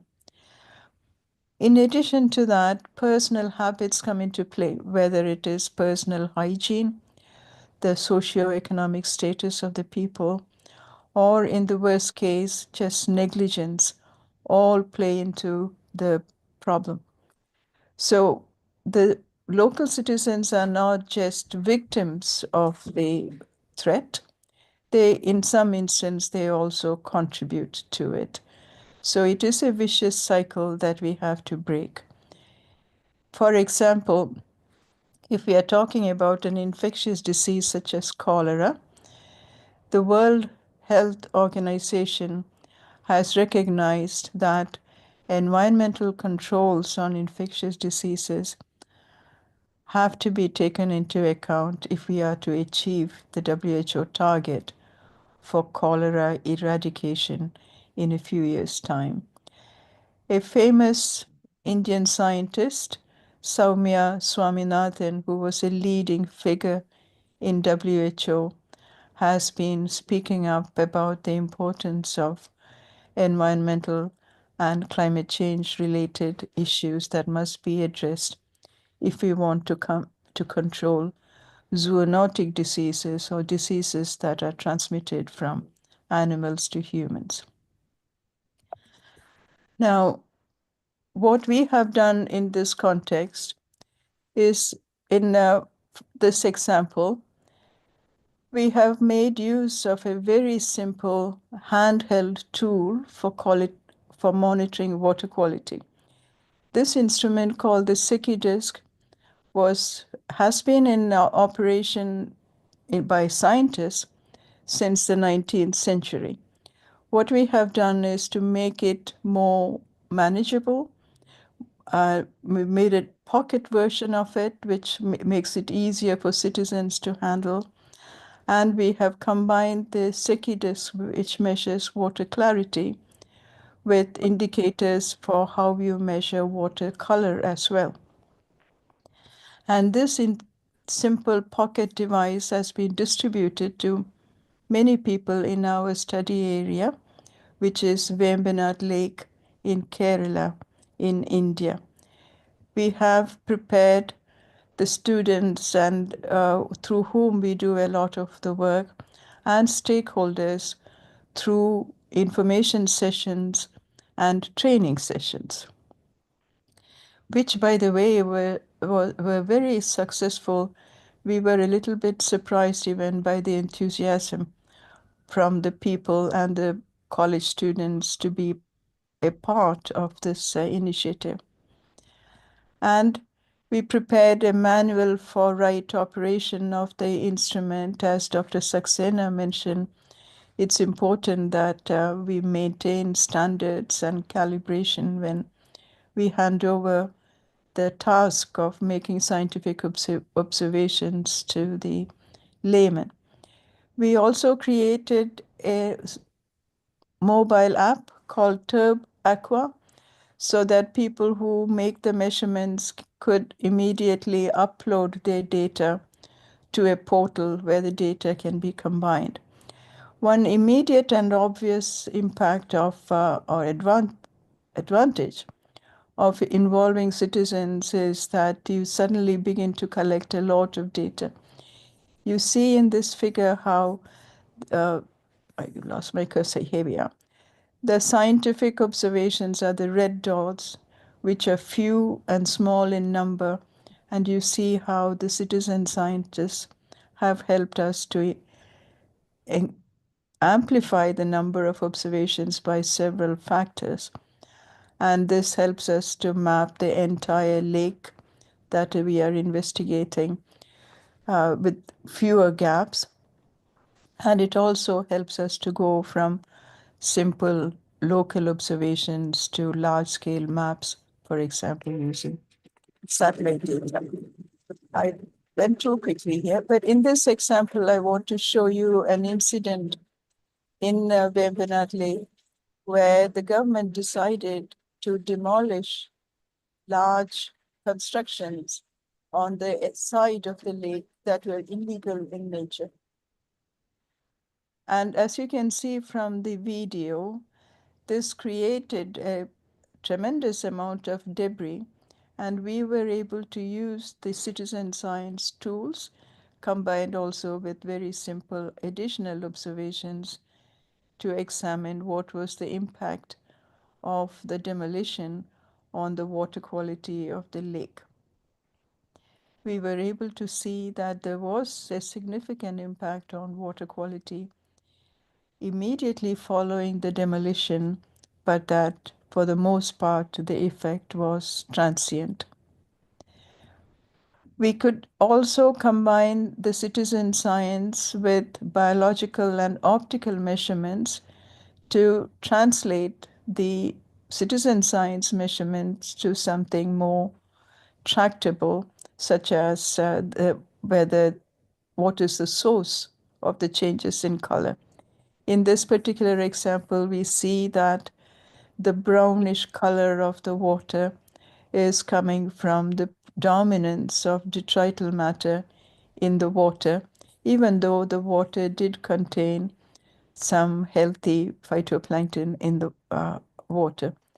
And this, sorry, the other aspect that we have been looking at using citizen science is related to the problem of frequent flooding and waterlogging following flooding that is happening in the Vembanad region area. So community is severely affected. They say that climate migration is already a reality in Kerala. People in low-lying lands are now migrating to less vulnerable areas. And the related problem is that flooding and waterlogging also bring up problems related to water quality and associated health problems.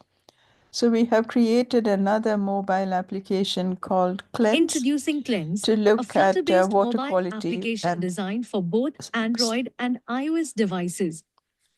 This innovative application is dedicated to conducting digital surveys that gather crucial information about water quality and sanitation activities. Cleanse simplifies data collection using a set of 9 multiple-choice questions. I'll stop the video Based there. on user And you can see that this particular app is designed to be implemented by the citizens where they can inform us about what is their source of drinking water. Is it affected by water quality? What are their sanitation practices? Do they practice wash? Do they boil water before they drink? And so on. And then relate that to incidences of water-related diseases. But we have also learned from experience that citizen science is perhaps not best treated as a standalone approach. In this example related to the Cleanse application data, you can see where we have collected data through citizen scientists and through our own investigations in the region surrounding the lake in the vicinity of Kochi or Ernakulam district in Kerala. One of the things we realized, because the scientific data collected included microbial information, that there may be differences in the perception of the individuals reporting on the app on their health condition relating to the reality. For example, we found that many people don't treat a common or incidence of diarrhea as a disease. They only think they have a disease if they end up going in hospital.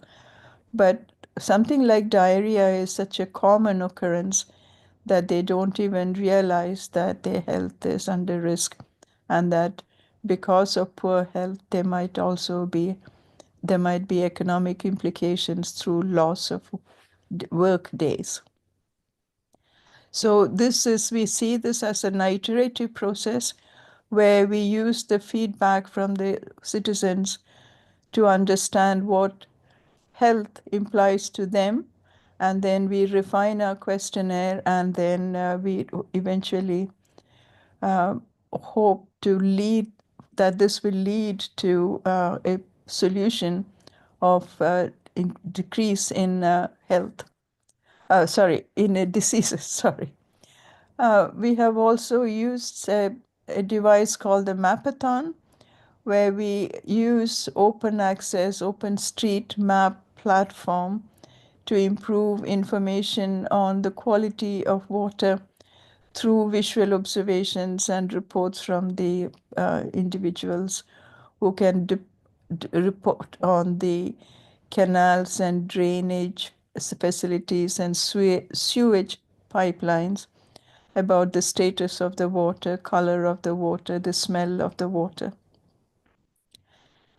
So one of our goals is to go from the citizen science tools to a useful product, and then take it to relate what the citizens are measuring to spectral information that can be gathered through satellite sensors, and combine scientific observations by scientists, citizen science, and remote sensing data to map the entire lake for threats related to water. In conclusion, then, let me just simply say that we need geospatial data to enhance our understanding of the links between ecosystems, climate, and human health. And we are forever in need of more time series data. And these include not just environmental data, but also clinical data, which are very difficult to come by often for lack of proper reporting. And we need this kind of information for better assessment and for improving our assessment of risk and of prediction of risk. And community engagement is key. Citizen science we see as a crucial avenue that will enable measurements in remote areas that might be difficult to access. They are typically less expensive than other modes of in situ observations. And global networks allow us to engage and create global observations. And this leads to engagement from all levels of society. And this has forced us, in a nice way, to use technology for the benefit of the common man, whether it is through mobile applications or open access maps or what have you. We are talking here about collective action for the betterment of all, but we do need endorsement from health and related government bodies for even these activities to come to its full fruition. And on that note, and with acknowledgement of the many projects and scientists who have contributed to this, let me stop and thank you very much for your time.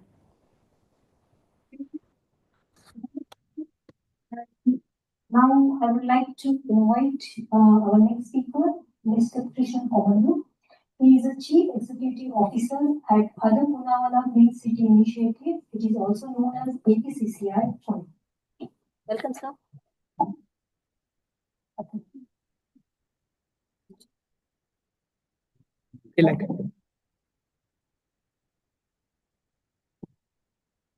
May I just say that the second microphone is not working very well.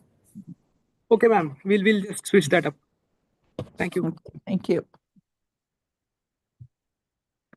Okay.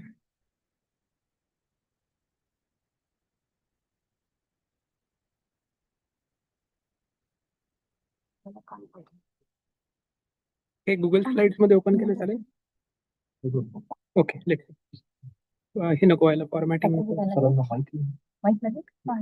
हे पण लागेल? This is a caller mic. Caller mic.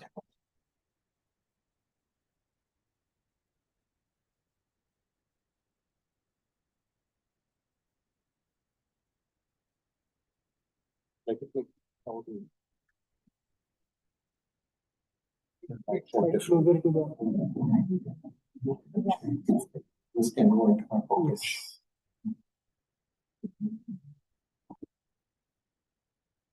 So, good afternoon, everybody. Am I audible? Yeah. Good afternoon, everybody, and thank you very much for the opportunity given to us to say a few words about Other Punawala Green City Initiative. How many of you are from Pune? So quite a bit. You must have seen our vehicles flying in the roads of Pune, city roads. So this journey began about 10 years back in the city of Pune by a philanthropist and industrialist named Dada C. Punawala, who saw the condition of the city's infrastructure in terms of garbage and stuff like that. And he decided to pledge in his personal capacity to do something instead of criticizing any government or something. He decided to do something for the city, and for the last 10 years we are doing it. We have till now spent about $30 million, or roughly about 250 crores till now, and we continue to do so to keep our city more livable. So without going much into it, because he needs no introduction as a philanthropist and industrialist, also known for the COVID vaccine. Is also called as the Prince of Vaccine or whatever it is, people call it differently. But we somehow tried to save millions of lives in India and abroad for the COVID vaccine. So we are known for that Serum Institute, and we continue to work.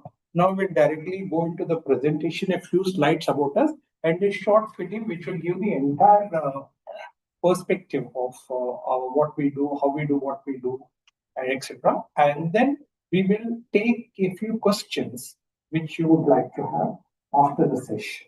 So I request my colleague to start it.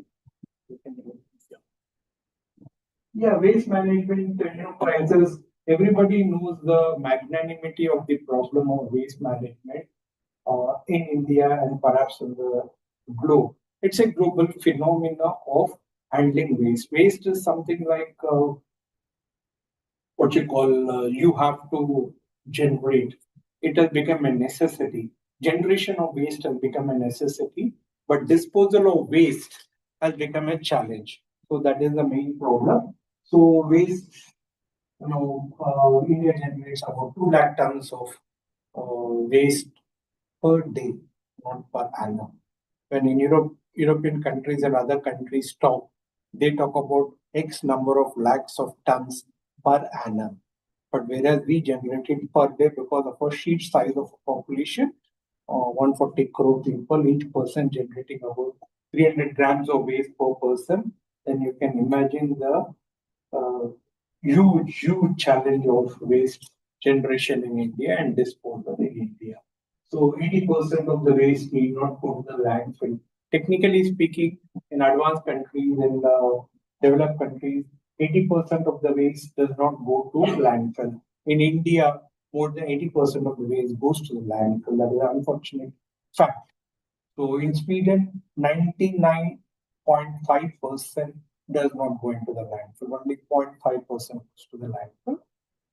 So these are the challenges, in countries like Japan, Sweden, Denmark, etc. Processing of waste today. And World Bank estimated that 1 to 2% of India's population are engaged in waste collection. This is something which is alarming and which we have to take cognizance of if India needs to be a developed country. Next slide. So what do we do then? Having said this, the magnanimity of the problem, then what is next? What is the basic thing that we can do as citizens? First and foremost, we segregate waste at source. We segregate waste at our home, at our colony, at our community. And then we engage in behavioral change in communication. If somebody is not doing it, we go and tell them, talk to them. What is the importance of segregation of waste? What is the importance of behavioral change in communication? And 90% of waterborne diseases, airborne diseases come through waste generation. Waste which is not disposed of properly. And then processing of waste, organic waste, inorganic waste, biogas production. One thing, waste is a very wonderful resource. Waste is also called as gold for many people. Waste is a resource which you can recover, material recovery facilities there. So recycling of waste is a very lucrative industry and scientific disposal of waste. Waste to energy, other things, all these lights that we are using here can be produced by waste. We can produce energy through waste. And then reduce, reuse, recycle. These are the technologies that are available. In India also it is available. We need to adapt this. Next. And then what happened almost 70 years India got independence, but nobody talked about waste management in India. In the year 1998, there was a group of individuals called Dr. Amitra Patel, C. Vasnani, and other individuals filed a public interest litigation in the Supreme Court of India way back in 97. Fortunately, I was also involved in that. I've been in this industry from way back from 1994 for more than 3 decades. So all of us filed a public interest litigation in Supreme Court, and Supreme Court decided to have a law for municipal solid waste management in India. That law was enacted in Parliament in 2000, and it became a rule. And there were norms, regulations, rules, and then a lot of overwhelming change took place in 2016. But in the last 25 years, the waste generated has been accelerating because we are not having in urban India spaces to measure, monitor, manage the waste. So it is becoming a dump yard everywhere. So the law is being passed, and the government believed that after 16 years of passing the law, it did not have much effect. So they have made more stringent rules in 2016 for waste management companies, corporations, and all. And they have done. So we are seeing a lot of change happening and a lot of talk happening. For the first 10 years, not much talk was there, only legislation was there. Today, it has become a citizen movement and citizen awareness. I'm happy to inform you that when I'm interacting with a lot of people, cross-section people across the country and in the globe, there's a lot of interest generated. Not interest, I would say, concern generated among the society that how do we tackle this waste? It has become like pollution. How do we tackle pollution? It has become like water crisis. It has become a crisis. So we want to be the change that we want to be like. So Swachh Bharat Abhiyan, the Honorable Prime Minister launched Swachh Bharat Abhiyan in 2014, and we are part of it. And Mr. Adar Poonawala wanted to play a very important role in this thing because he was appalled with the condition of cities, roads in Pune. So instead of blaming the government or instead of talking or finger pointing anybody, he took upon himself to clean certain parts of the city in Pune and part of Mumbai, and he started this initiative. This is what he said.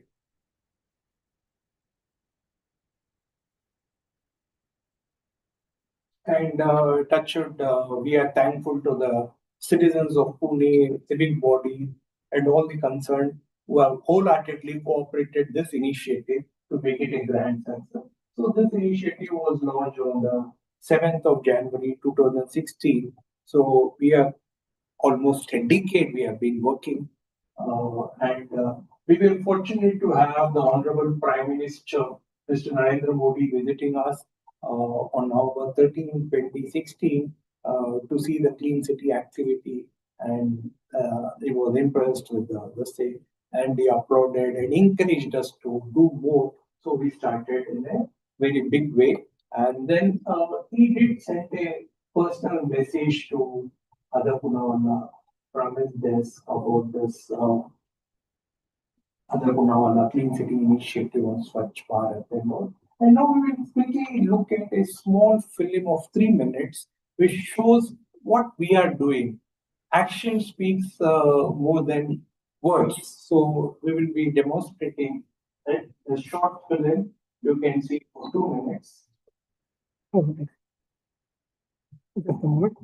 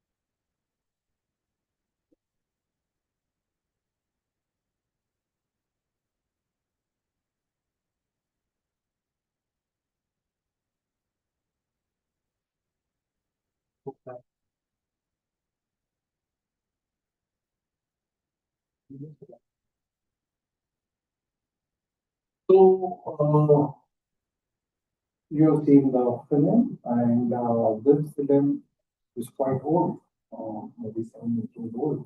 But we have the difference is that the template is same, but we have more missions on the street and more advanced machines like electric vehicle.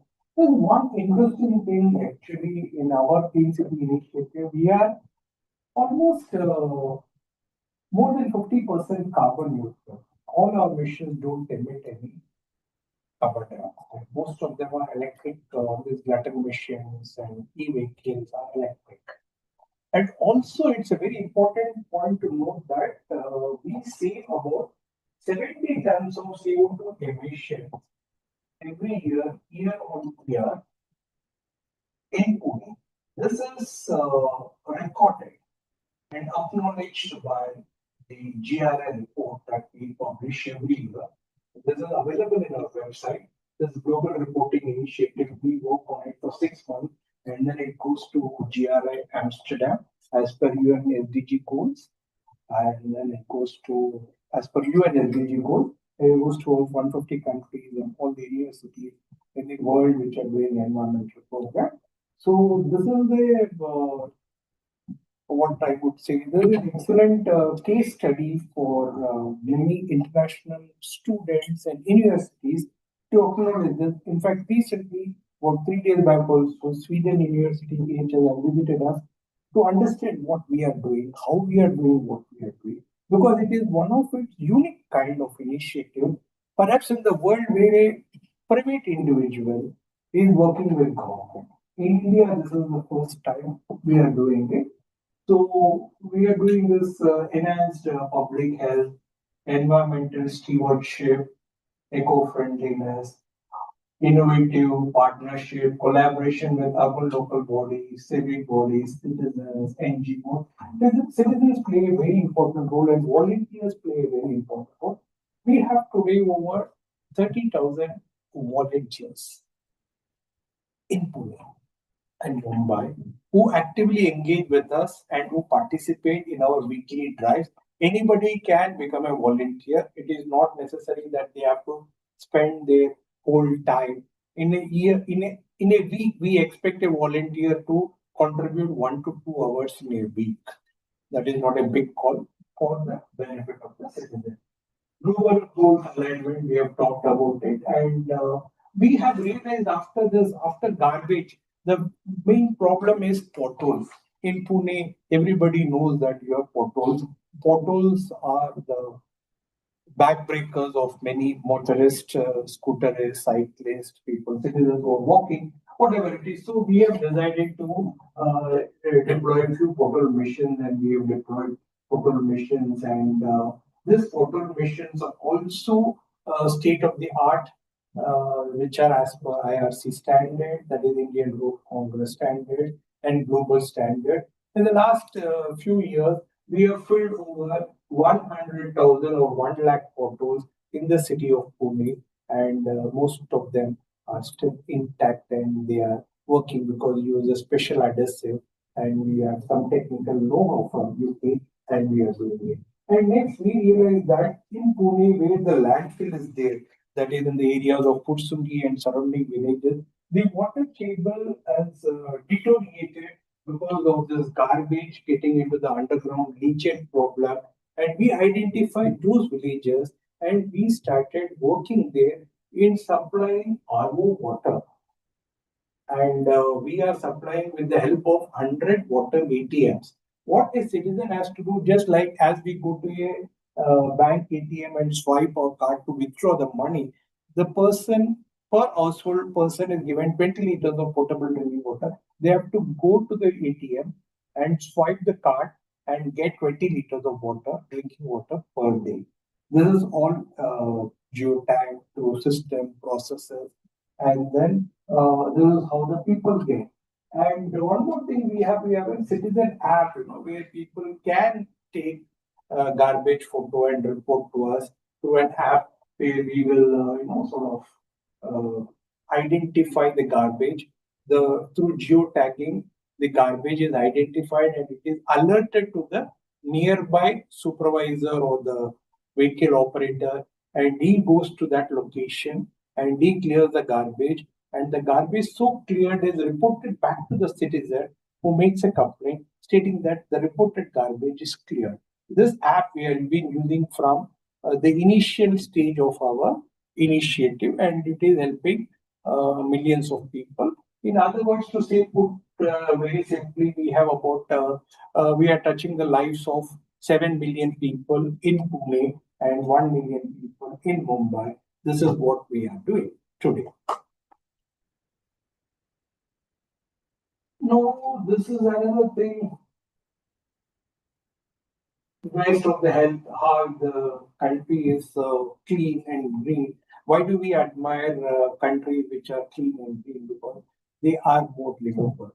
So we want to make Pune more livable, healthy, wealthy, and acceptable. And we want people to come to our Pune, which is called as the Oxford of the East or whatever it is. Pune is renowned all over the world, like the famous institutes, like we are standing in this institute, academic excellence. We have institutes of academic excellence in Pune from times immemorial. It is not just overnight it has happened. So we want to make it a better place to live in. So that is why we are doing this work on a philanthropic basis with the help of civic bodies, citizens, and all like-minded individuals. It is an inclusive program. It is not an exclusive work of other Punawala Clean City Initiative to do the inclusive activity. So this is the brief about Other Punawala Clean City Initiative. So thank you very much for your patient listening. So now I would welcome, if you have any question, we can take few questions without running to pick. We have time for a couple of questions. Good. The speakers are already in line. So if you have any quick questions, we can take 1 or 2 questions. So we have litter bins and litter machine. Yeah. Incidentally, we have litter bins in this campus, the wet and dry bins, and our glutton machines operate in this campus. For your information, or from Mr. Specimen. Yeah, that gentleman wanted to ask a question. Somebody raised a hand.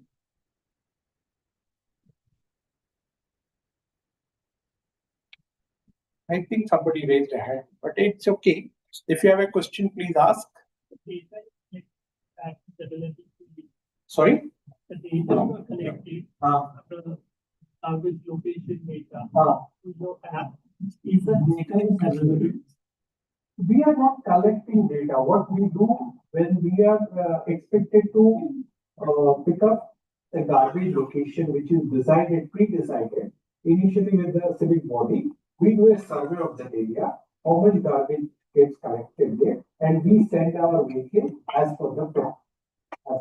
Okay, so you have this data, like how much garbage is there internally? Yes, we have all the data. All the data, like we have about 1,300 chronic spots in Pune. We have data of those chronic spots where our vehicle goes and collects. And we have measurement and monitoring systems of each chronic spot data, how much garbage is generated, and we have a mechanism to control that garbage. We are working on reducing the garbage. Is there any plan is there to make this data available for other research? Of course, yes. You can contact us offline and we will be happy to work on it. Yeah. Yeah. Sir, you have huge volunteer base. Yeah. I'm just curious, what is the potential of the volunteer base for risk management, experiments, observation, data comparison, experiments like waterborne diseases, and environment-related connection, wastewater and related issues. So, have you any plans? Maybe you have not shared this, but this can become a model for other CSR-related initiatives and other institutions who have used those community like students or volunteers or community institutions. Then, do you have any plans or any thinking based based on your Yeah, well, your question is very relevant, but let me tell you one thing. We are focusing on waste management, garbage. Waterborne diseases is a separate subject. Water is a very, very vast subject. Grey water, potable water, a lot of things. But in garbage, we have volunteers. Anybody can become a volunteer. We did not have any 30,000 volunteers or anything earlier. We started with few volunteers, and today we have something called as WARI. If you're a Punekar, you know what is WARI. We have over 1,500 volunteers participating every year, especially for WARI. And we deploy more than 130 machines for collection of waste, and we collect more than 100 tons of waste for WARI. And all the surrounding villages from Pune to Yavath, they participate with us. So there are a lot of initiatives. What I told are only a few initiatives. So anybody can become a volunteer, just write to us. We have a team, volunteer team, and they will be happy to work again. Yeah. Just want to know what is done to the garbage which you collect. Yes. Very interesting question. Whatever garbage is collected, there are 7 transfer stations in Pune of Pune Municipal Corporation, and one in Kalki and one in PCB. The garbage so collected is segregated and handed over to the respective civic body for further processing. We are not into processing. Thank you. Thank you all. Yeah, the last question we can take. I have a question for Dr. Shubha and Dr. Nitesh. Sorry, Dr. Nagumanch. Working with water and working with air monitoring systems, I just wanted your thoughts on using citizen science projects for early warning detection, especially in water as well as for air pollution. Could you hear the question? So he wants to know what are the different techniques for early detection of waterborne diseases and airborne diseases? Can be used as early warning detection systems. Can be used as early warning detection systems for that. Yes, thank you for that question. It is our goal to develop methods for early warning detection. Of course, the preliminary step in that is to assess the risk today and make the information available today itself. That requires combining the citizen science observations with models that translate information into risk maps. And then we need additional types of models that can go from the taking into consideration today's risk and assessing what it might be tomorrow or a week or 1 month away. This is a tall question, but that is something we are working on. At the moment, we have developed preliminary methods for mapping risk from environmental Vibrio cholerae using satellite data, and information on water quality is key to that. But our long-term goal is to combine this information with social scientists interacting closely with citizen scientists to develop a holistic approach, a One Health approach, and hopefully a One Planet approach. After all, we only have this one planet. Though I do realize we do have an interest in the whole universe, right, Catherine? Thank you all. So now I invite the next speaker. Hello. Yes. I now invite the next speaker, Masatoshi Shimozuka from OECD Global Science Forum. We are honored to have you. So he will be talking about policy and innovation, and we look forward to hearing your insights.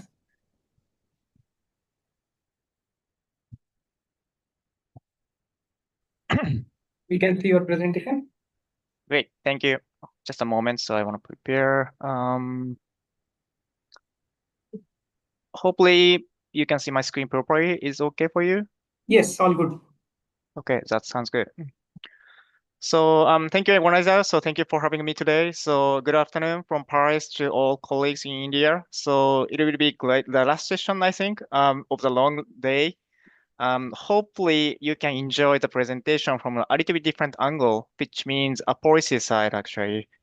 So I'm Masatoshi Shimosuka from the OECD Global Science Forum. So as the OECD GSF have been working for citizen science, and I will present the output of the activity today. The presentation is more from policy side, and I think it can add the different flavor to today's discussion. So first of all, who we are? So we are the Global Science Forum, GSF, and the forum is to support countries to improve their science policies and share in the benefit of the international collaboration. So it is basically consists of the OECD country, but also we have another country, South Africa, with a different status. So, and what does the GSF do? The GSF conducts analytical work on the high priority science policy issues, serving members' needs and exploring new topics. So what is the meaning of the science policy issues? So there are a number of the issues in the science policies, but we focus on several topics or several areas, including the research infrastructure or human resources and the research funding and science in society, which is much more cross-cutting issues, and also emerging issues and international cooperation. In the context of the science in society, we already done work for open research as in the setting, transitional research, and mobilizing science in response to crisis lesson learned from the COVID-19. These may also be interesting for you. So I recommend you to visit this the report if you're interested in the citizen science. So but anyway, so after this project, we launched the project on the citizen science specifically for these 2 years. And then this April 2025, we published a new output, which is for citizen science specifically.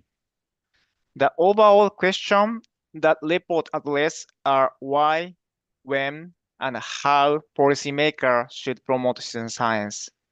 So it may be obvious for all of you here today, but not always clear for policymakers who are not responsible for citizen science and science engagement sometimes.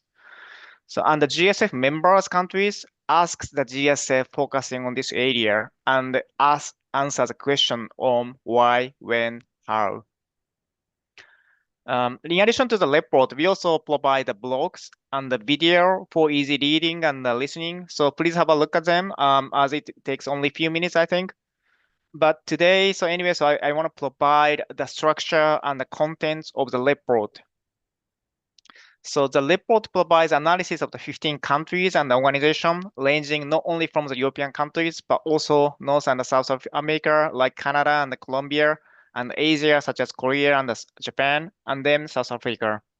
So it enables us to include various perspectives on the report. The report includes policy recommendation, overview of the citizen science, country analysis, and the policy options, and the policy framework which policymaker can refer to. Also practical example, including the national policy and the institutional initiative. Today, so I will present this policy recommendation, that kind of things. But before going that, I want to provide the context for the citizen science. So firstly, increasing the interest.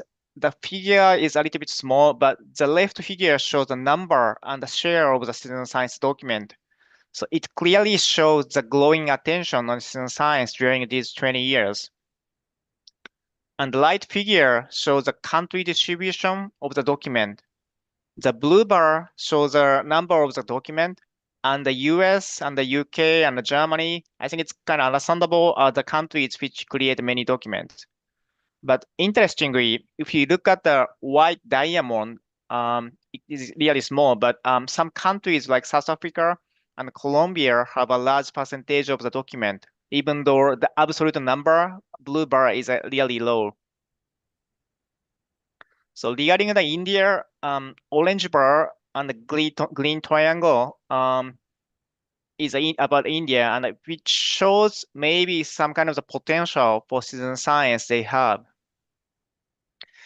And these trends are basically driven by the digital transition and raised public awareness and the interest in the science.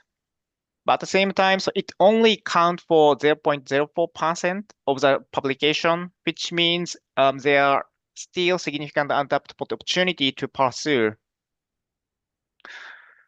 Also, in addition to the trends, so various areas of the citizen science, the figure shows the number of the document by subject area in the whole world and India. And the most common published usage of the citizen science is in the agriculture and the biological sciences, followed by environmental sciences and the social science. I think it's quite understandable given today's discussion. Also, I think that given the development of the citizen science, these areas will be the intuitive all for you. For Indians context, the right side, the orange side. So the right side shows the similar trend with the overall world. So I think it's really similar, but maybe some potential for the first two major areas, which are agriculture and the biological sciences and the environmental sciences, given the difference between the whole world trends and the Indian trends. So before going to the further details, I want to clarify the definition of the citizen science here. For this project, we consider citizen science as active engagement of the non-professional scientists in scientific knowledge production. So what I want to say is, so there are a wide variety of the citizen engagement from the science communication and the consultation and the engagement in the science policies and the participation in the scientific process. But here, for the project, we focus on the participation in the scientific knowledge, scientific process. And we also focus on the active engagement of the students, so which means we exclude the passive participation, such as the students in the clinical trial. So this is an area we discuss about throughout this project, or throughout this report as well. So throughout this project, we saw a wide variety of the citizen science and find 3 policy rationale for citizen science from the science policy perspective. For example, so there is an activity on the butterfly, which is related to the biodiversity and the data collection. But at the same time, probably you are really familiar with Galaxy Zoo or Forwarded project are more about data analysis. So students play a role in the scientific discovery. The first pillar of the rationale is data analysis and the scientific discovery. At the same time, so in the Belgian case, they are providing a funding program for an AI, and they try to engage with the students in order to develop AI that is associated with their daily life. So in that case, citizen science is used as a mechanism to address societal needs and challenges. So in addition, some policies more focus on democracy and openness and legitimacy. So for example, Canadian program engagement and the Colombian experimentation fund. So in these cases, they are trying to make science available to the general public. So it's kind of beyond the societal needs and challenges. It's much more process value for the citizen science. Citizen science has been implemented in the various areas and objective, but these 3 can be the categories of the policy rationale for citizen science. So based on these contexts, I'd like to quickly introduce policy recommendation in the report, which correspond to the main challenges of the citizen science, categorized into why and when, and how, and obstacle and challenges, and the systematic change, and the address impact. So the first part of the recommendation is about why and when. So the first recommendation is that policymakers should recognize the value of the citizen science and the society. And the rationale, which I explained in the previous slide about the data collection and analysis and the scientific discovery, it is the first one. And the second one, and the societal needs and challenges. And the third one is about democratization, legitimacy, and the uptake of policies. The second recommendation is on the report is about embedding citizen science into policy making. So importantly, citizen science can be leveraged in all research domains and is also valuable for addressing a number of the science policy priorities, including the open science and the public engagement. So we can consider citizen science as a tool to develop their policies. The second category is about how to support citizen science. First of all, the citizen science often require resources over the long term, so senior level commitment is critical for creating an enabling environment. So we also heard from the different speakers. And as you have already found today, I think there are so many grassroots activities and effort. So it is important to combine top-down and bottom-up approaches. To do so, communication between the policymaker and other actors will be the key. Also, we also need to, the policymaker need to take into account community groups and entity which really promote citizen science throughout as an intermediary agent, network, and association. They should be recognized and supported accordingly.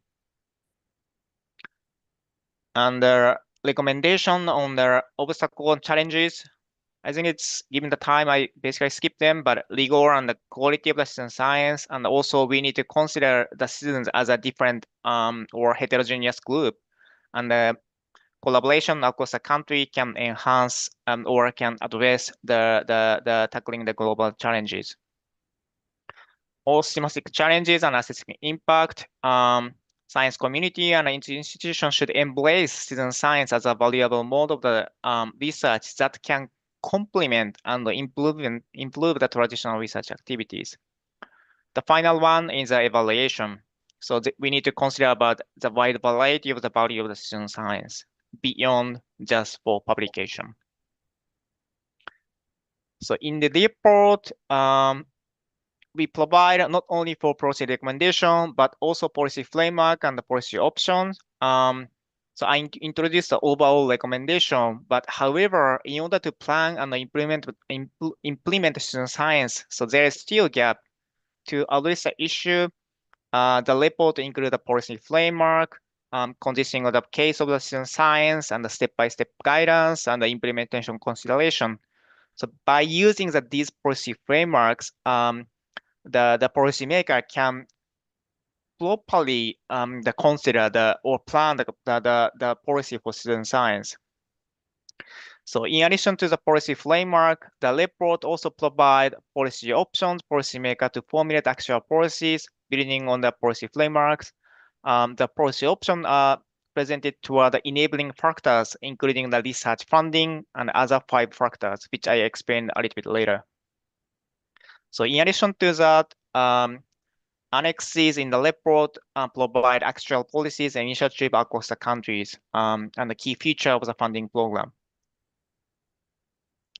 So as I mentioned before, the policy option are embedded in enablers or 6 enablers. So I want to explain about the enablers and the option and example. The first of all, enabler of the citizen science. It is about national legal policy frameworks and also institutional internal policy and culture. Also capacity building and networks. These are kind of critical the factor to enable citizen science. Also infrastructure and a societal dialogue and the national research funding.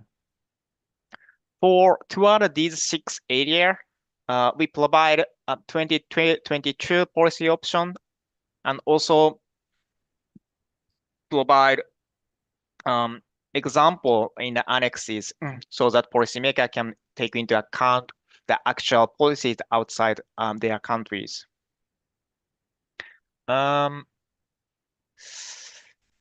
Yeah, so I want to pick up the 2 enablers here, but I want to skip the first one, but I want to provide some example on the national research funding across the countries. For the national research funding, I think you've already noticed, but for the funded side, they kind of have issues or key consideration to implement citizen science. Like for the it's kind of different from the traditional funding for the professional researchers. They need to consider about student engagement and quality assurance and ethical issues, also project assessment criteria, and how to review the proposal and the research security and integrity things. So these are examples which summarized in the report. But for example, in the Belgium case and the Netherlands case, these are really interesting to see how they engage with the students throughout the project or throughout the program design. In the Belgium AI case and the Dutch program, they do not just execute a call for proposal, but introduce a mechanism to match between the students' interest and the professional researchers, and to enhance the engagement between them. So it's kind of specific mechanism to enable student science, not just only by providing funding, but also really enable student science. So these are just examples, but policymaker can formulate policies for citizen science by defining the policy framework, options, and annexes in the report. Finally, I want to provide some kind of consideration for the policy development. It is food for thought for discussion, but firstly, what are the policy problem or aim to be addressed? And the second one is about how is citizen science approach relevant in addressing the policy problem? What is a key enabler for realizing citizen science approach? And the final one, and how can the policy that incorporates citizen science approach be combined with grassroots or bottom-up activities by various actors, especially for Indian context. Okay, thank you very much. I stop here and I hand back to the chair, the organizer. Okay, it is a great talk. Now we would like to invite the next speaker, Dr. Anas Abdulaziz. He is from National Institute of Oceanography and he is working there as a senior principal scientist. Welcome, Anas.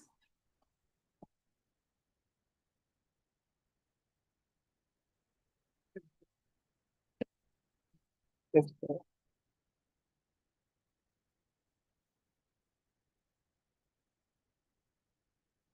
This one. Label one. I'll turn it on. Yes.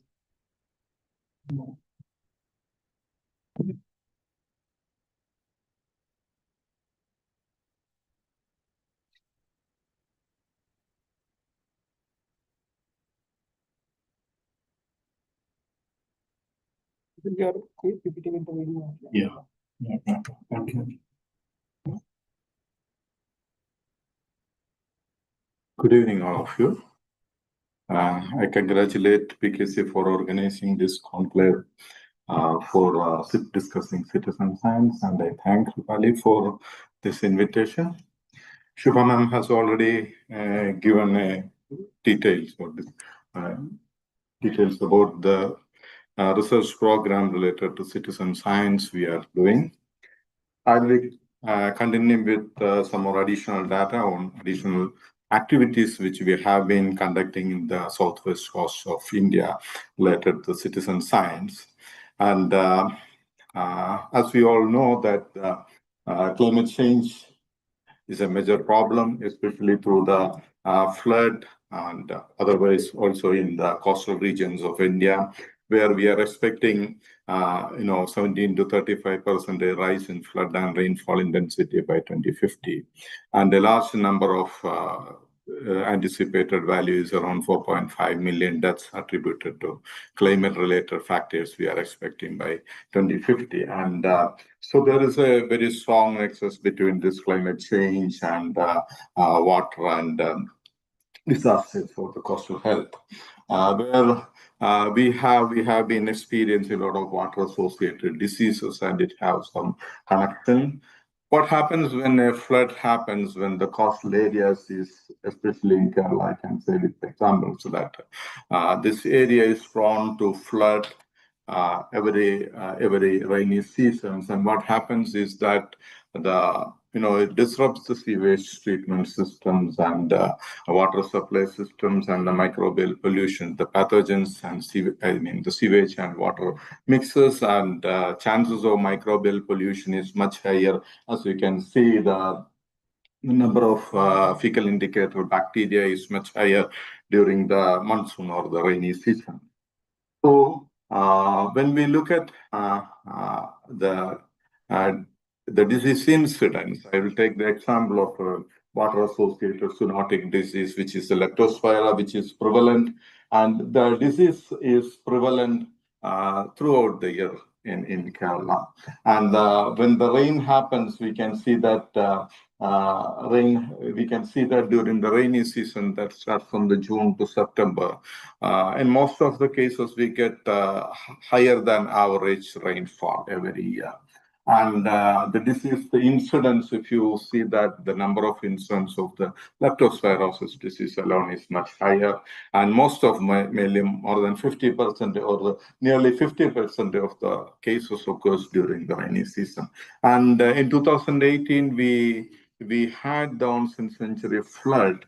And that time, the incidence was much higher, and nearly 50% of the total infections happened during that year happened in September.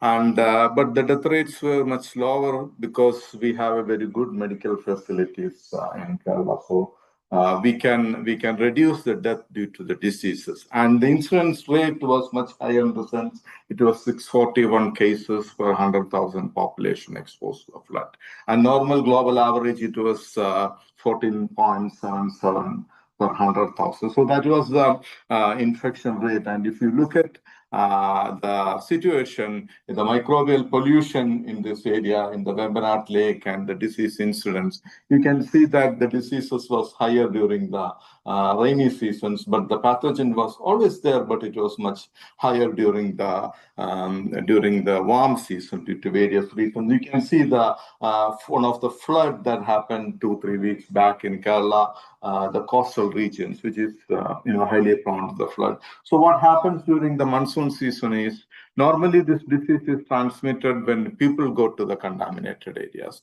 but the contaminated water comes to the people. So the rate of infection is much higher, and the incidence are the people, the marginalized people are more prone to the disease. So this is the case of one water-associated diseases, and another case of the cholera, Vibrio cholera infections, which is increasing globally because, and it is connected with the global warming. When the coastal areas are warming, the proliferation of this pathogen increases. And we can say that every year study says that nearly 325 kilometer coastal areas suitable for transmitting Vibrio infections have increased 329 kilometer per year annually. And that is a status. It's a global concern, not only us, and it's a global concern. And so how do we normally control this disease incidences? Through providing access to safe drinking water and sanitation facilities, and for which various programs have been initiated. So we analyze this possibility in one of our study area in Kavaratti Island, Lakshadweep, where the desalination plants were installed in 2005, and we have been working. We collected the diarrheal disease incidence. By 2020 now, 100% of the houses have access to safe water and clean water and safe sanitation facilities. But if you look at if you connect disease with wash alone, I can say that the wash protocol and access to drinking water can reduce up to 70% of the disease transmission. Still, the incidence are there, 30 to 40% are there. So from where this 30 to 40% is coming, it is coming from human to environment to human transmission of pathogens. So the environmental distribution of pathogen is a major problem which we need to address.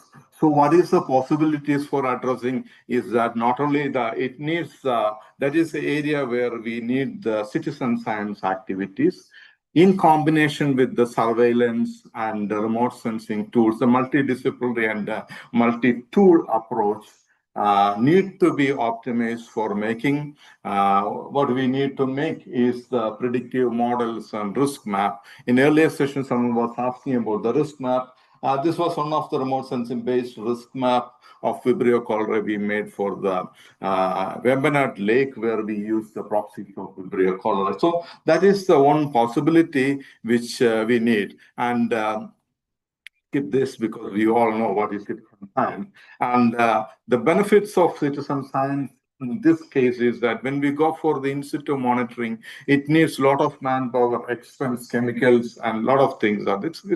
So compared to that, the citizen science activities are cost effective. But what we need is we need to provide citizens with the tools, handheld, easy to use tools which can be used to monitor the water quality or the pathogen. 90% of the people believe that the water they interact is safe because it looks clean. And very less population knows that about the microbial quality of water. So that is the area we need to link the microbial quality of water with the clarity. And so for what only we designed, we provided this 3D printed Sechi disk in which we have the FU scale and Sechi disk. We had given it to our citizen scientists. It's a pocket size they can monitor, and it is connected to an Etarbak mobile application so the people can transmit the data. And when working with this citizen science, the added advantage is that public awareness about the water quality and microbial diseases increases, and the news spread, and one-to-one spread about the water quality that makes a change really happen. And this I have an example when I was not related to, it was not called as citizen science. When I was doing my PhD, we were working with aquaculture farmers. We were teaching them disease and the water quality, pH. We taught them how to monitor the pH, salinity. Then they themselves started talking about diseases due to this. So that is in a way we can educate people. They'll become the citizen scientists monitoring, and we are only collecting the data set in that case. And the challenges are also there, which we also face when we conduct regular training programs. The accuracy of inconsistency, that when person-to-person variation when we monitor the color, for example, is there. So how do we need to tackle these issues, and for which what we did is we made a color detection code, and that we can in our mobile application. So the people using the mobile application, they have to identify the color, and so that we can make some confirmations and data accuracy. Then limited training is there. So we regularly organize the training program for the citizen scientists. Mostly our citizen scientists are students, college students or school students, and some NGOs are also participating in that. And funding is another. Then mostly the citizen science activities start as out of enthusiasm, but halfway it stops, lack of funding. So we need something like a circular economy models where we can sustain the citizen science activity. And what we do with the data, as we mentioned, Dr. Thomas was mentioning it. So this is for, it's available for identifying what is there in us. So in this case, what is the quality of water with which we are interacting? So that type of translation, the product is really important. And now I come to some of the examples. I mentioned two of the examples which we did. And I said we experienced the onset century flood. How did we utilize the citizen science? Apart from the, heavy rain and loss to the human life, there was a huge loss to the water supply system and our water resources. All the water resources, most of the resources were contaminated, and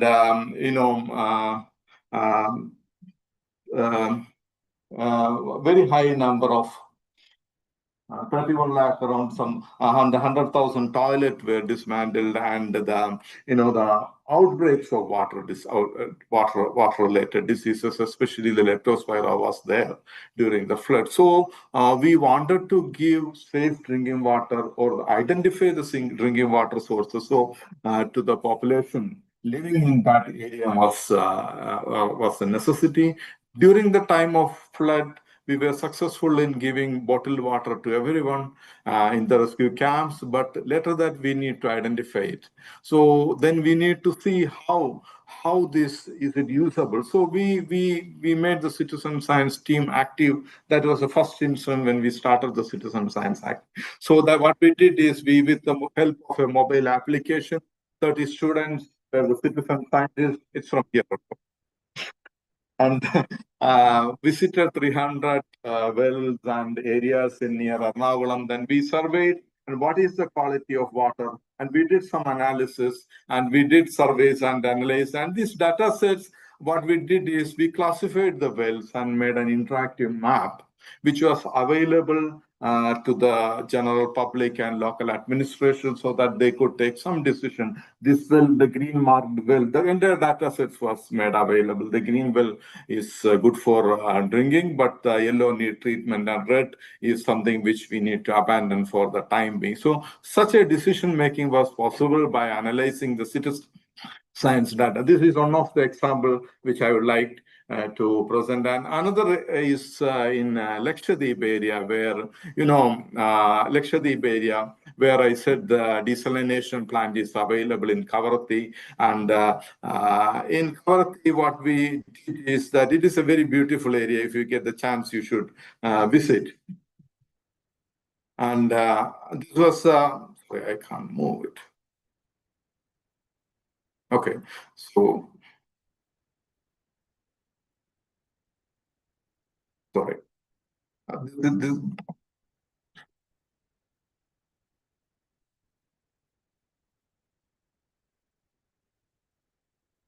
This is a small video which shows the beauty of the not only the Kavaratti Island beauty, but also I want to show how we did it. And if you look at the Kavaratti Island, it is beautiful. But at the same time, there are many situations where people interact with the water for various purposes, mostly the recreation. Every day, people interact with the water there, and the population is something around 12,000 per 4 kilometers square area. You can walk in 2 hours the entire area, and a lot of activities happens, and the microbial pollution is much higher in all the ponds we monitor, and wells we monitor. The microbial pollution is very high. So what we did then, this is some of what we did then, is we conducted the awareness program for the school children, and we selected the school children and provided them with training on our citizen science activities, including how to use the Sechi disk and how to use the Sechi tube in certain cases, and then how do we collect the samples properly for microbial and chemical analysis. These are the things we should train the citizen scientists. Otherwise, they will collect water in Coca-Cola bottle for pH analysis and then microbial analysis. Then we trained them how to collect the water sample. And also, apart from that, we trained them for the chemical analysis and microbial analysis, and we established a water clinic there. Now, how we proceed is that, now how we proceed is that we made a mobile application that is Aquadin. Aquadin is something like a supply chain, which helps the citizen scientists to collect, when they visit the area, they have the questionnaires and they can collect the data sets from launch positions, including even the photograph of the study area can be taken and uploaded. And the water samples from where they are collected, it will be barcoded and given to the water clinic. We put forth the concept of water clinic, and these samples can be given to the water clinic. Water clinic can be any water analysis laboratory. In this case, they have another web-based platform in this package, and where they do the analysis, they can only enter the results. And there will be some experts. In our case, we are NAO is doing the expert monitoring, whether the protocol is common and standardized protocol so that they will analyze the results and then give back the results, and the citizen scientists can take some actions on that. So that is the mobile app acquired in which we developed and used for the citizen scientist activities in the Lakshadweep Island. So standing there, what we want or what is our aim is to establish citizen scientist groups and network of water along the coastal areas. It is important the coastal areas which is prone to these diseases. If you look at the cholera in India, all these started in the coastal areas and spread inward and globally. And 15% of Indian population lives in coastal areas. So that is where the coastal areas are important, and it is annually it is prone to the flood also. And this is only one part of our tool, which needs other tools also. Finally, we should be able to give some predictive models and risk maps for supporting this. And that's all from our work. Thank you very much. Thank you so much. Thank you.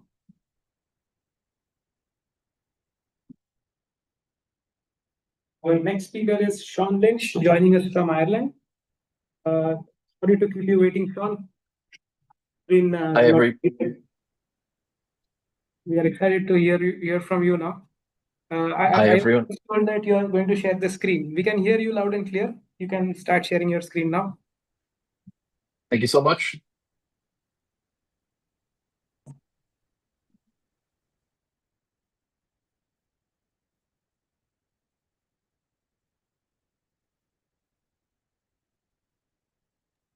Just a second, please. Okay.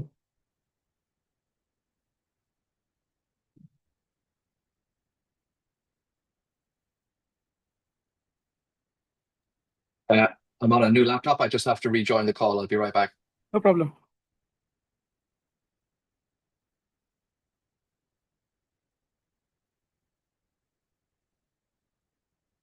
Meanwhile, while Sean is joining again, the next session after Sean will be by Dr. Vishal Chaudhary from the Office of Principal Scientific Advisor. So immediately after Sean concludes this talk, we will invite Dr. Vishal over the dais online. Dr. Vishal, are you in the meeting? Okay, I'm ready to go. Hi. Yes. Okay. Let's try it again. Yes, we see the screen now. You see that? Yep, all good. That's great. Fantastic. Hi, everybody. My name's Sean Lynch, calling from Ireland. Delighted to be here. Thank you so much for organizing this conference. I'm a geographer, I'm a software engineer, and I'm the founder of Open Litter Map, which is one of the world's largest, most comprehensive and longest running open source citizen science databases on litter and plastic pollution. And in this short presentation, I'd like to give you an overview of the history of Open Litter Map, its current state, and its future direction for the near term anyway. So Open Litter Map there in the background was inspired by OpenStreetMap. OpenStreetMap, I'm sure you'll know, is the largest open source map of the world, crowdsourced by more than 10 million volunteers. And when I was introduced to OpenStreetMap, I was inspired by its open values and vibrant academic community, and I went looking for its real-time data collection layer. How could I take a photo and add a point to OpenStreetMap? And that platform didn't exist. So I decided to build Open Litter Map, as literally it's another layer on top of OpenStreetMap. And we're developing not just a platform for litter and plastic pollution mapping. This is a real-time, in-world gamification system to collect data on anything. So litter and plastic pollution is a huge issue, but this is just the first application of this technology, which is really an impact quantification mapping software, and it's entirely open source and going through a huge transformation with AI at the moment. So if I can bring you back pre-iPhone, when my research started, this is my hometown here in Cork City in Ireland. And it wasn't this exact field but somewhere very nearby, this is my neighborhood in the south of Ireland, there was a field nearby that was plagued by dumping and littering, 1 or 2 burnt out cars, and antisocial behavior.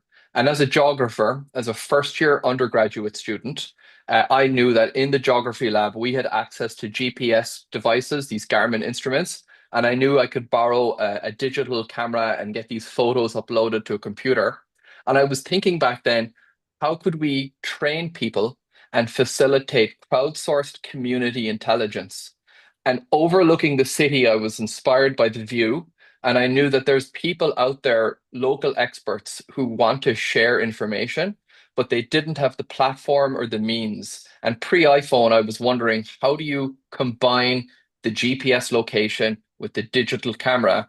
Obviously, then the iPhone came out, and there's this huge paradigm shift in society's ability to produce geographic information, which, if you look at the history of the science, was a largely extremely exclusive practice. And has increasingly become largely democratized now by a global abundance of technology. So I was largely inspired when the iPhone came out, because it fixed my original problem of how do I combine a point of data capture on the Earth with photographic evidence, and use that because I knew it would tell a very important story. It's also very empowering for society and for participants as well. So just a few brief words about plastic pollution.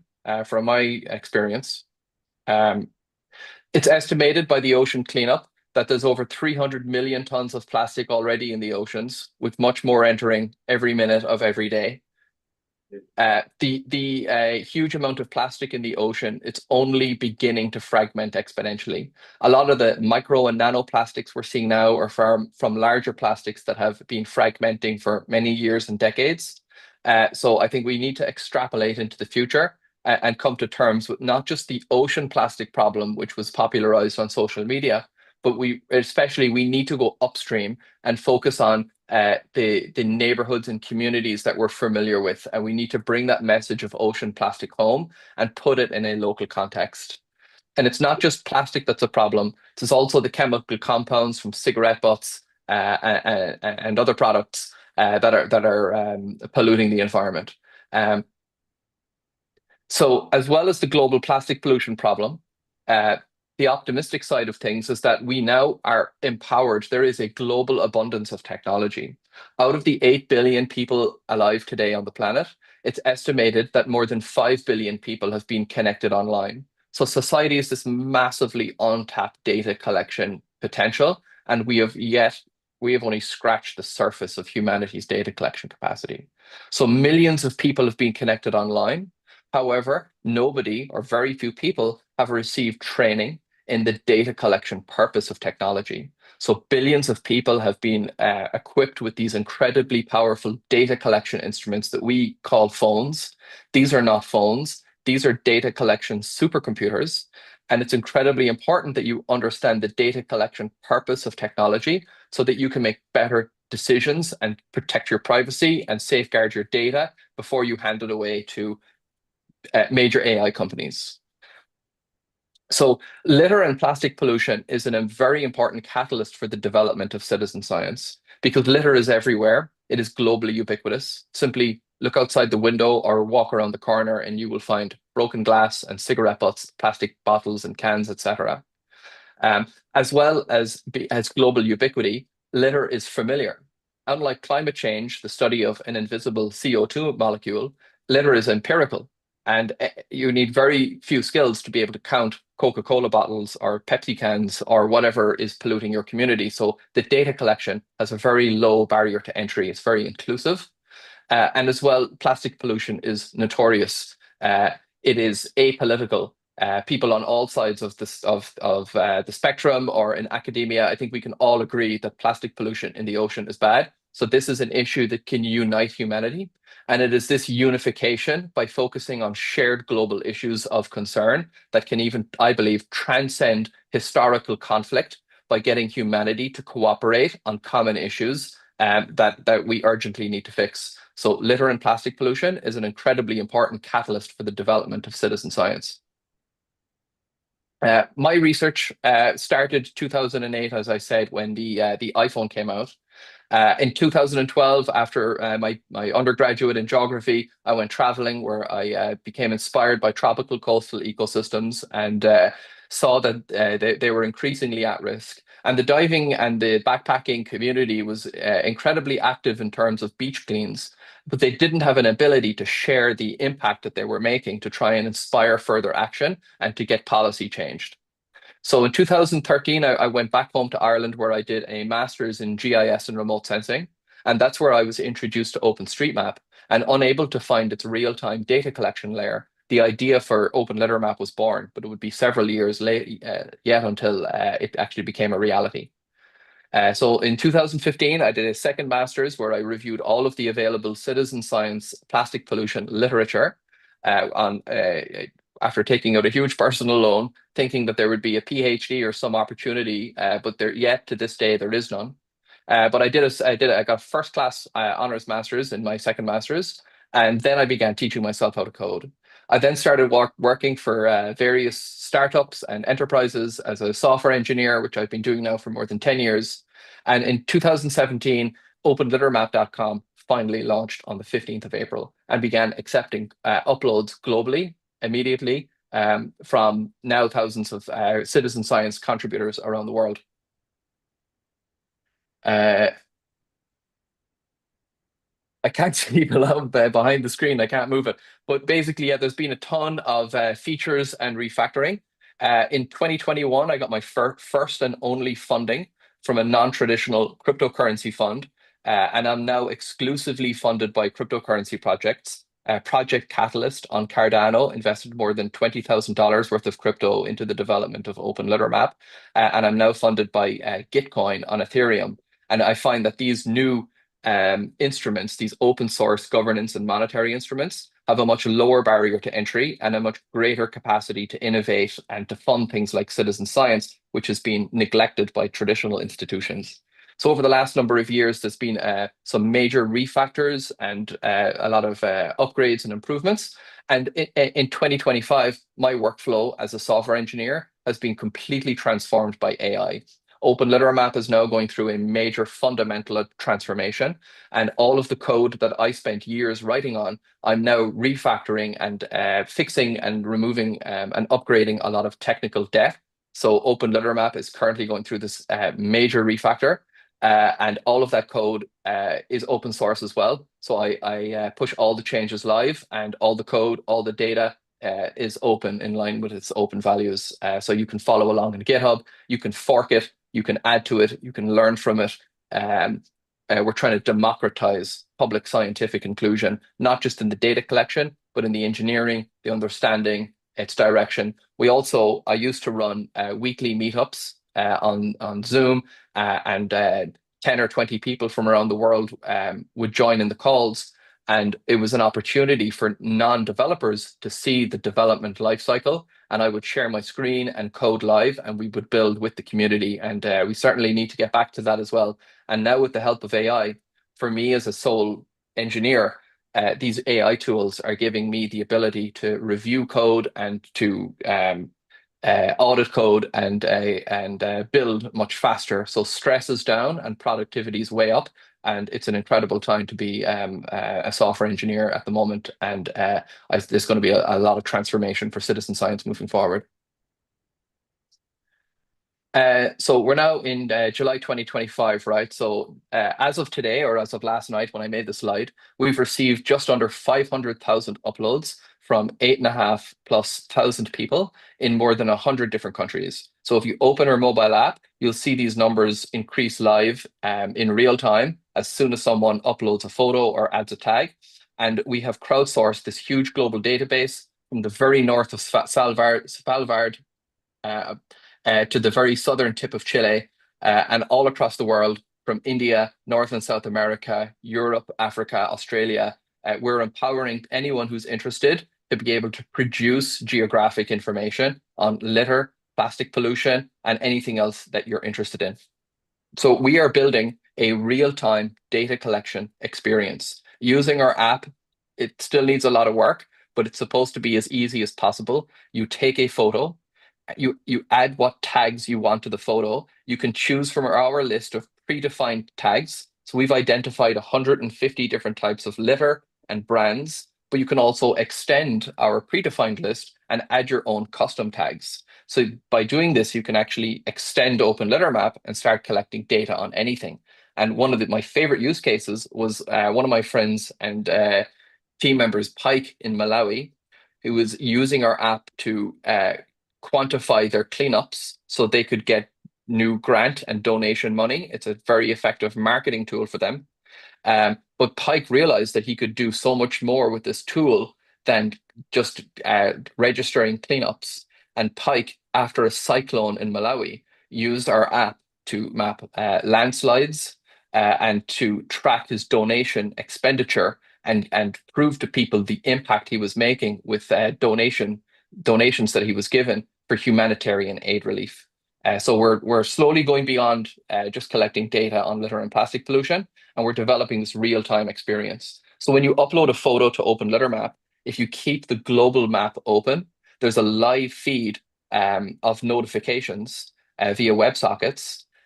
So next time you're uploading something, keep the global map open and you'll see these live pop-ups. And if you click that pop-up, it will zoom directly to where that photo and observation was taken and generates a unique link that you can copy from the URL bar and you can share with anyone.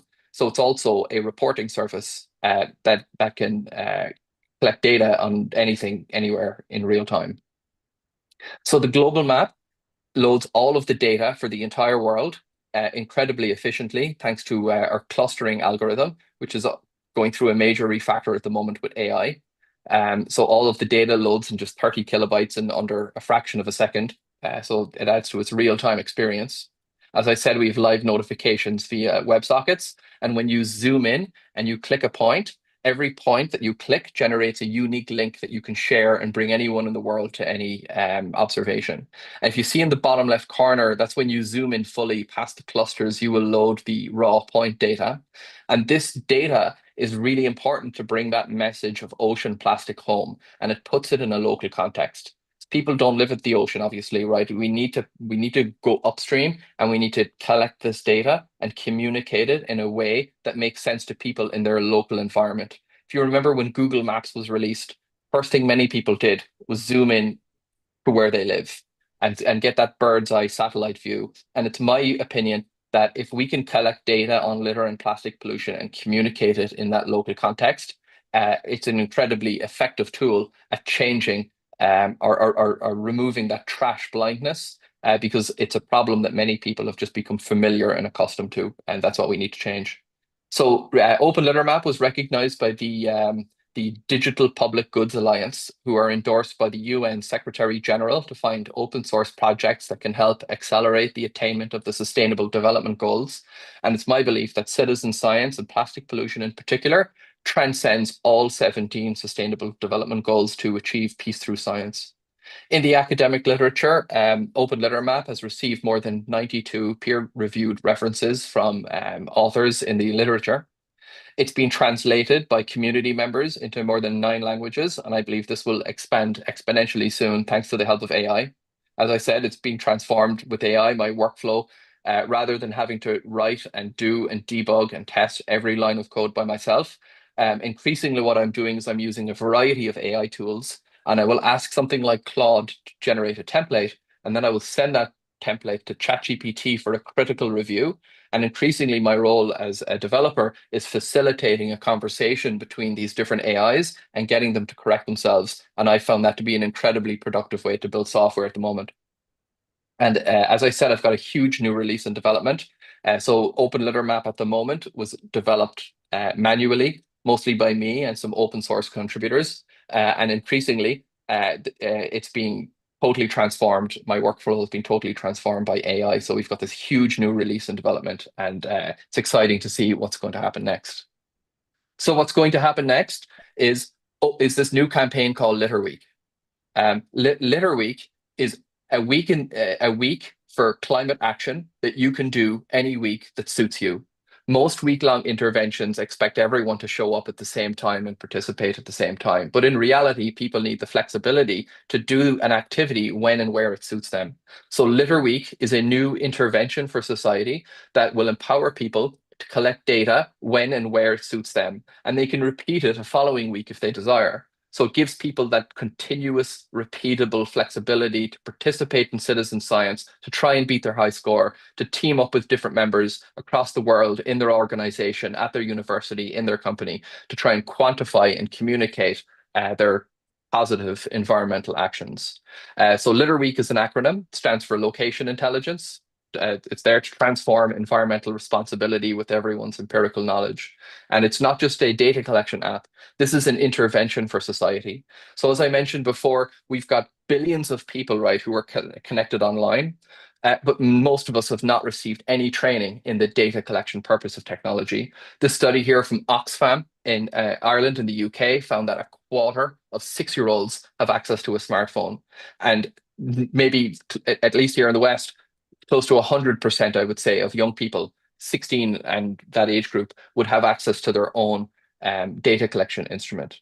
I believe that citizen science is a better, safer, more responsible use of technology than social media.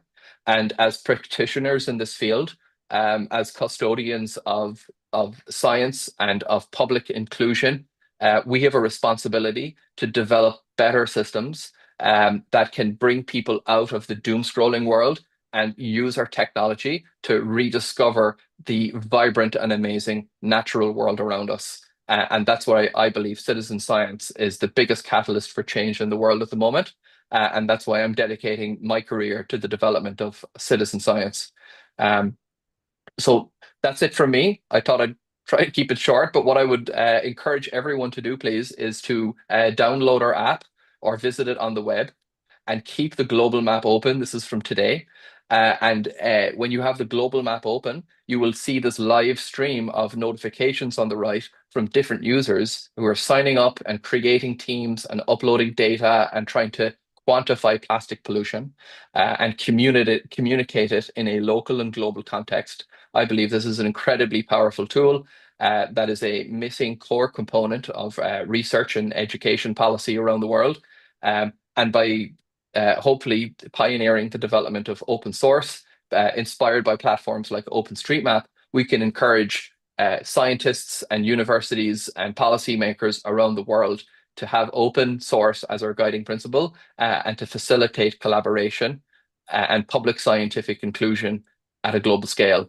And I'm incredibly excited for that. So thank you very much for listening to me. Thank you so much, John. It was an incredible talk. Really excited to learn about the platform. Okay, so before introducing the next speakers, I would like to say something that all of you know that this event is organized by Pune Knowledge Clusters. So we have all the technology clusters established under Central Government of India. And we have Dr. Vishal Chowdhury from Office of Principal Scientific Advisor to the Government of India. And he will brief all of us what exactly these science and technology clusters are doing throughout India. So welcome, Dr. Vishal. Yeah, thank you so much. I hope I'm audible to everyone. Yes, sir. Yeah. Thank you so much. Good evening, everyone. And first of all, I am really thankful to Pune Knowledge Cluster for organizing this very wonderful conclave with a very relevant topic, citizen science. And and I am also thankful for giving me this chance to speak on this platform. So just to begin with, to give an introduction to our office is called Office of Principal Scientific Advisor. It has been established under Prime Minister's office with a mandate to give advice on science and technology matters to Honorable Prime Minister. So it's a structured office with various scientists working in various functions. This office has a lot of program initiatives, but one of the most important and flagship initiative is science and technology clusters. So when I call them clusters, it means it's a consortium wherein the relevant stakeholders are being called and brought on single platform. And then they are given a mandate to identify the regional problem statements. So they are basically a city knowledge clusters or the region-based clusters or the consortiums with a mandate to identify the regional problems and give them the solution through the intervention of science and technology, and also find out and a taker which can implement those solutions. So it is actually the mandate is to help life of a common man through the intervention of science and technology. So if you see, the objective of establishing these clusters is very much in aligned with the citizen science, because actually the citizen scientists or the individuals, those citizens who are doing research for the benefit of the society, they are the real contributors to the increasing the well-being of a community and the development of a society. And with this objective, we initiated the program of these clusters, wherein we asked all the clusters to identify those regional problems which can benefit, which are the problem statements concerning to a common man or to a society, and how science and technology intervention can help them. That is the objective they are given to them. So based on their ecosystem, all the clusters have identified their regional problems and their research partners as well. They have the academic institutes, they have the research institutes, and they have industry partners as well. They have state government authorities with them. They have central government authorities, ministries with them. So they identify the problems, then they identify the solution provider, then they identify the implementer or the taker.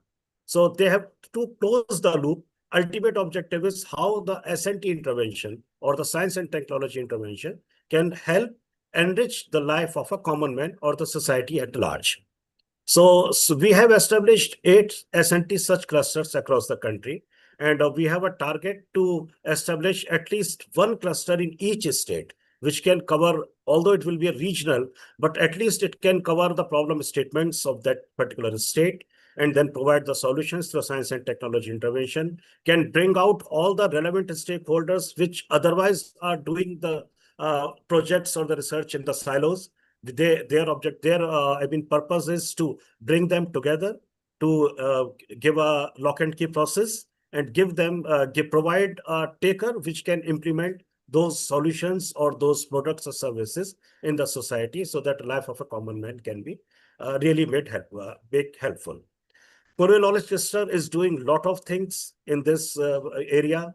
They are doing this. They are pioneering in doing the STEM education in chemical tree knowledge learning programs to the young kids. And most important is the STEM education, which really empowers women in taking part in the science and technology. And when a woman is empowered in terms of technology, naturally the society gets empowered. So that is a very very good initiative of Pune Knowledge Cluster. Even the other clusters are also doing in a similar way. For example, one of our cluster based in Jodhpur in Rajasthan, they have developed a very user-friendly online platform on the lines of Amazon or Flipkart. That platform is called as kalanubhav.com.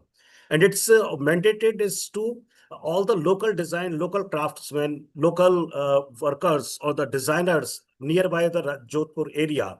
Now they have put their designs on that portal, and through that portal, they are doing B2B sales. So it is basically helping a common citizen who have done a scientific work or any artisan work, any work which needs to be reflected, needs to be presented before the entire country, not just region-centric. So they provided them a platform wherein they have put it all their designs, their handlooms, their handicrafts, and now earning a good revenue. Not only the revenue, but they have been made aware to learn how these designs can be made patented, how these designs can be giving them GI tags. So in the last 2 years, the cluster has given 43 patents to those local artisans and craftsmen. And also the GI tag has been done to around 18 items. So similar way, these things are being done. And the Pune Knowledge Cluster is doing the capacity building of all the stakeholders in the plastic waste management. Our Pune cluster has already entered in the phase 2. Initially, it was approved for 3 years, but it is now further, considering their remarkable achievement and significant work done by them. They are now in phase 2, where then they have been given a on one of the thematic area as to deal with the plastic waste management, under which they have to also give a training and the capacity building of the society and the citizens to how to deal with the plastic waste management, how to dispose of properly, how to segregate the plastic, that which is to be thrown at which level, what are the layers that we have to be taken care as per the rules and the notifications notified by the Ministry of Environment, Forest and Climate Change. So this is the mandate of cluster. This is one of the mandate of cluster, wherein they will be doing the capacity building of all the citizens. They'll be looping the citizen scientists, also the contributors in one of this their thematic area. Also, our cluster has developed a very good dashboard for disease surveillance, which again, it requires the contribution of the citizen scientist, which is totally based on the citizen science, as it will give the idea or the projected estimation of the disease, infection, and the quantum of infection that can be spread when they have a proper, through that surveillance data and dashboard. They can identify even the areas wherein the local citizen can be asked to take care to keep proper cleaning. For example, for the dengue, if through the disease surveillance, the areas and the quantum of the infection is being estimated, through which at least that particular citizens of that area can be asked to keep that hygienic cleaning, that any stagnant water should not be there. There should be proper fumigation. There should be no mosquito larvae generation or the development on that area. So all these things are actually basically aligned to each other, and the concept of cluster is very much aligned to help the citizen and to help and to take in the loop of all those contributors who are doing the science as a citizen for the betterment of a society. So that is also objective of our cluster, and our office is also supporting various other activities. And clusters are always, it was really very interesting session. I was listening since entire day I was there online, and I have listened to very good talks and very good presentations, very good platforms. The previous speaker, which has really provided, which gives us a really very good idea how for the plastic waste pollution and the plastic waste management. So this conference, this conclave and this session is really will be really very helpful for all the stakeholders, at least for the cluster and for our office. I'm really thankful for this. It was a really very learning and enriching experience when I heard the talks of all the previous speakers. For me, it's a very learning experience, and I request clusters to please just after the conclave make a takeaway report, the takeaways of this session, so that we can not only in the Pune cluster, but you can ask all other clusters, you can teach other clusters also to replicate these things, these ideas, adopt them, and make a society a better life, make our society or country a better place. So again, with these words, I am again thankful to Pune cluster for giving me this opportunity, and I am thankful to all the participants, all the listeners who are attending this meeting online. Thank you so very much. Namaskar. Jai Hind. Thank you, Dr. Vishal. We now open the floor for the questions. Online attendees, please post your questions in the Zoom chat. In-person attendees may raise their hands.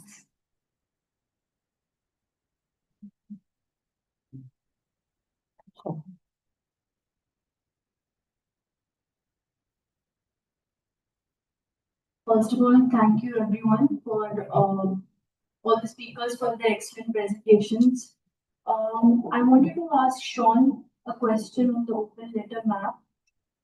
So I wanted to know, you're talking about citizens interacting and people taking pictures of where the litter is happening, right? So do you also have information on, have you mapped the recyclers which are coming up now, or the MRFs, maybe where the recycling facilities are opening up? Have you also thought of mapping those? Sean, could you pick up the question? Okay, Please, thanks. Yes. So the question was, sorry, the microphone of the laptop is far away from this audience. I'll just repeat it. So apart from mapping the litter, the plastic waste and different kinds of litter on the open litter maps, are you also considering mapping the recycling facilities where one could, move that litter or redirect that litter? And are there any such plans in mind?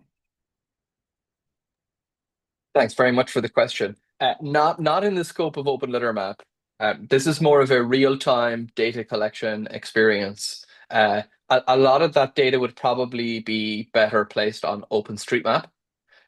So I would advise maybe a collaboration between putting data on OpenStreetMap and making that available. And you can pull plastic waste data then from OpenLitterMap and using GIS then to find different data on different platforms. But unfortunately not. If the litter and plastic pollution is enough for me for now.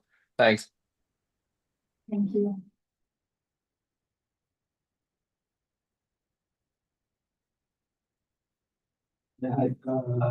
Wonderful workshop. Just had this thought that increasingly plastic litter is flowing down the rivers, mostly to ocean seas. You must have heard about the Great Pacific Garbage Patch. So, any plans on mapping litter at high seas or in rivers, where the system is much more dynamic? Are there any plans to map the litter in the high seas or the rivers where the plastic is like the pollution is quite dynamic and is fast changing? Not for me again personally. I'd say the ocean cleanup would be the industry leaders in that space, and they're collecting a lot of data. And I do believe they recently are about to launch a new river interceptor, maybe in Mumbai, if I remember correctly. But I spent a few weeks at sea and collecting data on like at sea and in the ocean. It's very expensive. It's very challenging, and a lot of it is invisible, right? A lot of it is like microplastics and smaller. So it's not as accessible. What is extremely accessible is you can walk outside right now and you can become a citizen scientist today. And that has a much lower barrier to entry. And I think that's where we need to place a lot more of the focus. But I would reach out and look for collaboration with the ocean cleanup and to see what kind of data they're collecting and how they can make it more inclusive for people to participate as well. Do we have any more questions? Anybody else have questions?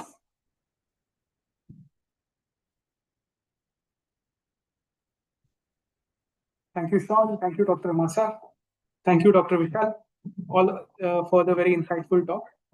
It was really nice having you all here. We now move on with the concluding remarks. Before we proceed with the vote of thanks, few quick announcements. We have arranged for a high tea session. Sorry, Sean, we could not send you tea there, but we are always welcome here in Pune. We look forward to hosting you whenever you get a chance. We have arranged for tea and snacks just outside. So after the vote of thanks, please exit from this door over here, and please have some tea and snacks. So over to Rupali for the vote of thanks now. Thanks, Abraham. What a remarkable day. We are truly inspired by the collective power of citizen-led science. I would like to thanks to all the speakers, thanks to the ISA venue, PSC office, all the poster presenters who will be there in the next room, all the PKC team, Priya, Adharva, Gorman, Sheetal, Gayatri, Simpi, Snehan, Niharika, Shreyas, Sonalika, Kshetra, our Balasaheb, Tejaswini, Runalini, and all the 4 to 5 volunteers who are helping us for all parking allotments, as well as break for the high tea. Okay, thanks a lot. It was a wonderful day, and I got very nice cooperation from everyone. Thanks a lot. Yeah. So while you are having tea, please don't forget to talk to each other. So we are here for that. So please don't take away any questions with you. Please interact. Please share your contacts with each other. We hope that we get to see you again. And we hope that you keep visiting us. And we'll be in touch. Thank you. So we will reach out to speakers via a single email. So some of you who are online, is it okay if we share your presentations with the people if they ask? But nevertheless, we will be writing to you all. So whoever is interested in referring to the presentations at a later point, they will be available. And This event was live streamed, so you can revisit the sessions again over YouTube. We will share the YouTube link, the recording, as well as the PowerPoint presentations from whichever speakers are. Thanks again. It was a great day. Had a great learning experience. So I'm going to close the meeting now, but the people offline are welcome to interact. And please do go and look at the posters. Yeah. Okay. Thanks a lot. Bye bye. All the on. ते नाही आहेत ना शुभा वगैरे कोणी नाहीये संपले ना सगळे